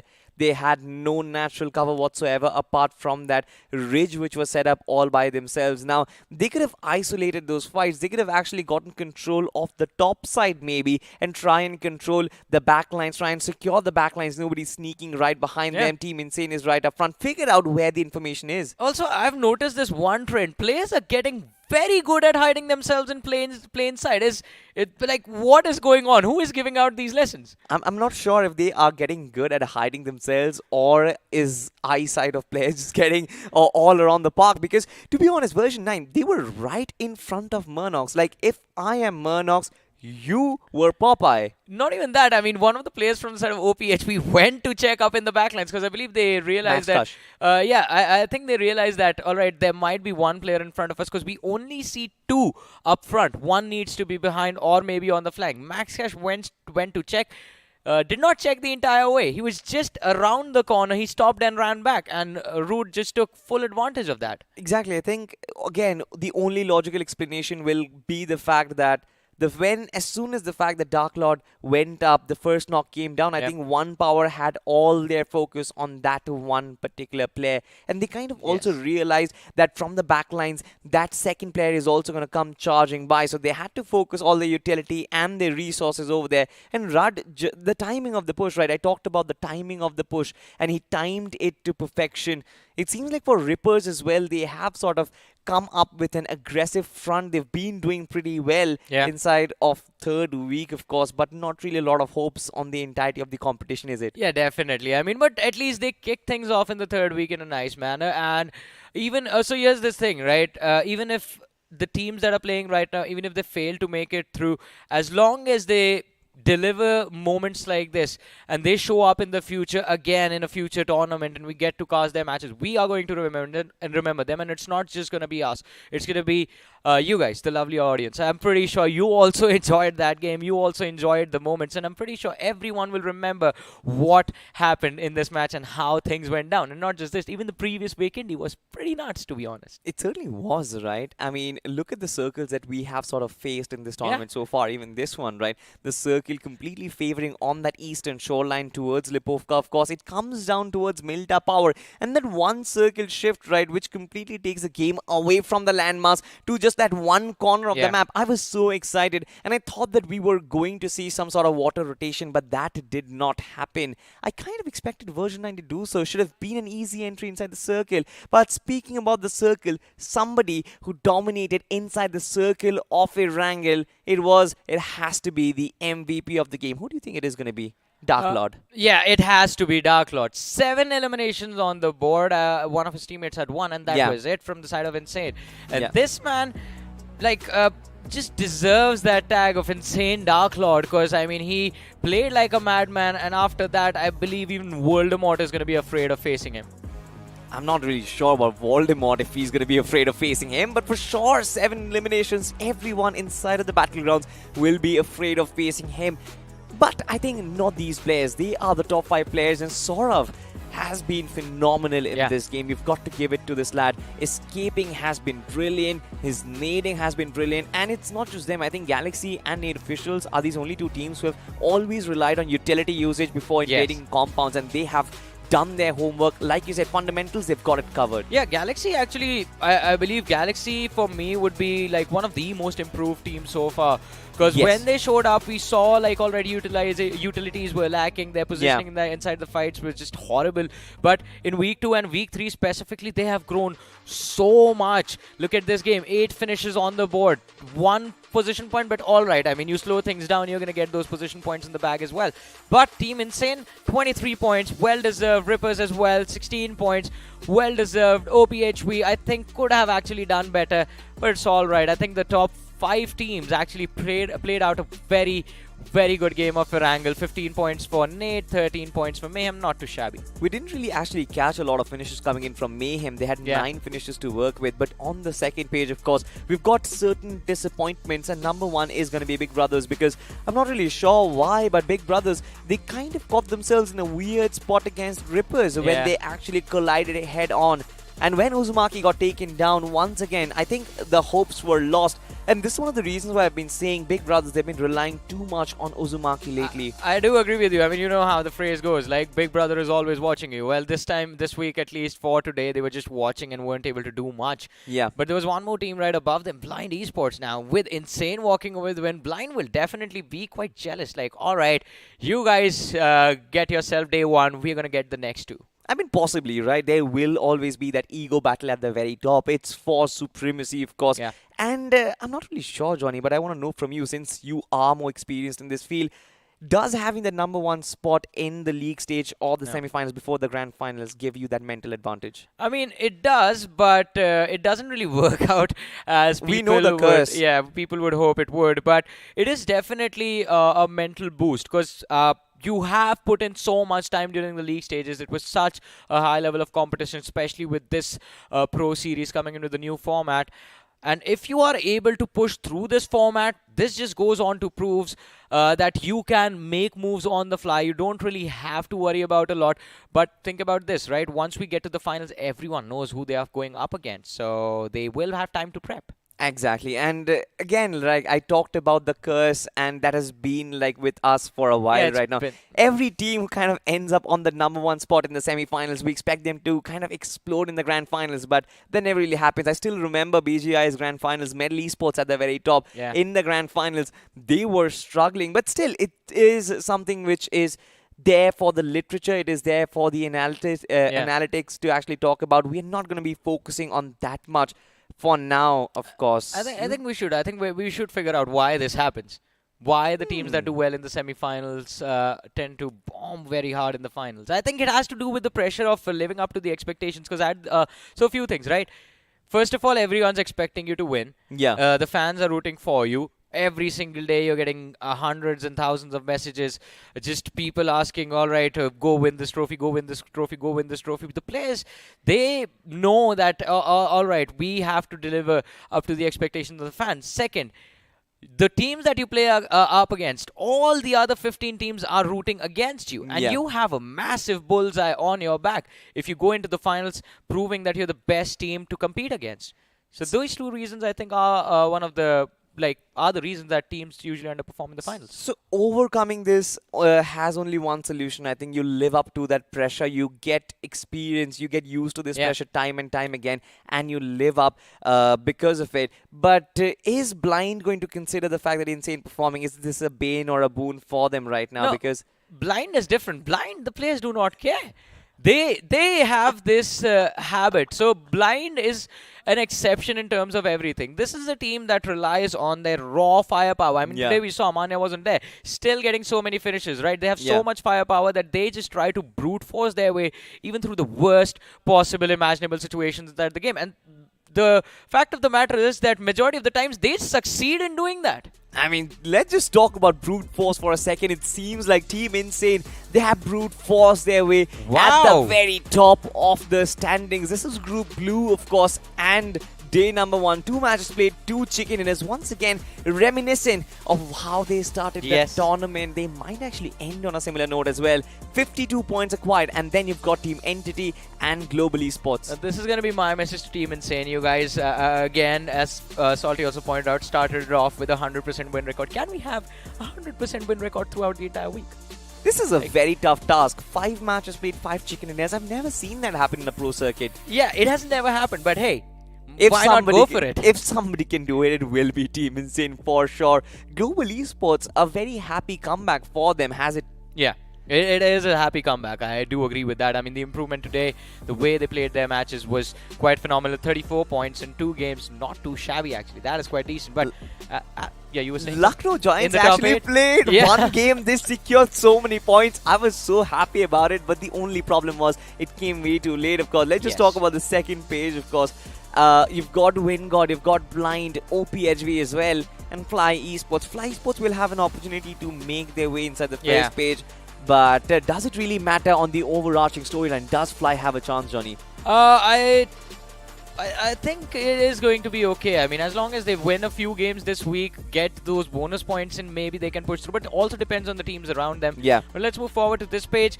Now, a few surprises that we need to discuss. God's Reign finishing with 12 points today is definitely not something that they were hoping for. And along with them, Big Brothers on that 29th position, which is 7 points. Now, these teams are few of the big names that are struggling on the overall leaderboard as well. And if this journey continues, this is going to be brutal. Now, for God's Reign, I don't really understand because everything is working right for them apart from the fact that they sort of are choking in the fag end of the game. But again, on the other turf, Big Brothers, they definitely are suffering a lack in form, a huge slack in the entire team. It's just one player who is providing points. See, I understand a lot of the fans might panic seeing GS, Hydra and Team Together Esports on the last page, which is 2 points, 3 points to their name. But this is also, ladies and gentlemen, what happens when teams tend to do well within the first 2 weeks of the competition. They know they are very far ahead of the rest of the teams playing.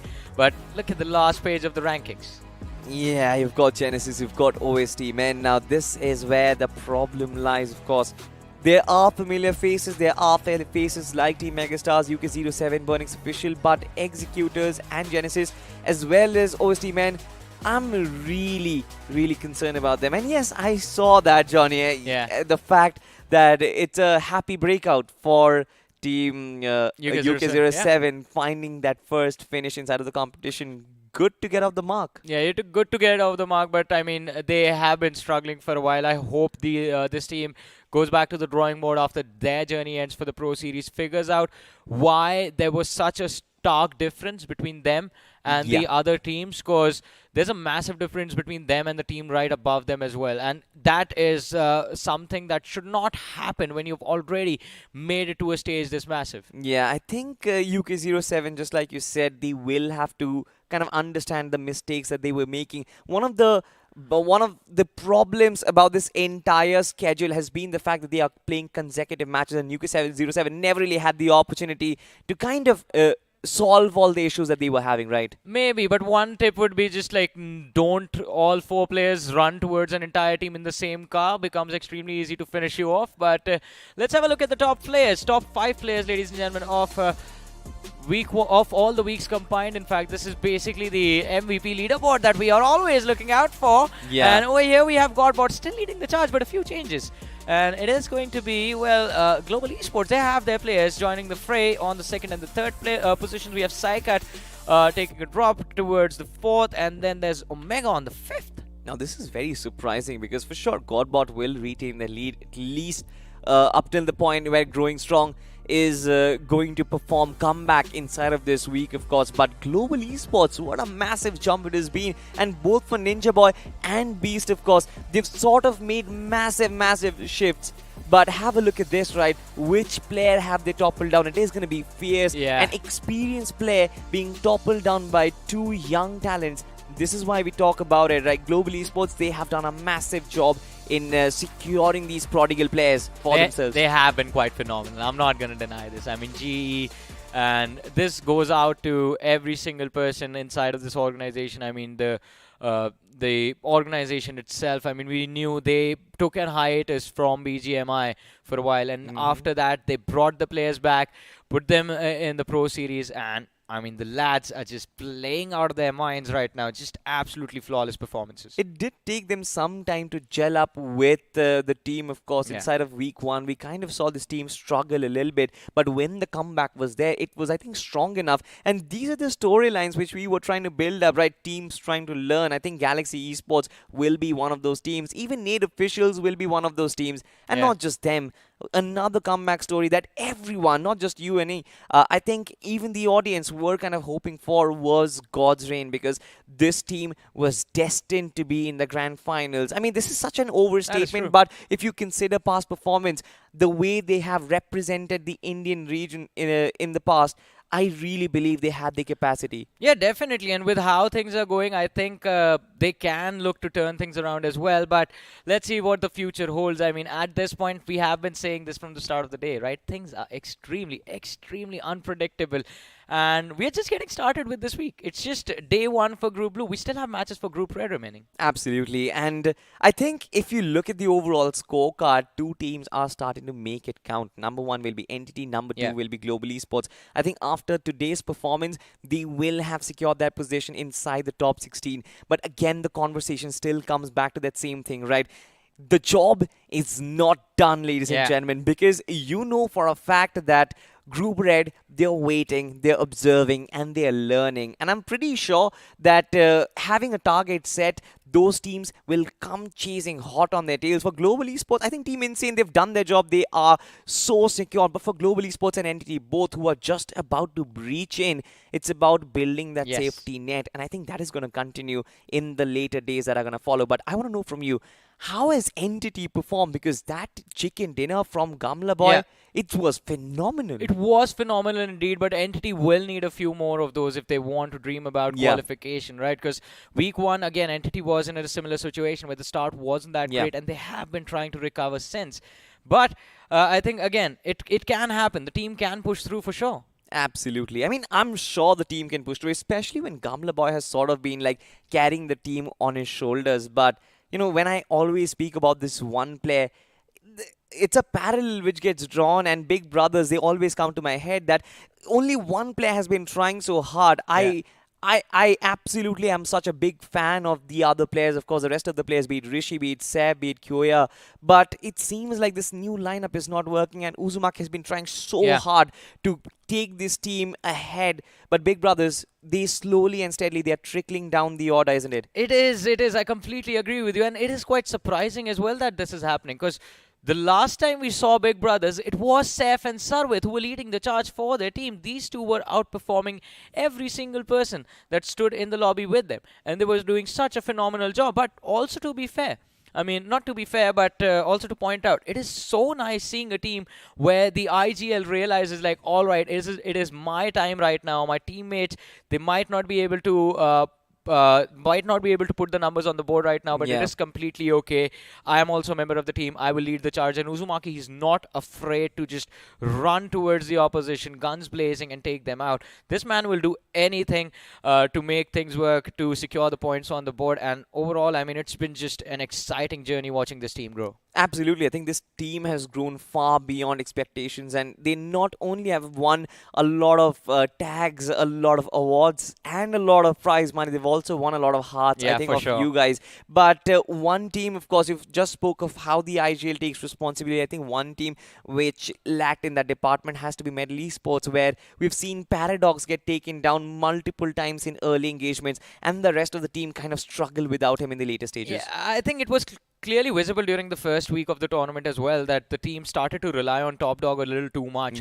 And you can't put that much pressure on an individual day in, day out and expect him to just keep going. There will come a time when even his performance will take a dip, because it is human nature. You can't just be at 100% of your game the entire time throughout your career. There will be days when you're not going to be able to perform. There will be days where we'll just outperform basically the greatest player ever to touch the game as well. So, and it happens. There's two sides of everything. And Top Dog, he's been doing quite well, but again, the rest of the lads on course started to step up in the middle, but then there was the slowdown.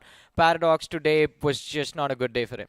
And what about Siam, as a matter of fact? Because his addition to the team could have actually been taken as a positive, because when he was in Marcus Gaming, he was ruthless. He was possibly the right-hand man for Spray God in every single one of his engagements. And all of a sudden, that firepower coming down to this team, Medal Esports, it seems like they are missing Kyoya services, and Siam has not been the best of additions. I can't even imagine how awkward it's going to be. I mean, seeing your teammate on the other side of the board and Right now both of the squads are struggling, but Big Brother is still looking a little better, I guess. But Medal is a phenomenal team. You have to understand that all these players that we took their names, right? Paradox, Encore, Top Dog, Sayam. They are some of the most experienced players Yeah. in this entire tournament. So if anyone Yes. knows how to dig themselves out of such a deep ditch, Yeah. it is this team. And having said that, you spoke of a ditch, and right now we have experienced the ditch. Nobody knew what week 3 would look like, especially before this day commenced. But now we know, as a matter of fact, that there is a big bounty on top of the teams at the very top.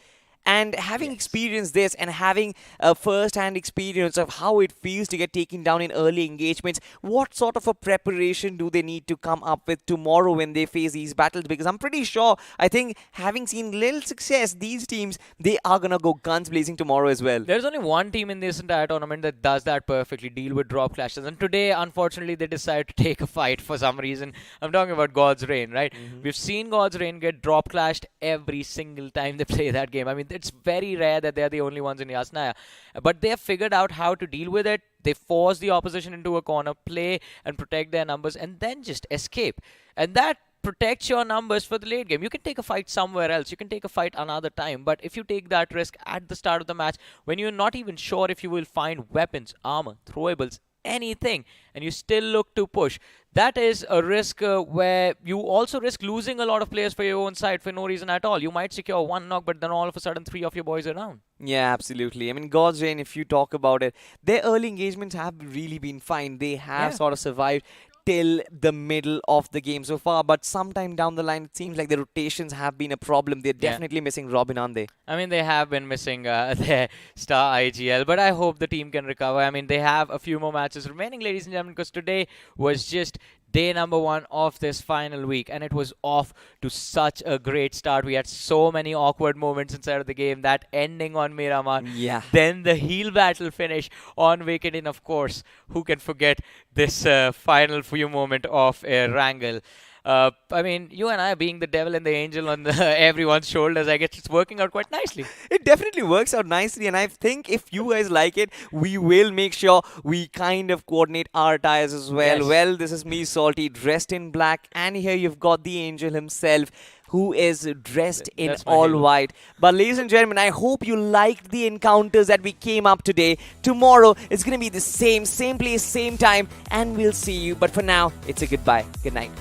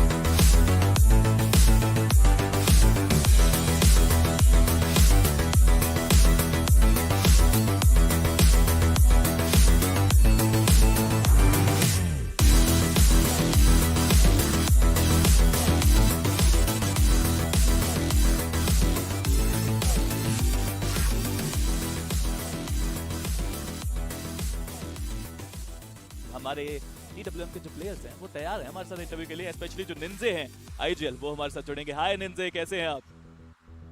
Hello, I'm fine. Yeah, I'm also fine. Ninze, if you talk about things, you guys played well today, but what happened in the first week? First week बहुत चौक कर रहे थे हम, call outs, mistakes, मतलब छोटी छोटी गलतियां कर रहे थे हर एक जगह। चलिए, बट कम से कम आपकी टीम के लिए अभी सारी चीजें सही है। पर स्टिल निंजे, is there any plan for these random roster shuffles जो हम देख रहे हैं? पहले लॉबस्टर आते हैं, फिर आपको भी बेंच किया गया। इज देयर एनी प्लान और just random things going on? Yeah, like I had a plan, like I wanted to execute something else, like कुछ नया करने का था मुझे मतलब मुझे करना था कुछ नया, लेकिन हो नहीं पा रहा था वो। तो बहुत समय तक मैं मतलब वो प्लेयर शफल करते गया और फिर उनका फॉर्म भी थोड़ा डाउन हो गया उसके कारण। जी हाँ, मगर अभी can we actually say this कि अब सेम वापस गेम स्टाइल आता दिखेगा? And what are your plan for the next game? अब अगला जो दिन आने वाला है उस पे क्या सेम प्लान्स या फिर कुछ नया? हम अब अपने पुराने स्टाइल से खेलेंगे, अब जैसे हम पहले खेलते थे वैसे। I think all of your fans are waiting for that kind of gameplay only, but do you have any messages for your fans? Like just keep supporting, we'll do our best, like we won't like हम मतलब ये हमारा level का performance नहीं है, हम इससे बहुत अच्छा खेलते हैं और बेहतर खेल सकते हैं, तो इसको देख के डिसअपॉइंट मत होइए इसको देखकर। चलिए, थैंक यू सो मच निंजे हमारे साथ जुड़ने के लिए। आज का आपका गेम प्ले बहुत अच्छा था, ऐसे ही एंटरटेन करते रहिए सभी को। Thank you. Thank you. जो टॉप 5 प्लेयर्स की लिस्ट में भी शुमार है, एक बार बात करते हैं उनसे। बीस्ट, हाय, कैसे हैं आप? हेलो, बढ़िया हूँ मैं, आप बताओ आप सब कैसे हो? All good beast, thank you so much. Beast, अगर आज के परफॉर्मेंस की बात की जाए, थोड़ा प्रेशर था, मैचेस से पहले आपको ज्यादा पॉइंट्स चाहिए थे, बट फिर वो 30 बॉम्बर आया, तो क्या प्लानिंग रही उस मैच से पहले?